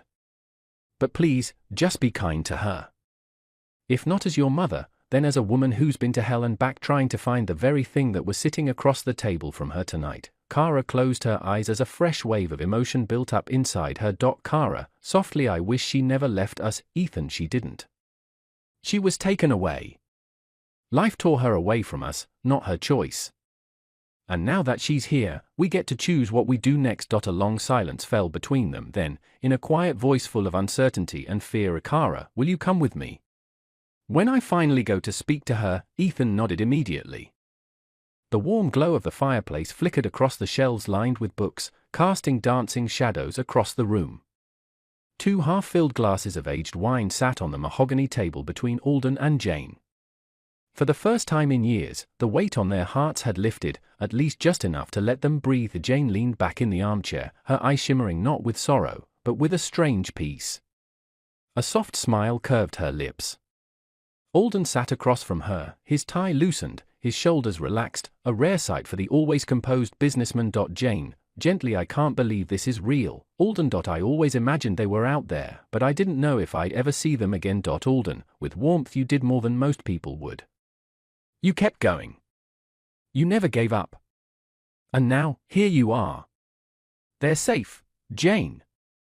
They're brilliant, kind-hearted, and strong. You should be proud. Jane's hand trembled slightly as she took another sip of her wine. Jane, I am. More than anything. But I'm also scared. I've missed so much. How do I make up for lost years? For not being there when they needed a mother. Alden, softly, you start by just being there now. Let time do the rest. A quiet laugh escaped Jane's lips, half joy, half disbelief. Jane, you know what the most painful thing was? Not knowing. Just not knowing.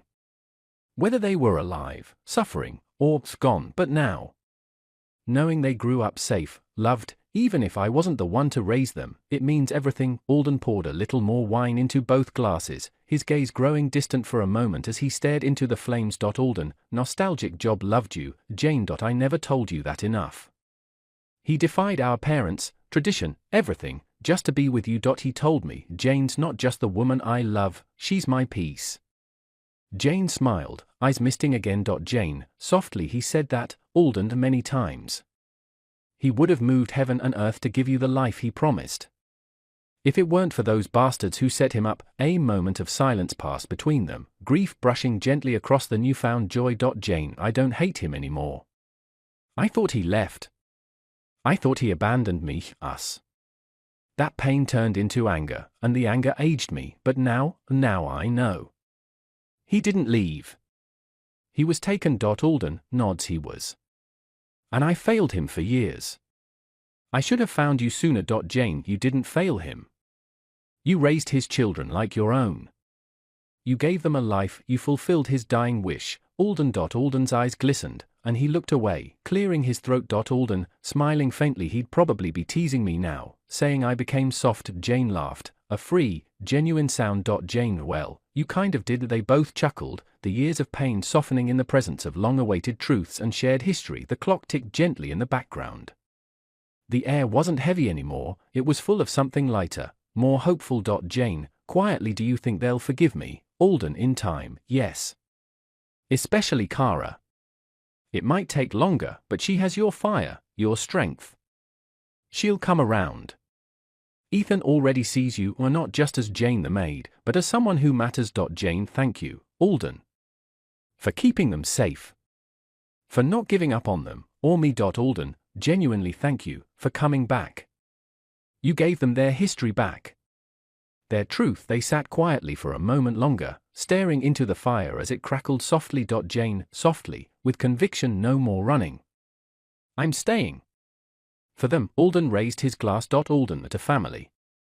Lost and found. The moonlight spilled gently through the half-open blinds, casting silver streaks across the room. Ethan sat on the edge of his bed, still fully dressed, hands clasped together, elbows resting on his knees.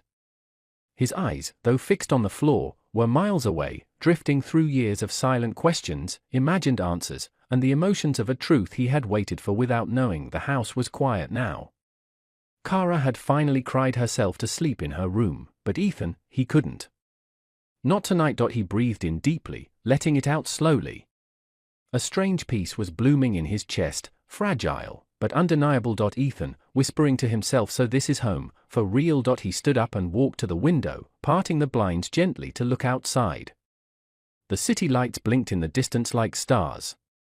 For years, he had lived under this roof feeling like a guest, grateful, yes, but never quite belonging. He thought about the dinners, the school trips, the family holidays, and how he always held back. Just a little. Always quiet. Always cautious. Ethan, softly, I was always afraid to take up space. To dream too loud. To want too much, now he knew. This family was his. The blood that ran through his veins was shared with the man who had raised him with silent dignity, and with the woman who had searched endlessly, broken and lost. He turned, looking around the room.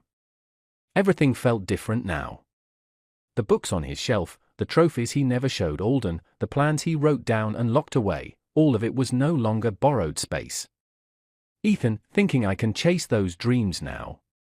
I'm not pretending anymore. A lump rose in his throat when he thought of Jane, his mother, working as a housemaid, humiliated and suffering while he lived under the illusion of safety. Ethan, to himself she never stopped searching, not for a day. And all this time, she was right here, serving tea, doing laundry, while we called her just a maid. His chest ached, both from guilt and from the overwhelming love he felt. She had been through so much. Too much. When now, he knew his father, though gone, had been a good man. A brave man.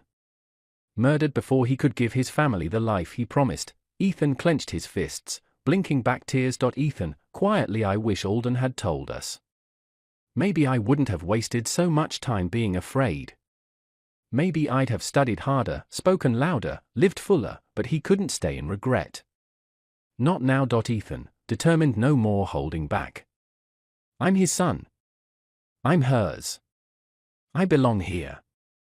And I won't let their sacrifices be for nothing. He pulled open his drawer and took out an old notebook, filled with architectural sketches, inventions, and business ideas he had never shared with anyone. He set it on the table and opened it with fresh resolve. He glanced at the mirror. For the first time, he smiled at his reflection. Ethan, firmly, it's time to become everything I was meant to be. Ethan sat by the window, the pale light of dawn washing over his face. The city outside was just beginning to stir, but he hadn't slept a wink. The air was still, but inside him, something had shifted permanently. He had always carried a void, an invisible wound stitched together with Alden's quiet love and Kara's stubborn strength. But now he knew why the ache had never healed. He had been living without the truth. He pressed his palm to the glass and closed his eyes. Ethan, softly, Dad, the word felt strange on his lips. I wish I had known you. I wish you had lived long enough to hold me, to teach me. I wish I could have made you proud in person. Tears threatened to fall, but he blinked them away. He needed clarity now. He turned away from the window, went to his desk, and scribbled a note to himself. Ask Alden for Jarb's photo album today. He paused, then added, begin digging for answers. Whoever set him up will pay. Ethan was not the kind of person to speak of revenge lightly. But this wasn't about blind fury, it was about justice. The pain his mother had endured, the death of a man who had loved her beyond defiance, and the shattered life they were all forced to live, it was unforgivable. Ethan, gritting his teeth, they took everything from us. I may not have known him, but I carry his blood. His name. His fight. I will finish what they tried to erase. He looked around the room, suddenly feeling the walls closing in. This house had been his safe haven, but now it was also the scene of years of deception and unanswered questions. He sat back down, picked up his notebook, and began writing names, drawing lines, building a map of his thoughts. He needed to talk to Alden. He needed to know every name that ever stood against Job. Every business rival. Every false ally who set him up, who gained from his death. Why now, after all these years, had fate brought Jane to their doorstep? Ethan didn't believe in coincidences anymore. Ethan, firmly to himself, it's time to end this. For Mom. For Kara. For the father I never met, and for me. He closed the notebook, placed it neatly on the desk, and finally stood up as the first rays of sunlight touched the floor. He was no longer the quiet, unsure adopted son of a wealthy man. He was Ethan Job, son of a man who died too young, and a woman who fought the world to find her children. The warm scent of freshly baked bread, scrambled eggs, and tea filled the air. The morning sun filtered through the large windows, casting a golden glow over the elegant breakfast setup. For the first time in a long while, the house felt alive. The dining table, once set for 3, was now proudly set for 4. Alden, dressed in a crisp white shirt, sat at the head of the table with a peaceful smile. Jane, her features soft and glowing with new joy, took her seat beside him. Servants moved quietly around, more respectful and composed than usual. They had been instructed to treat Jane with the same dignity and reverence they gave Alden. She was now part of the family. Kara came in next, slowly, her posture more reserved than usual. She offered a short glance at Jane before taking her seat beside Ethan, who nodded at her gently. He knew her heart was still a whirlwind. Alden, cheerfully, "Good morning, everyone. I see we're all on time today." Kara didn't respond but picked up her fork. Jane smiled gently at her, not expecting much, just happy to be seated near her daughter. Jane, softly, "Would you like some more tea, Kara?" Kara hesitated, surprised by the question. She slowly nodded. Jane poured the tea with steady hands, her heart aching with joy. Ethan watched the exchange carefully, smiling when Kara finally murmured, "Kara, thank you." Alden laughed heartily at something Ethan said next, and for the first time in what felt like forever, the table echoed with laughter instead of tension. Alden, this is how it should have always been. The servants noticed too, the air was different. Lighter. For years, the mansion had been beautiful but cold, filled with silence and buried emotions.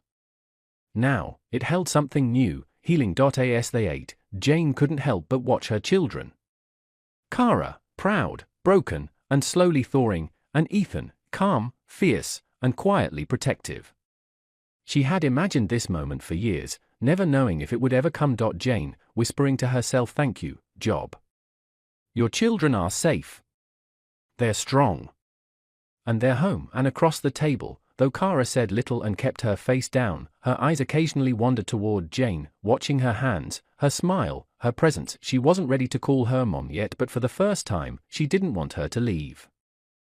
The breakfast dishes had been cleared. A soft hum of activity filled the kitchen as the servants began tidying up, some stacking dishes, others wiping down counters. Two young maids, Lena and Martha, stood near the pantry, whispering in hushed but excited tones as they polished silverware. Lena, giggling softly, "Did you notice Kara this morning? She said thank you to me yesterday, like an actual lady. I thought I'd faint." Martha, smirking, "Ever since Madam Jane became part of the family, the fire in Miss Kara's mouth has cooled down. Maybe Madam sprinkled her with holy water in her sleep."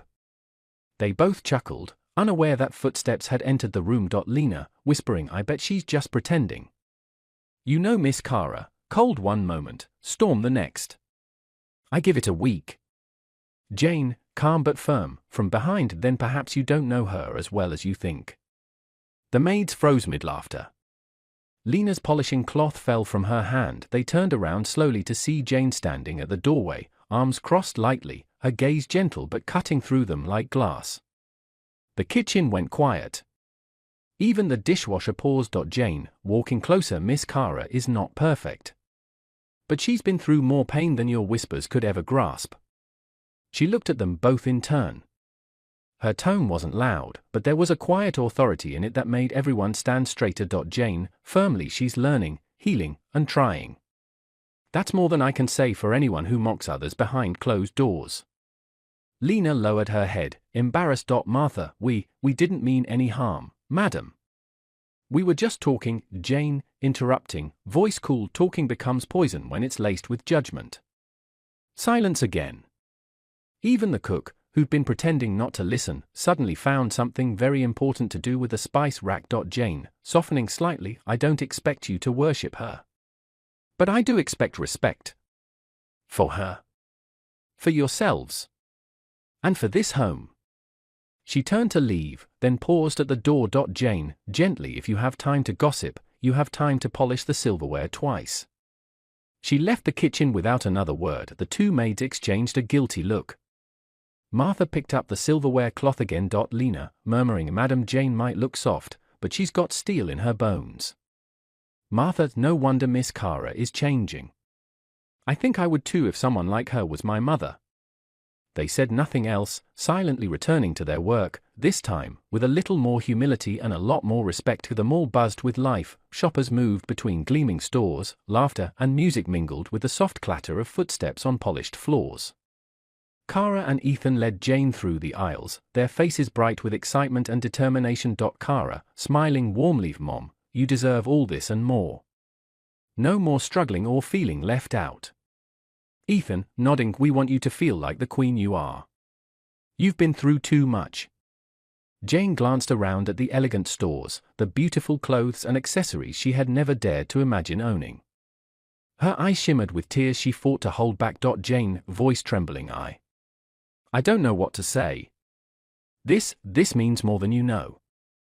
After all these years, just to be treated like this, it feels like a dream." She reached out, holding Kara's hand tightly, then Ethan's. The two siblings exchanged a glance, moved by the vulnerability in their mother's voice. "Kara, softly, you're not just our mother, Jane. You're our family. And we're going to make sure you never feel invisible again." Jane's tears finally spilled freely as she looked at them, overwhelmed by the love she had missed for so long. Jane, whispering, choking on the words, "I lost so much, my children, my love, my hope. But right now, with you both, I feel like I found everything I ever needed." Ethan gently wrapped an arm around her shoulders, and Kara gave her a warm, steady smile. "Ethan, we'll get through this together. And when you find the answers about job, you won't be alone." Jane nodded, wiping her tears as a newfound strength began to shine in her eyes. "Jane, resolute, I have to find out who did this to him. For job, for us. No more hiding." Kara squeezed her hand. "Kara, we'll be by your side every step of the way." The three of them moved forward into the bright mall, a family united by love, determination, and the hope of healing. Jane sat quietly in her small room that evening, her mind racing with questions about Job's untimely death. The pain of losing him and the years of silence had left a heavy void, but now, with her children close, she felt a surge of determination. She decided she couldn't wait any longer to uncover the truth. Quietly, she began gathering what little information she could, old news articles, whispers from Alden's employees, and any clue she could find about the business rivals who had set Job up late into the night. Jane made a plan. She would move carefully, asking discreet questions and following leads without raising suspicion. Her heart ached, but her spirit was strong. This was for Job, for her family, and for justice long overdue. Jane's fingers trembled slightly as she traced the worn edges of an old photograph she had tucked away, a picture of a younger version of herself, with a hopeful smile that now felt like a lifetime ago. For the first time in years, her thoughts drifted to the family she once had, or rather, the family that had abandoned her. They had rejected her the moment they found out she was pregnant out of wedlock, treating her like a burden, a disgrace. Their coldness, their silent judgment, had pushed her away long before she ran. The bitterness of their neglect had left scars deeper than any physical wound, but now, holding on to the fragile hope of reunion and healing, Jane realized that those wounds, though painful, did not define her. She was no longer alone. Her fight was not just to find her children, but to reclaim the love and dignity she deserved, even if it had to start from within herself. Jane took a deep breath, feeling a surge of determination swell inside her. The pain of the past still lingered, but it no longer weighed her down. Now, with her children found and a family to rebuild, she vowed to rise above every hardship. She started small, taking care of her health, learning new skills, and reclaiming her confidence. Every step forward was a silent promise to herself. She wouldn't just survive anymore, she would thrive. No more letting the past define her or dictate her future. With her heart anchored by love and hope, Jane was ready to face whatever came next. The road ahead might be long and challenging, but nothing could stop her now. She was on the path to rising, not just for herself, but for the family she had finally found. Jane sat down with Alden one quiet afternoon in his study, her heart pounding with a mix of hope and vulnerability. "I need something, the purpose, something to call my own," she said softly. "I want to do something meaningful, for me, for my children, for this family." Alden looked at her with deep respect and warmth. "Jane, you've endured more than anyone should. You deserve to rebuild your life on your own terms. Whatever you want, the business, education, or anything else, I'll support you. No limits." Tears welled up in Jane's eyes. For the first time in years, she felt someone truly believed in her. Alden wasn't just offering help, he was offering her a fresh start. "Thank you," she whispered. "I won't let you down." And with that promise, Jane took her first step toward rising, not just as a mother and wife, but as her own woman, ready to reclaim her life and dreams. It was a typical Monday at Alden Corporation. The lobby buzzed with soft footsteps and keyboard taps. The elevator doors pinged open, and Kara stepped out, but something was different. Gone was the usual scowl, the clipped heels stomping like war drums, the deadly silence that sent assistants darting into side corridors. Today, Kara was smiling. "Good morning," she said softly to the receptionist, who blinked as if hallucinating. "Good morning, Miss Kara," the girl stammered, unsure whether to duck or bow. She walked gracefully, dressed in a sleek, tailored cream suit that screamed power but in the softest, most elegant whisper. Her usually cold eyes were bright, and she even nodded at the male guy, in the kitchenette. 3 employees huddled near the coffee machine. "Did you see her?" whispered Jenna, peeking out the door like she'd spotted a ghost. "See her?" barked Ray. "She looked at me and said hi. I nearly dropped the printer I was carrying." "I'm telling you," said Beatrice, eyes wide. "She hit her head. Or maybe she's possessed. Or, wait, do you think she's in love?" Everyone gasped. "That explains the glow," said Jenna dramatically. "I mean, did you see that suit? The woman was floating." "I don't know what's happening," Ray added, "but if this is the new Kara, I might actually stop sweating every time I hear her heels." They burst into low giggles, half relieved, half terrified. One of the interns tiptoed in. "Did you guys see her smile at Mr. Clark?" Beatrice gasped, nearly dropping her mug. "Smile? Now that's it. Someone check if the apocalypse is listed on today's news." As the gossip swirled, Kara was already in her office, seated with grace and sipping her tea, a soft smile on her lips. She had no idea her piece was this scandalous. The clock ticked toward 10:30 a.m., and the atmosphere in the office had never felt lighter. Still, no one was prepared for what happened next. A cart rolled into the staff lounge, not pushed by a caterer or a temp, but by Kara Alden herself. The sound of cups clinking and the sweet aroma of pastries and fresh espresso filled the room. Heads turned in disbelief as she stepped in gracefully, wearing that now iconic soft smile. On the cart were trays of chocolate croissants, fruit tarts, mini sandwiches, and steaming cups of barista-level coffee with names handwritten on sticky notes. "Good morning, everyone," Kara said, her voice calm and gentle. "I just wanted to say thank you for all the hard work you do every day. Please, help yourselves. This is from me." You could hear a pen drop. No one moved. "Wait, is this a prank?" whispered Beatrice to Jenna, nudging her with an elbow. "Is there a hidden camera somewhere?" muttered Ray, his eyes scanning the ceiling. Kara, catching their hesitation, chuckled softly and picked up a cup labeled Beatrice, latte, no sugar, and handed it over herself. "Here you go, Beatrice. I remembered you like it plain." Beatrice blinked. "Why, you remembered?" Kara nodded. "Of course." Another staffer, Thomas, cautiously reached for a chocolate croissant. Is this safe?" he asked half-jokingly. Kara laughed. "Yes, Thomas. I didn't poison it, if that's what you're worried about." Laughter erupted. Awkward at first, unsure, but quickly, it filled the room, melting away years of tension like morning frost under sunshine. Even the interns, previously too terrified to make eye contact with Kara, took a cup with shaking hands. Kara helped pour tea, offered napkins, even asked about a few people's families. "Is she okay?" someone whispered from the corner. "Maybe she went to therapy," another replied. "Or maybe," Ethan said as he walked in and leaned against the doorway, smiling faintly, "she's finally being herself." Kara looked over and nodded subtly at her brother. Then she turned back to the staff. "Starting today, I want this place to feel like more than just work. We're a team. And teams look after each other." She raised her coffee cup. The others, shyly at first, then confidently, followed. "To new beginnings," she said. "To new beginnings," the staff echoed, and for the first time in a long time, the Alden Corp team didn't feel like servants and employees, they felt like they belonged. The room sparkled with warm lights strung across the ceiling and soft music playing from the grand piano at the corner. Waiters moved smoothly between tables, setting down plates of fine cuisine and topping up glasses of wine and juice. The Alden Corp team was dressed to the nines, suits, gowns, and excited faces filled the room. At the head table, Alden raised a glass to make a toast. Kara stood by his side, glowing in a simple but stunning navy blue dress, elegance radiating off her in waves. "Tonight isn't about work," Alden said with a proud smile. It's about appreciation.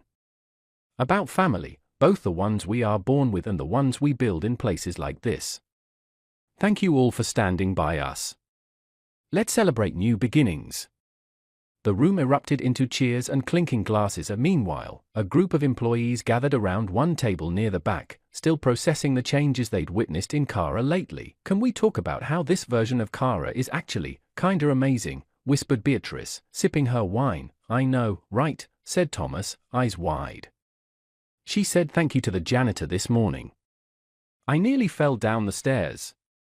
She didn't even raise her voice once this week, Jenna added. And now this dinner? It's like something clicked in her. Ray leaned in, lowering his voice. I heard she found her real mother. And her brother. Turns out they'd been separated for years. Wait, seriously? Beatrice asked, leaning in with interest. Yeah, Ray continued. Apparently she grew up not knowing her background, and now she's finally found her real family. Guess that changed her. He glanced toward Kara with a thoughtful look. Family does that. Puts things in perspective. Jenna nodded slowly. It's wild how someone can go from cold to compassionate overnight. Well, maybe not overnight. But it's like her heart just opened. Beatrice looked across the room where Kara was helping one of the interns find a vegetarian option. You can just tell she's softer. Happier. It's like a weight's been lifted off her. Thomas smiled. Makes me think, maybe when you finally feel like you belong somewhere, you stop needing to fight so hard. They all sat back for a moment, reflecting. In a company where pressure and perfection used to rule every day, the simple warmth of human connection now felt revolutionary. Cheers to family, Beatrice said softly, raising her glass. Cheers to healing, Jenna added, and to Kara, Ray said. The real Kara. They all clinked glasses. The press conference room shimmered with elegance. Shine Corp's logo gleamed from every corner, and media cameras blinked like stars as reporters, business elites, and industry insiders filled the hall. The rapid rise of Shine Corp had taken the city by storm. Everyone wanted to know who was behind this meteoric success, and more importantly, who would lead it. Behind the scenes, Ethan stood next to Jane, gently adjusting the pin on her blazer. She looked graceful in an emerald green suit, her poise effortless. But her eyes, slightly trembling, revealed the gravity of the moment. Are you ready, Mom? Ethan asked gently. Jane looked at him and smiled. There was pride, nerves, and above all, gratitude. I never thought a day like this would come, she whispered. But yes. I'm ready. Just then, a staff member came in. Sir, it's time. Ethan stepped out first to the podium as murmurs filled the room. Good afternoon, ladies and gentlemen, he began, his voice steady and confident. Thank you for joining us at Shine Corp today. For months, the city has wondered who's behind the fastest growing company in the region. Today, that mystery ends. It is my great honor to introduce to you the woman whose strength, vision, and resilience have shaped this company from the shadows until now. He paused, looking toward the side of the stage. Please welcome Shine Corp's new CEO, Mrs. Jane Adera. Gasps and whispers filled the room as Jane stepped forward, composed and radiant. The elite of the city looked at her with curious eyes. Some had seen her around Alden's house, but none suspected she was a powerhouse hidden in plain sight. Who is she? A woman whispered from the second row. I heard she was a maid somewhere. Another scoffed quietly. But this is Shine Corp, surely that can't be true. It doesn't matter who she was, an older CEO muttered, leaning forward. What matters is this company just crushed our last quarter sales. That woman deserves respect. Jane took the podium, looked around the room with gentle authority, and began. Good afternoon. My name is Jane Adera.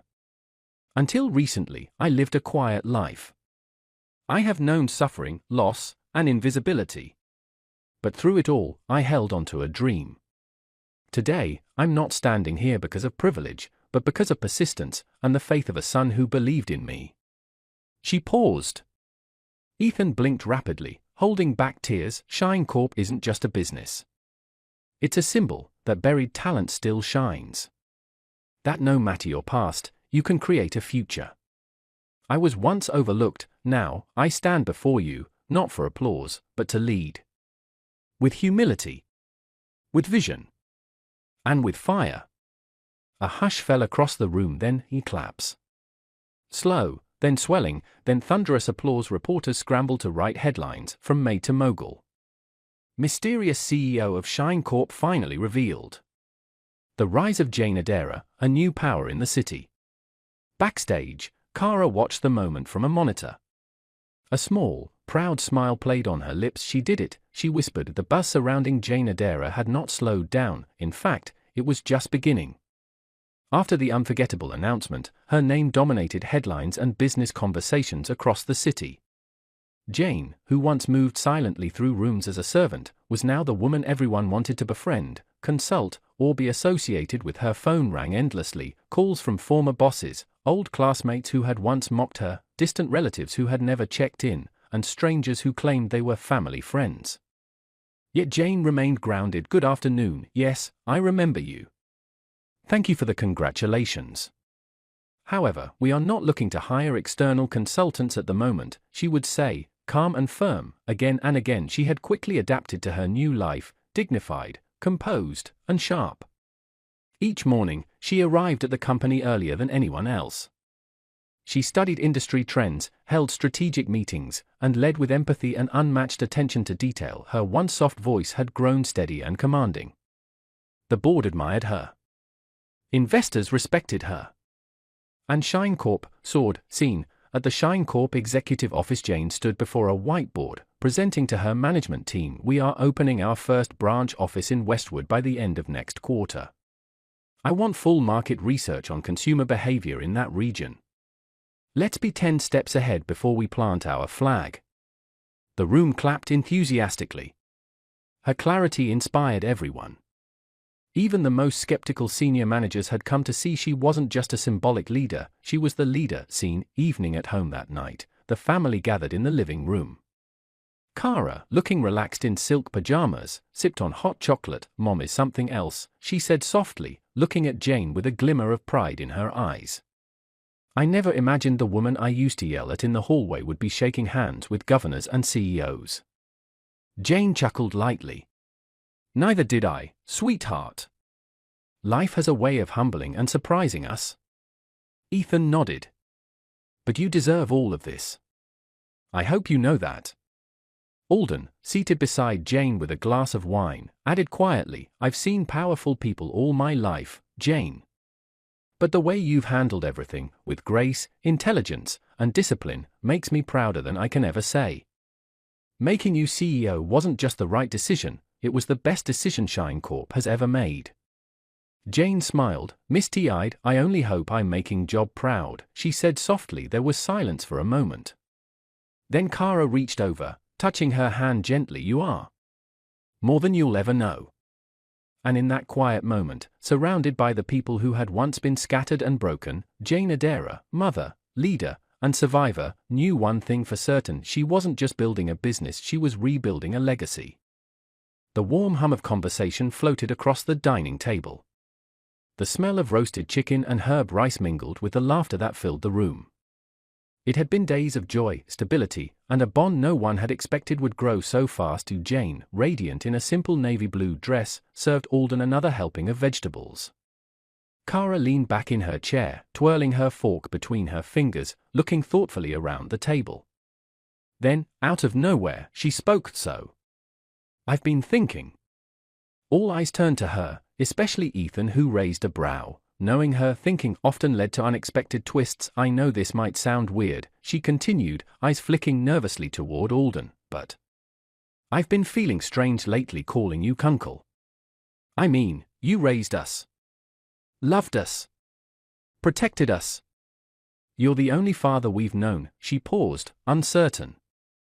"Would it be wrong if I called you Dad?"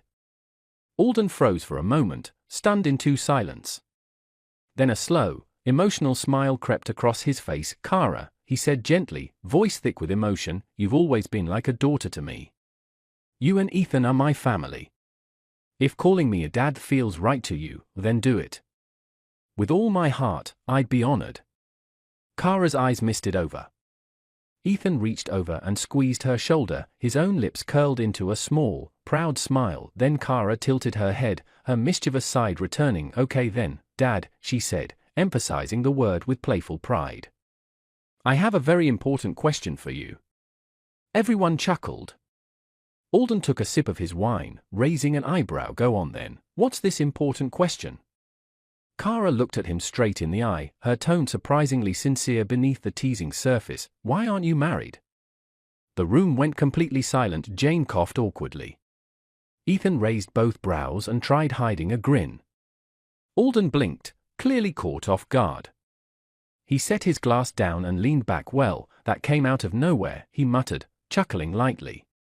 Then after a breath, his smile faded into something gentler, more vulnerable. "Truth is, I wasn't sure I deserved happiness. My brother died, heartbroken and alone. I failed him. I failed you both. I thought, until I found you, that my life's greatest mission had already failed. How could I seek love or joy when the family I promised to protect was gone?" The table went quiet again. Then Ethan, ever reserved, spoke up with surprising clarity and strength. "But we're here now. We're safe. We're happy. You've done more than anyone could. Nothing should stop you now from going after what makes you happy, too." Jane looked at Alden with a softness that had grown over the past few weeks, admiration twinkling in her eyes. Kara leaned her head on Jane's shoulder with a smirk. "See? Even Ethan thinks you should shoot your shot." Everyone laughed warmly. Alden ran a hand through his hair with mock exaggeration. "Well, I don't know. I'm not exactly a young stallion anymore. Who'd want an old man like me?" Jane scoffed teasingly. "Oh please. You'd be surprised who still finds you charming." The laughter returned, louder and more heartfelt this time. That night, for the first time in years, Alden didn't just feel like a guardian or a brother upholding a duty. He felt like a father. A man surrounded by family. And maybe, just maybe, a man with a future beyond guilt and loss. The next morning, Kara sat cross-legged on her bed, eyes glued to her phone screen with fierce determination. She scrolled through dozens of polished pictures she had taken of Alden the day before, classic, dashing, and effortlessly handsome in a navy blazer and soft smile. Ethan peeked into her room and narrowed his eyes. "You're not still on this mission, are you?" Kara didn't even look up. "Leave that to me, Ethan. Dad deserves happiness, and I'm going to make sure he gets it." She tapped upload with a satisfied grin. "There. His profile is live. I gave him the title, Elite Bachelor CEO with a Golden Heart. Just wait. They'll be lining up." Later that day, in the living room, Jane was flipping through a magazine when Kara burst in dramatically, waving her phone. "The mom. My phone is burning," she exclaimed. "I just posted Dad's profile an hour ago and I've already got over 300 messages, calls too. It's insane." Jane blinked. "What did you write on there?" Kara held up her phone proudly. "Just the truth. Alden, 50s, widowed single guardian, extremely handsome, respected CEO, kind-hearted and loyal. Looking for genuine connection." Boom.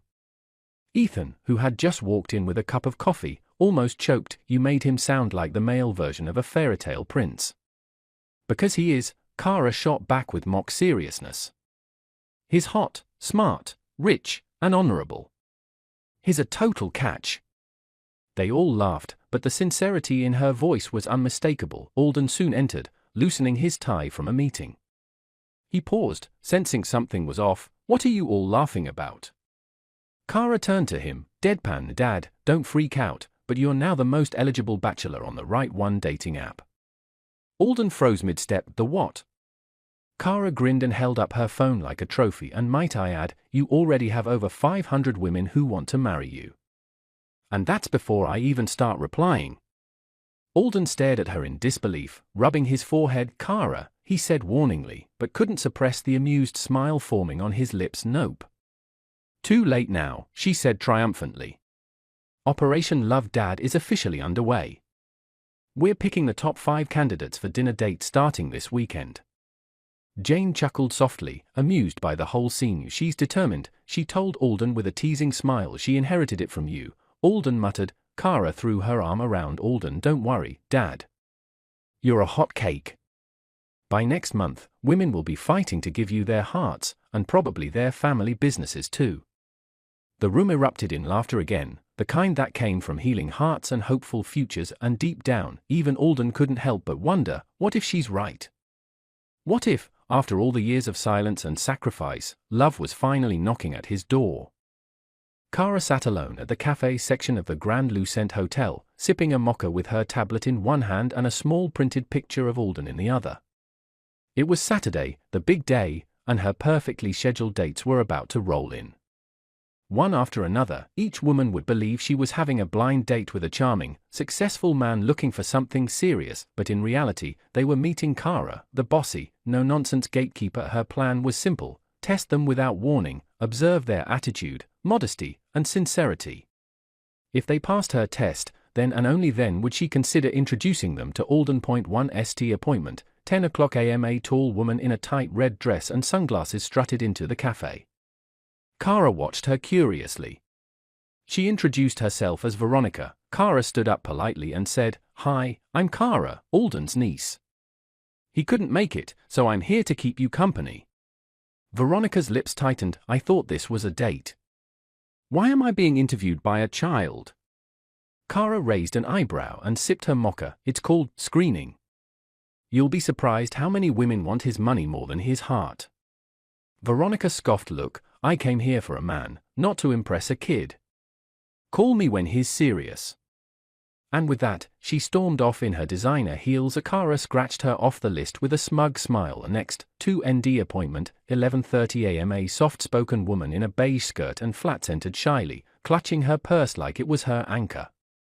She introduced herself as Linda. Kara repeated her introduction and watched closely. Linda smiled warmly. That's very sweet of him to send his niece. Family means a lot, doesn't it? Kara nodded, pleased. They talked for half an hour. Linda was gentle, grounded, and a nurse by profession. She wasn't flashy, didn't ask how rich Alden was, and mostly wanted to know if he was happy and kind. Kara starred her name strong. Maybe 3 road appointment, 1 o'clock p.m. Jolene arrived in a bright yellow suit, bubbly and loud. She pulled her chair with flair and immediately began chatting. Where is he? The famous Alden. I was told he's deliciously charming. Does he own jets or yachts? Kara stared blankly. Why does that matter? Jolene giggled. Oh darling, a man's assets say a lot about his ambition, no? And what does your obsession with them say about you? Kara deadpanned. Jolene's smile froze. You're a brat.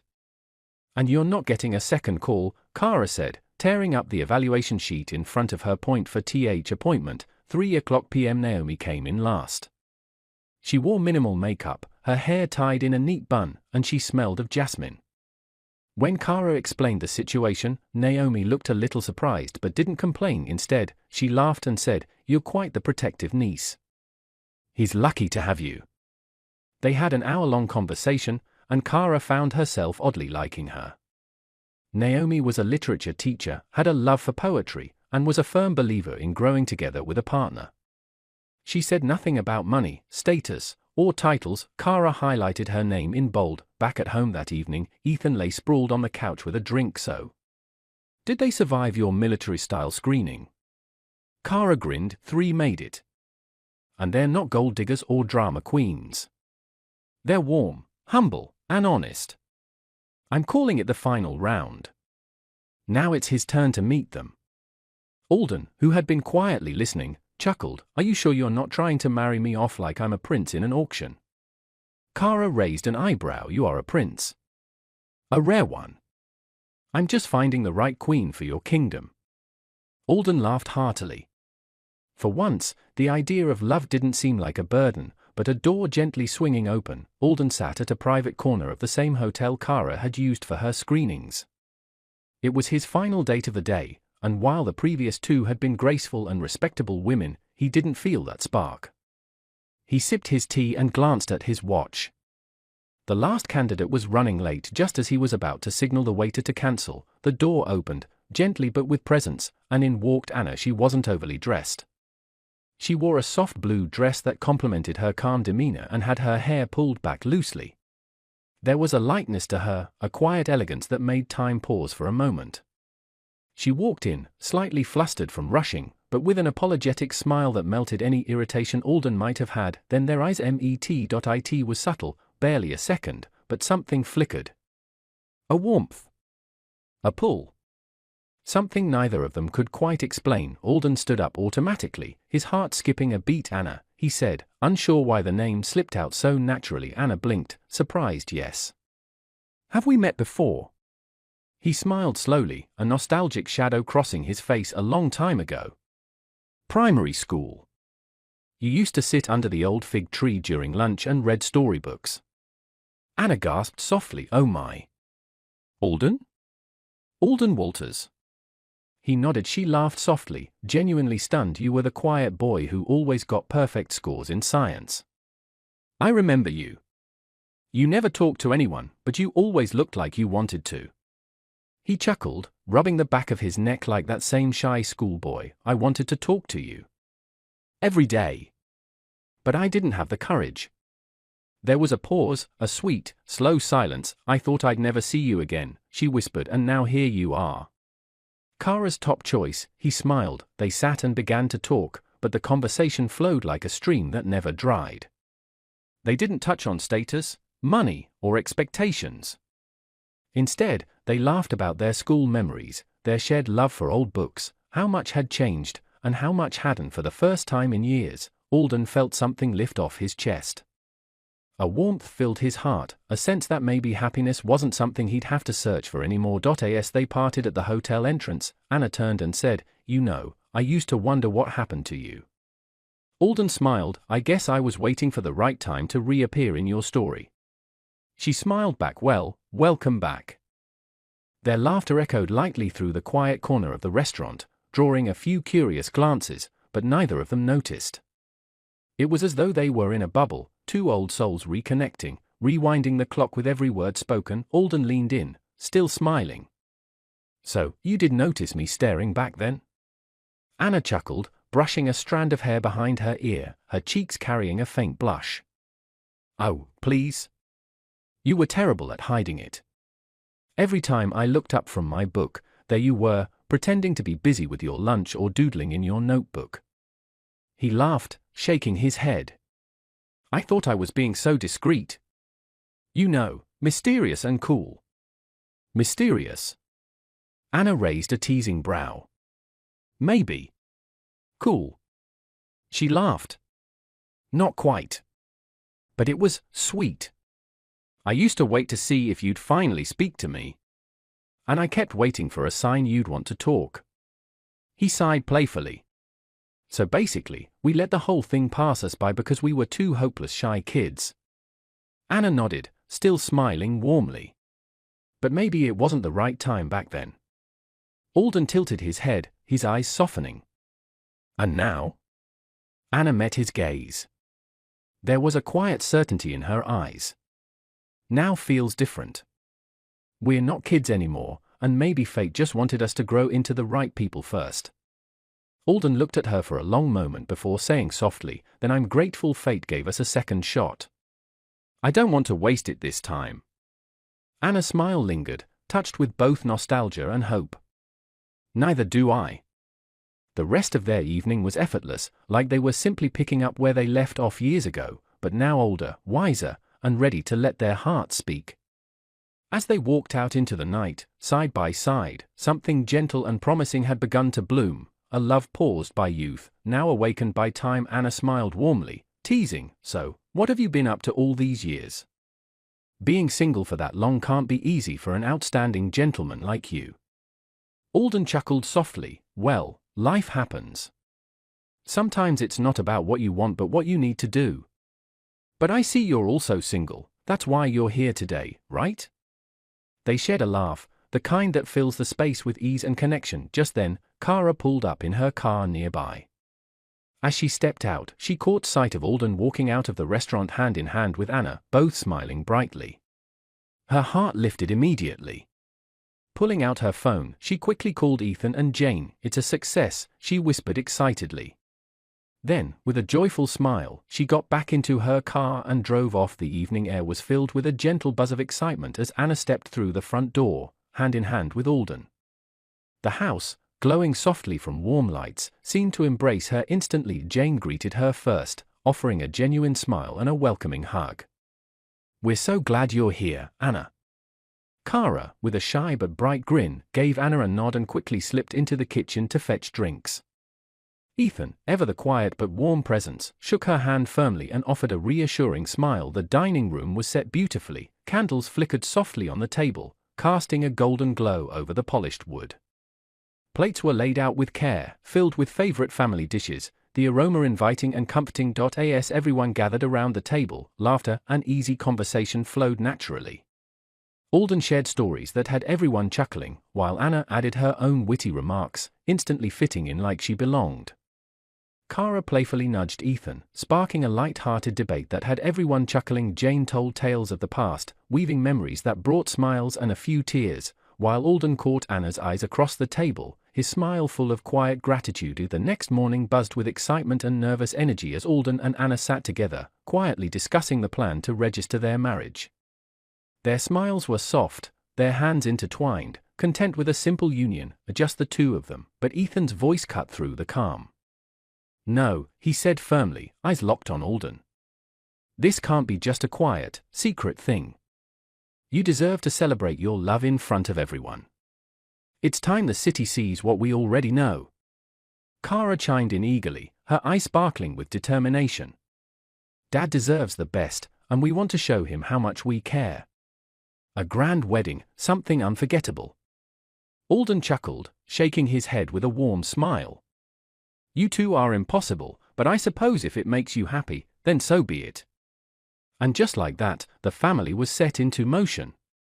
Ethan began reaching out to planners, venues, and designers, orchestrating a wedding that would stun the city, a celebration full of love, laughter, and surprises.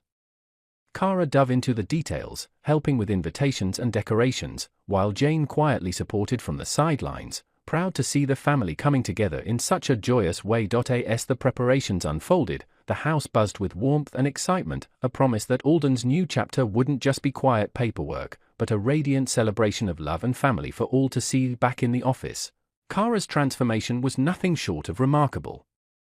Her once intimidating presence had softened into approachable confidence. She no longer barked orders or walked past people with a scowl. Instead, she greeted the staff with warm smiles, listened during meetings, and even stayed late working on proposals.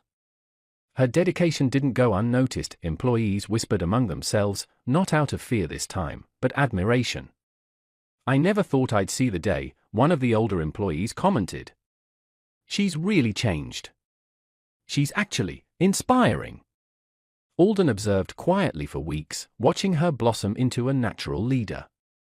She handled pressure with grace, offered thoughtful ideas, and took initiative without overstepping. It made him reflect deeply. She was never the problem, he thought. She just needed healing, a place to belong, and now, she has it. One morning, during a staff meeting, Alden stood up and cleared his throat. The room fell silent. "I've been observing someone lately, someone whose growth has been extraordinary. She's shown passion, responsibility, and commitment not only to her work but to this entire team. That said, I would like to officially appoint Kara as the deputy director of our company." There was a beat of stunned silence, then a round of applause broke out. Kara, taken aback, stood slowly, blinking as she absorbed the moment. A rare, genuine smile formed on her face. "Thank you," she said with emotion. I won't let you down." Alden smiled proudly. "I know you won't. You've already proven yourself." And just like that, Kara stepped fully into her potential, not just as a member of the family, but as a rising force in the company. Shine Corp's expansion was moving at lightning speed. Under Jane's competent leadership, the company's reputation had soared across the country, making it a magnet for investors and collaborators alike. When Jane proposed opening a new branch in her hometown, the very place she had once left in tears and disgrace, the board gave unanimous approval. The idea was more than just business for Jane, it was personal. It was her way of reclaiming her past and proving that no circumstance could hold her back. Within weeks, a sleek new office bearing the Shine Corp logo stood proudly in the heart of her hometown, modern, elegant, and impossible to ignore. The opening ceremony was a grand affair. Media outlets, local officials, and business figures from across the region attended. Jane, dressed in a classy cream suit, gave a powerful speech about resilience, second chances, and purpose. She didn't mention names, but everyone knew her story. Many were moved to tears. What followed was a swift disruption of the local business scene.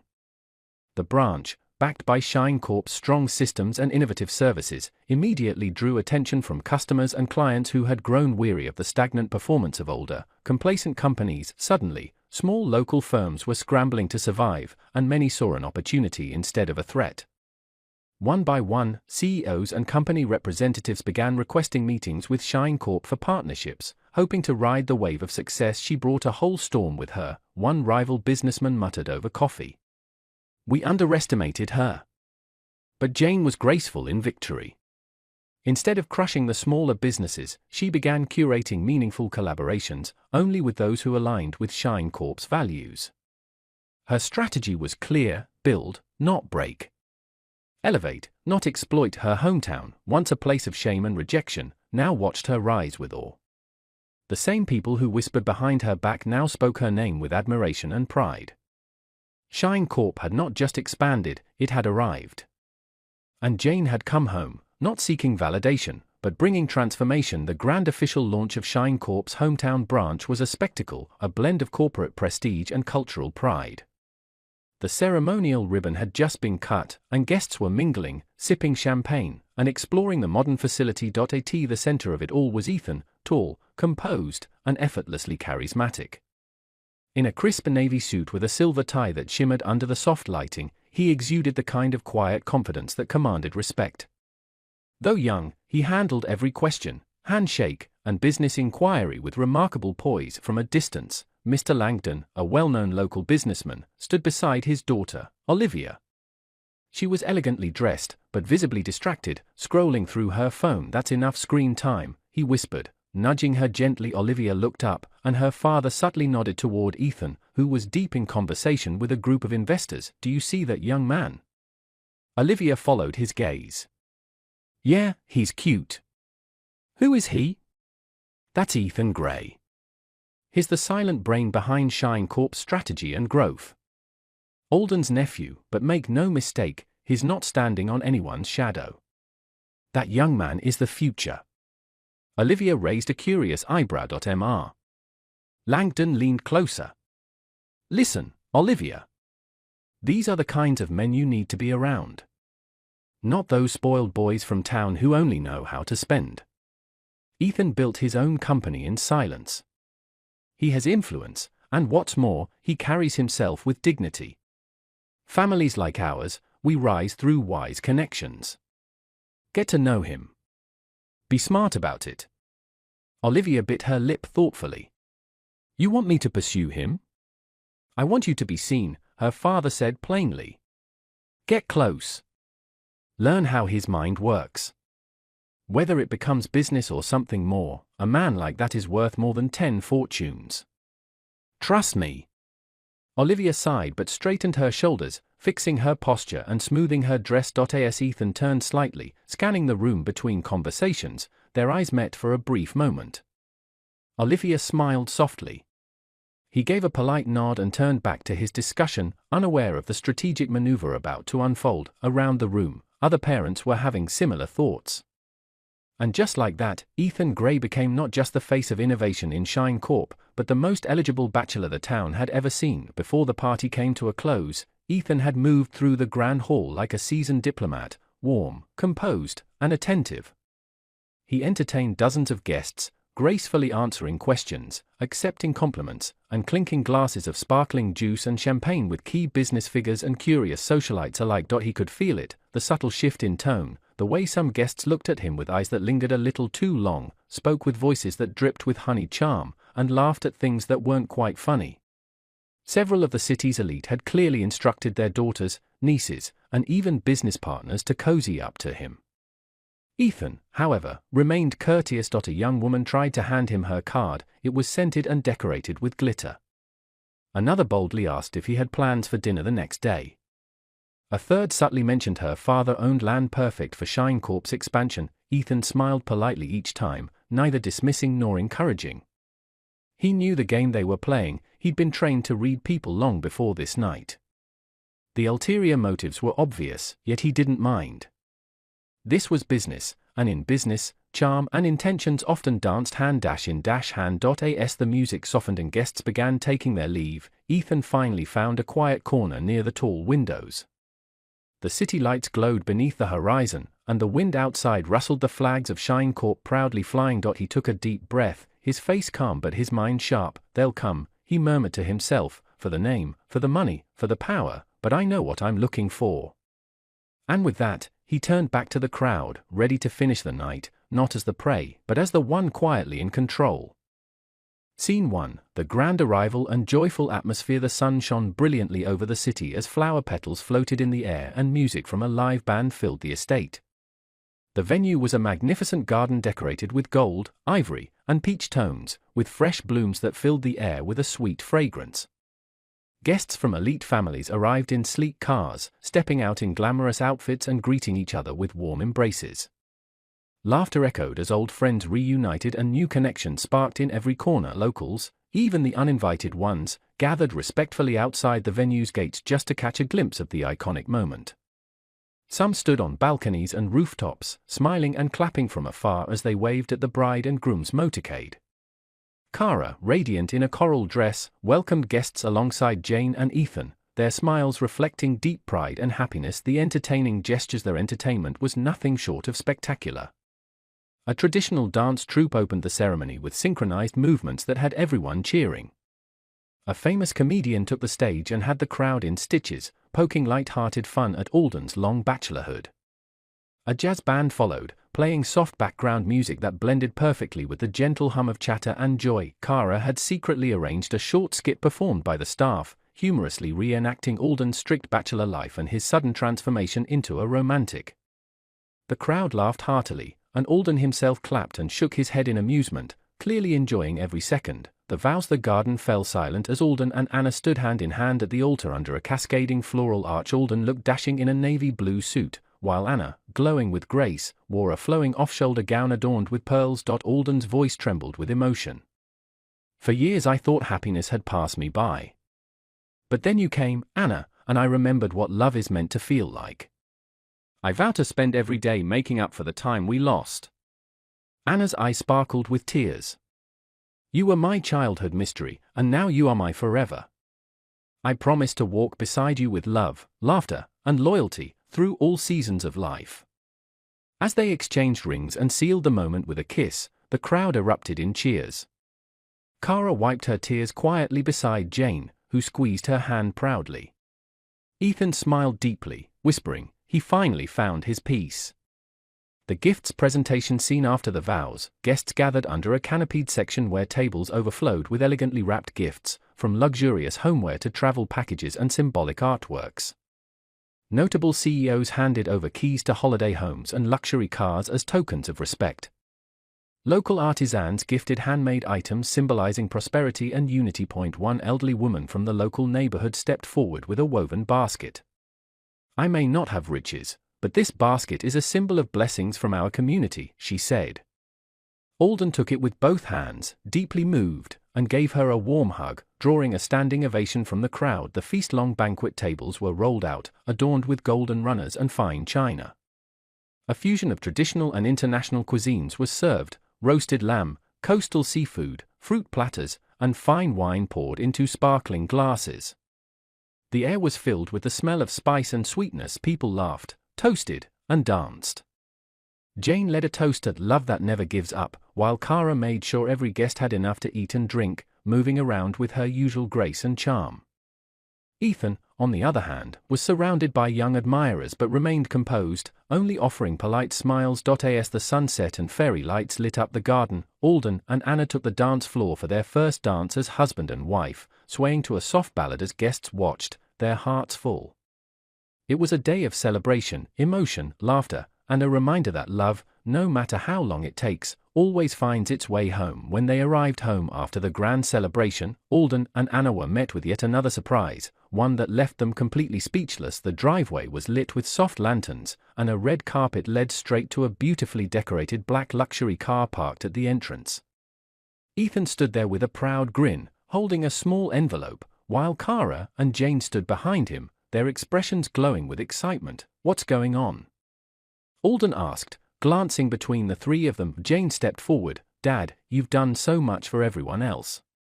Now it's your turn to be spoiled. This is your honeymoon gift, from all of us." Alden opened the envelope to find 2 first-class tickets, a reservation at one of the most luxurious private resorts on a secluded tropical island, and an itinerary planned with activities meant just for them: sunset cruises, spa treatments, private dinners under the stars, and more. Anna gasped, "This is unbelievable." Kara clapped her hands. "No time to waste. Bags are already packed, the car is waiting, and the jet is prepped. You're leaving now?"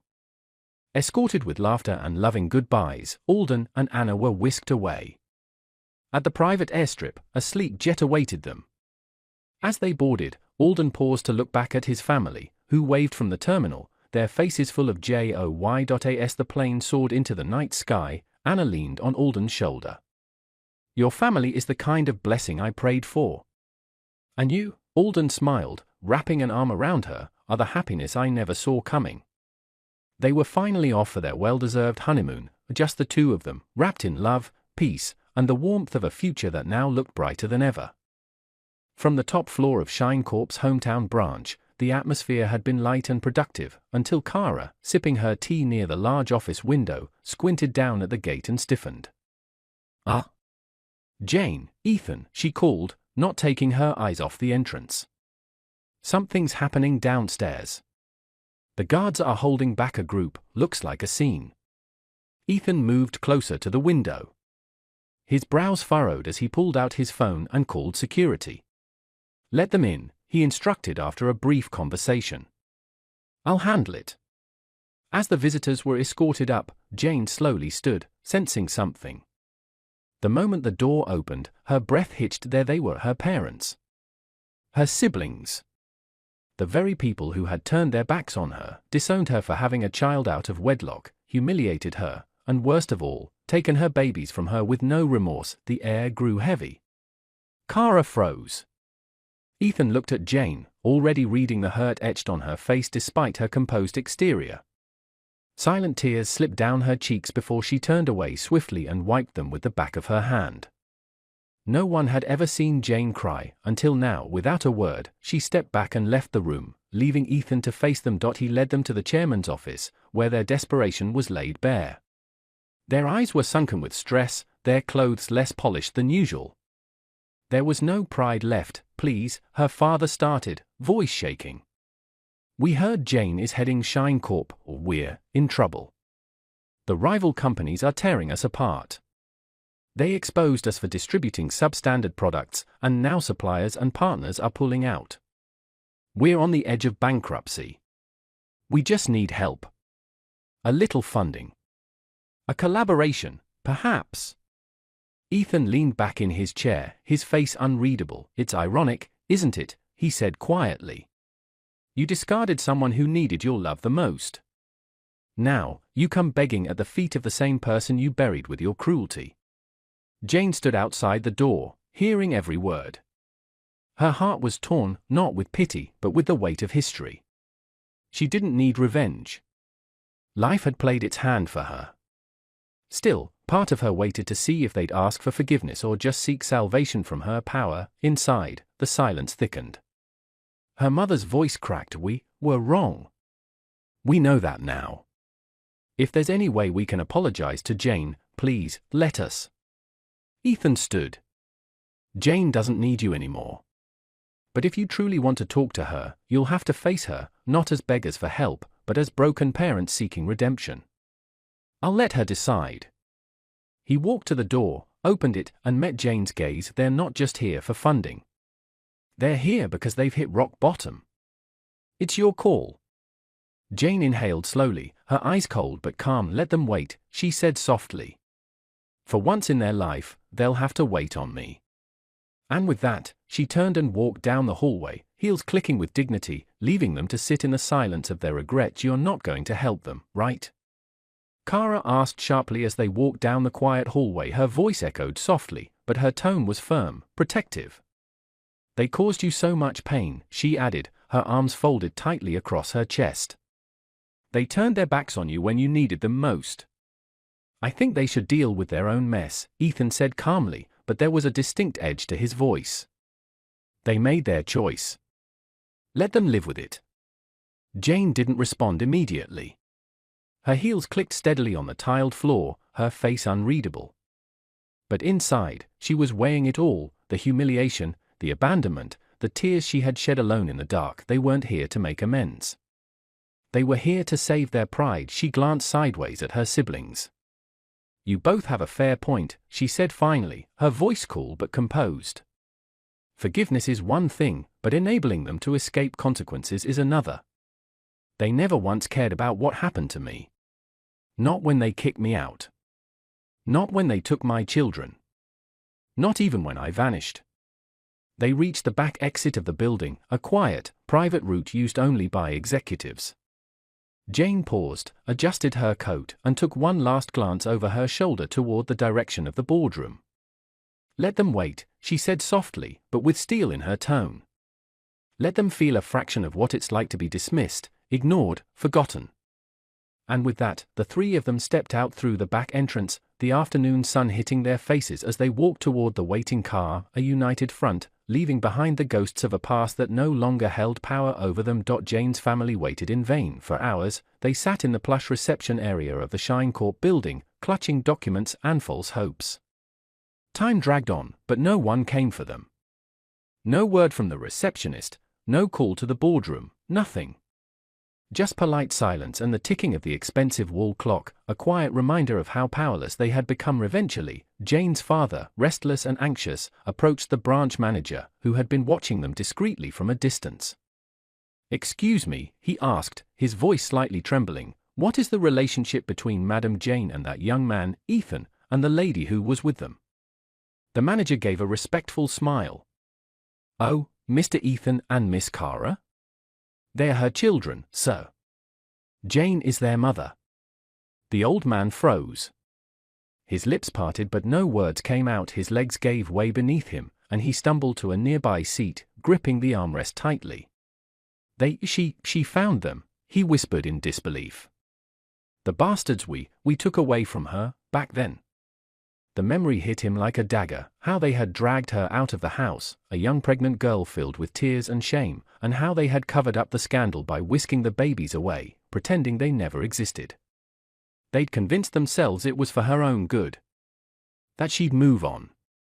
That she'd never find them again, but she had, and now, the children they discarded were standing tall beside her, beautiful, confident, successful. And Jane, the girl they had thrown away like an old coat, was now a powerful CEO whose name was spoken with respect across cities. One of Jane's sisters leaned over to whisper, "So she raised those kids and built all this? Alone?" No one answered. They didn't understand. How could they? They had never tried to. All they saw now was the mountain she had become, while they sat in ruins of their own making, begging for help from the very woman they had destroyed. "She's not going to help us," her brother muttered bitterly. "Not after what we did." And for once, no one defended themselves because deep down, they all knew they didn't deserve her mercy. Alden and Anna's honeymoon in Zanzibar was nothing short of magical, a perfect blend of romance, serenity, and overdue joy. Scene 1, sunset on the beach. The golden sun was dipping into the horizon, casting warm hues across the Indian Ocean. Alden and Anna strolled hand in hand along the soft white sands of Nungwi Beach. The breeze gently lifted Anna's silk scarf, and Alden caught it with a smile, wrapping it around her playfully before pulling her into a soft kiss. "I can't believe we waited this long to find each other," he whispered against her forehead. Anna smiled, her eyes reflecting the setting sun. "Maybe we had to live first, to truly appreciate this." As the tide brushed their feet, Alden scooped her up effortlessly, spinning her once before lowering her onto the sand, both laughing like carefree teenagers. Private candlelit dinner. Later that evening, the resort staff had arranged a private dinner on a deck over the water. Candles flickered in lanterns, and soft Swahili music played in the background.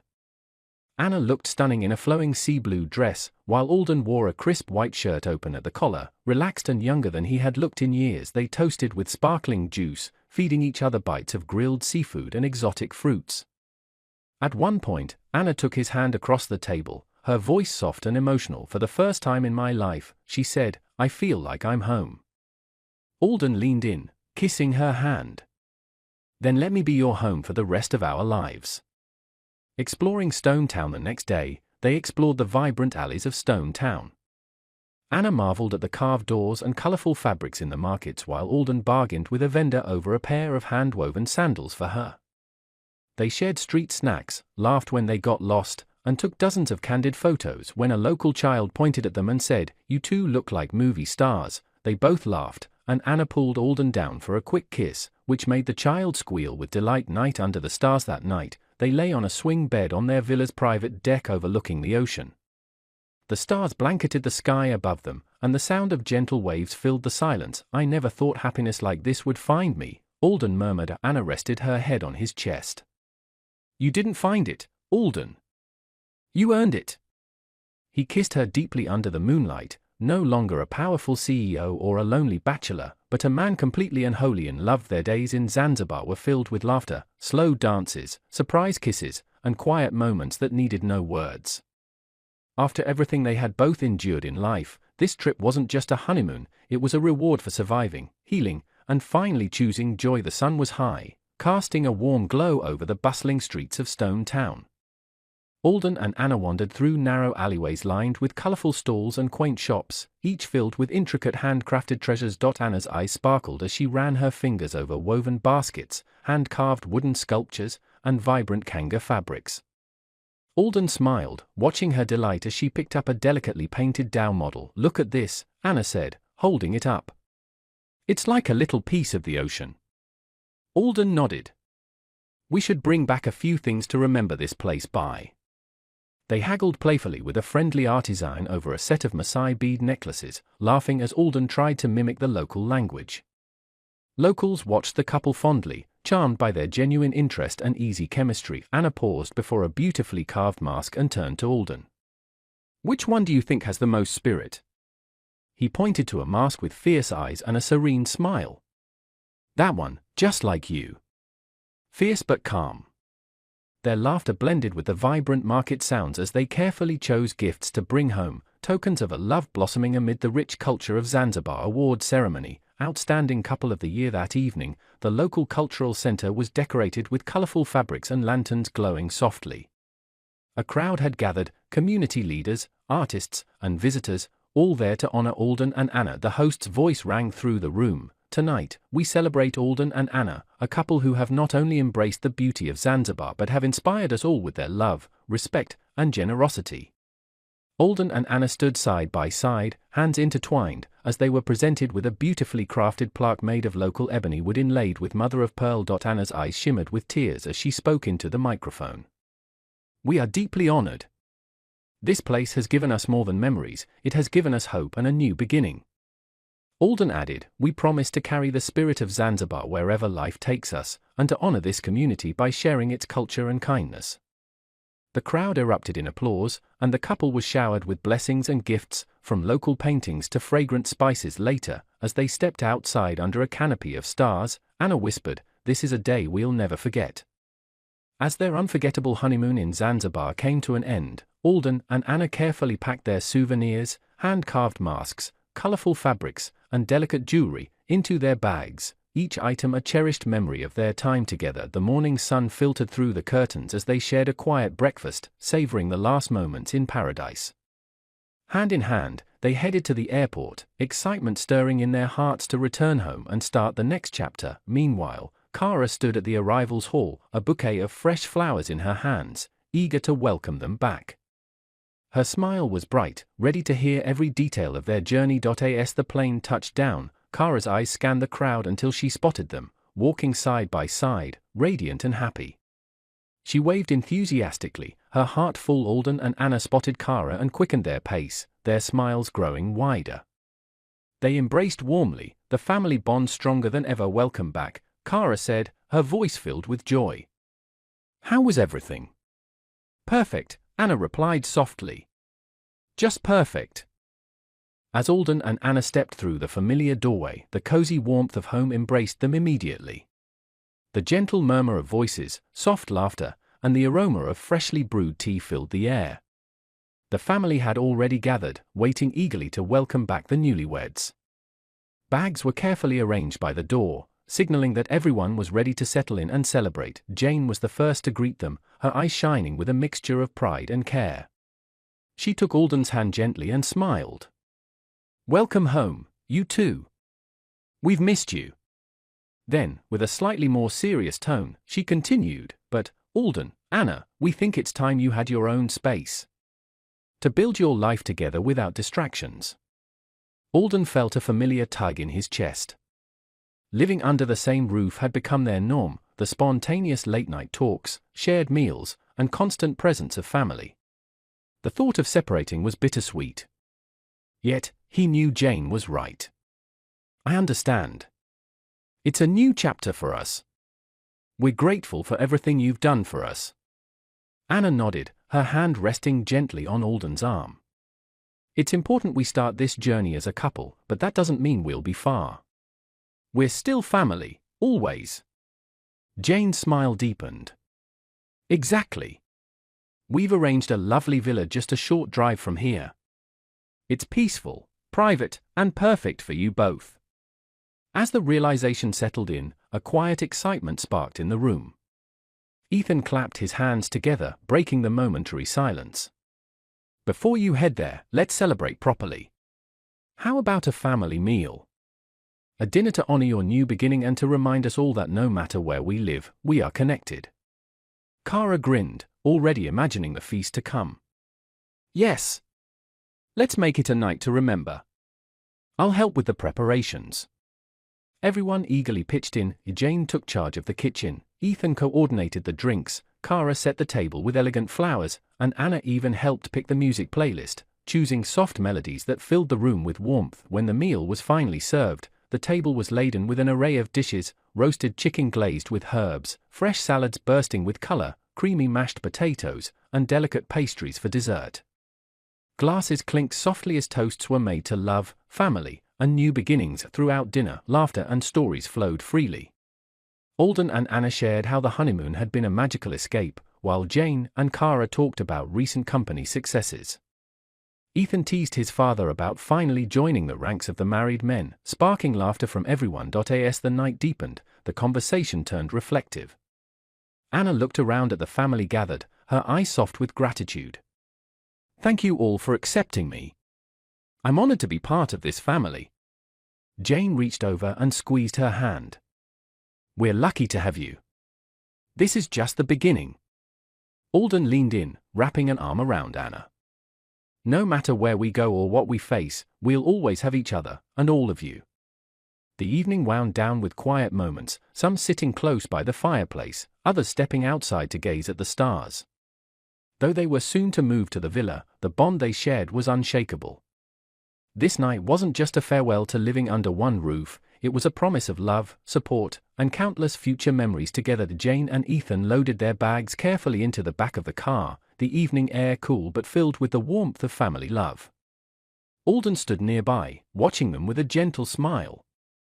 The soft hum of the engine started as the driver prepared to take them to their new home, the villa that would mark the beginning of a new chapter. Just then, Kara appeared, grabbing her own bag and heading toward a separate car parked a little further down the driveway. Alden's curiosity got the better of him. Hey, Kara. Where are you off to? He called out. Without turning, she threw back a cheeky grin and shouted, I'm going on a date. Finally found myself a boyfriend. Alden laughed, shaking his head with a fond exasperation. You haven't even let me meet him yet. You have to bring him over sometime so I can see if he's worthy. Kara's eyes sparkled with mischief as she waved one hand in the air, the other gripping her bag strapped tightly. Deal. But you better be ready for some surprises. She threw a playful glance back at the family gathered on the porch, the night lights casting a soft glow around her. Jane stepped forward and gave Kara a warm hug. Take care, and have fun. We'll be waiting to hear all about it. Ethan smiled and gave her a thumbs up. Don't keep us waiting too long. Alden nodded, his eyes filled with pride. Go enjoy yourself, Kara. You deserve happiness too. Kara laughed softly, the sound full of promise and hope. I will. Goodbye for now, everyone. With a final wave, she slid into the car, the engine roaring to life. As the headlights disappeared into the night, the family stood together on the porch, a little emptier now, but full of hope for all the beautiful moments yet to come. Jane turned to Alden, a gentle smile on her lips. It's not really goodbye. Just a new beginning. He took her hand in his, their fingers entwining naturally. Exactly. For all of us. Together, they watched the road ahead, ready to embrace the future, each step filled with love, laughter, and the unbreakable bond of family. The end.